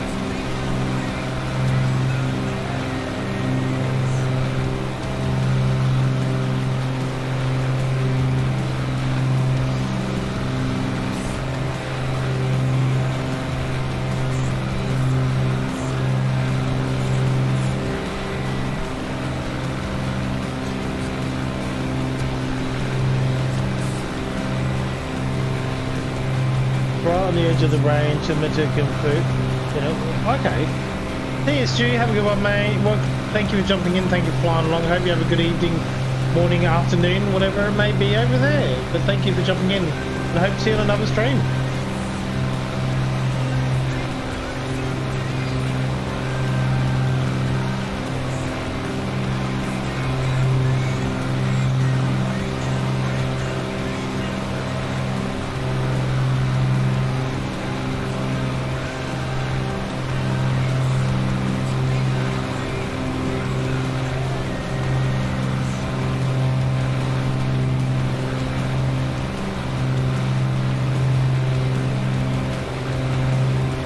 I've got to go to, it's 12:30 and I am flying PNG at 9am. No problem there, Brett. Thank you for jumping in. So go check him out, guys. He's streaming at 9:30 in the morning. So go check him out, give him a like, subscribe. I may actually just land at Aspen because I just, yeah, it is midnight here as well. Just seen the time and just like, oh wow, that is actually... Oh, welcome to another Brett Plays video. Getting a bit late. How far is it from Aspen? Let me just have a quick look. 38. We're still got a fair way, yeah. So we're going to land at Aspen. We're going to finish it there. We'll do that.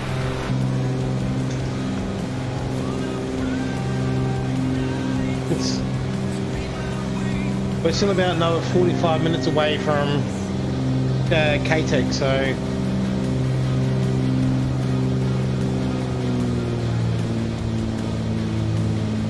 What is it, Aspen? Alright, Brett. Good hanging out. Yeah, not a problem. Have a good one, mate.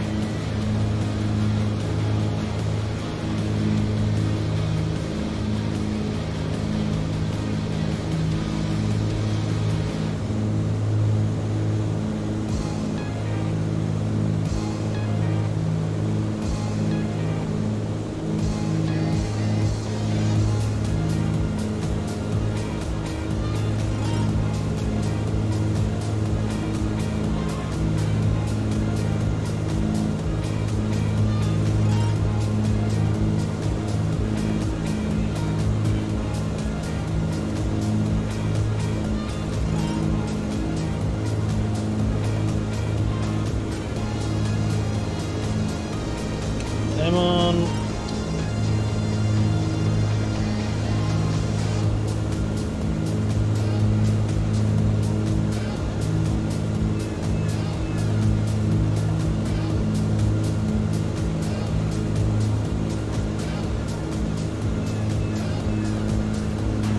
I need to turn this way, so what if I can go off actually?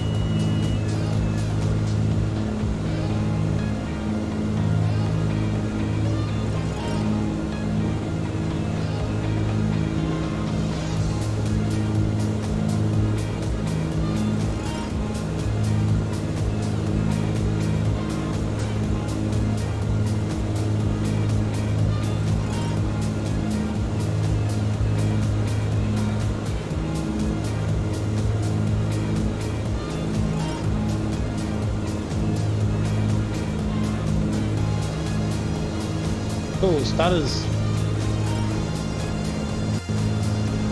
Oh, that's staying good. Stutters, no. Yeah, it is.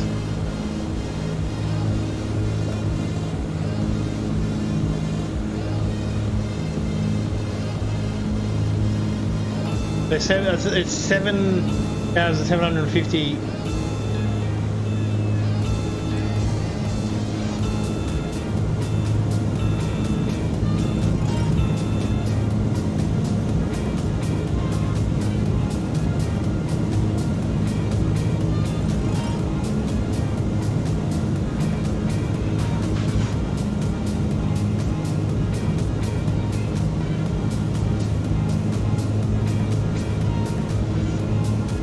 So it says sunrise is 12:47 p.m. with sunset at 1:44 a.m. UTC. Okay. Just say that can't be right. So then I read the UTC bit.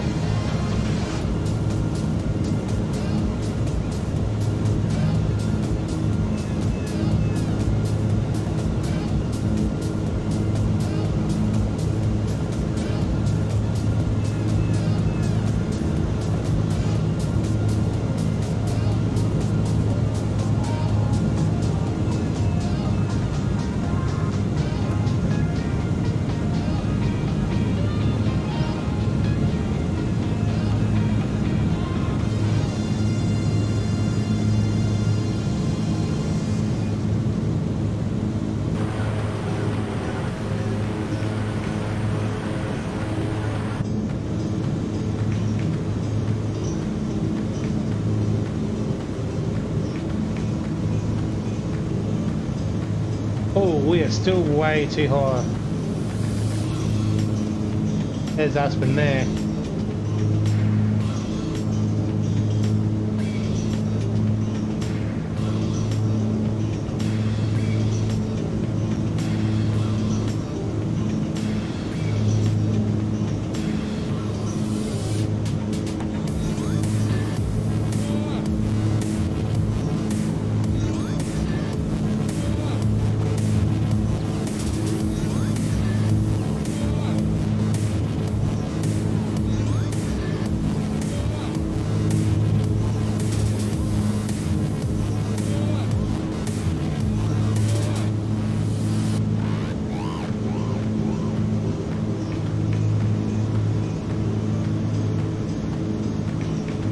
Yeah, no.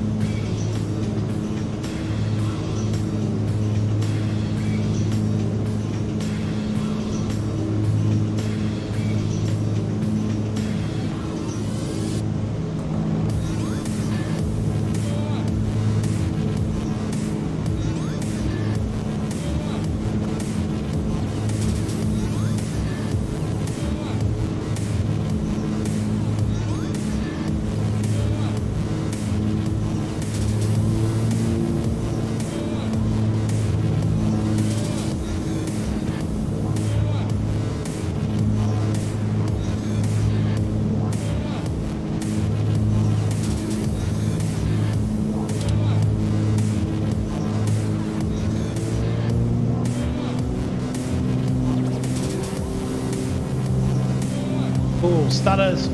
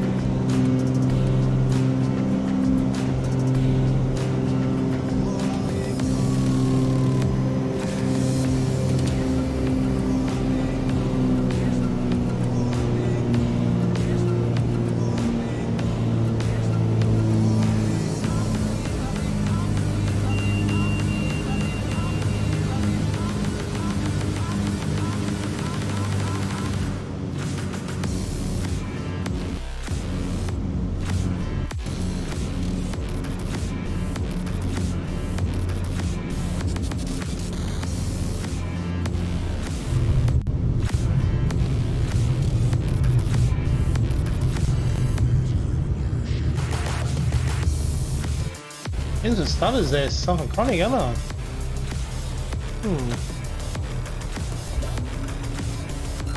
So welcome to Aspen.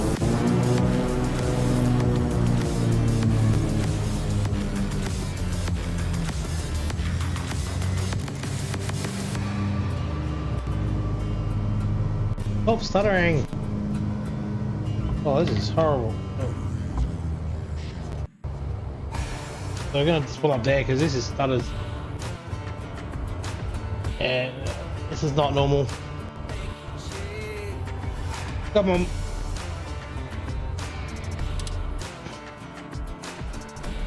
Oh, come on. Oh, wow. It's not responsive, is it? That does bring us to the end of the stream there. I'd probably say it's a good idea that I stopped there because it seems to be Stuttersville Central at the moment. That does bring us to the stream, so thank you to everyone that flew along. Thank you to Gami for the $1.50 donation. Thank you to Dale K for the subscription. Thank you to Sean Dale for flying along. Thank you to Marcus for flying along. Kanga for flying along. Stu for flying along as well. Glenn Fitzpatrick. And everyone else that has jumped in the chat.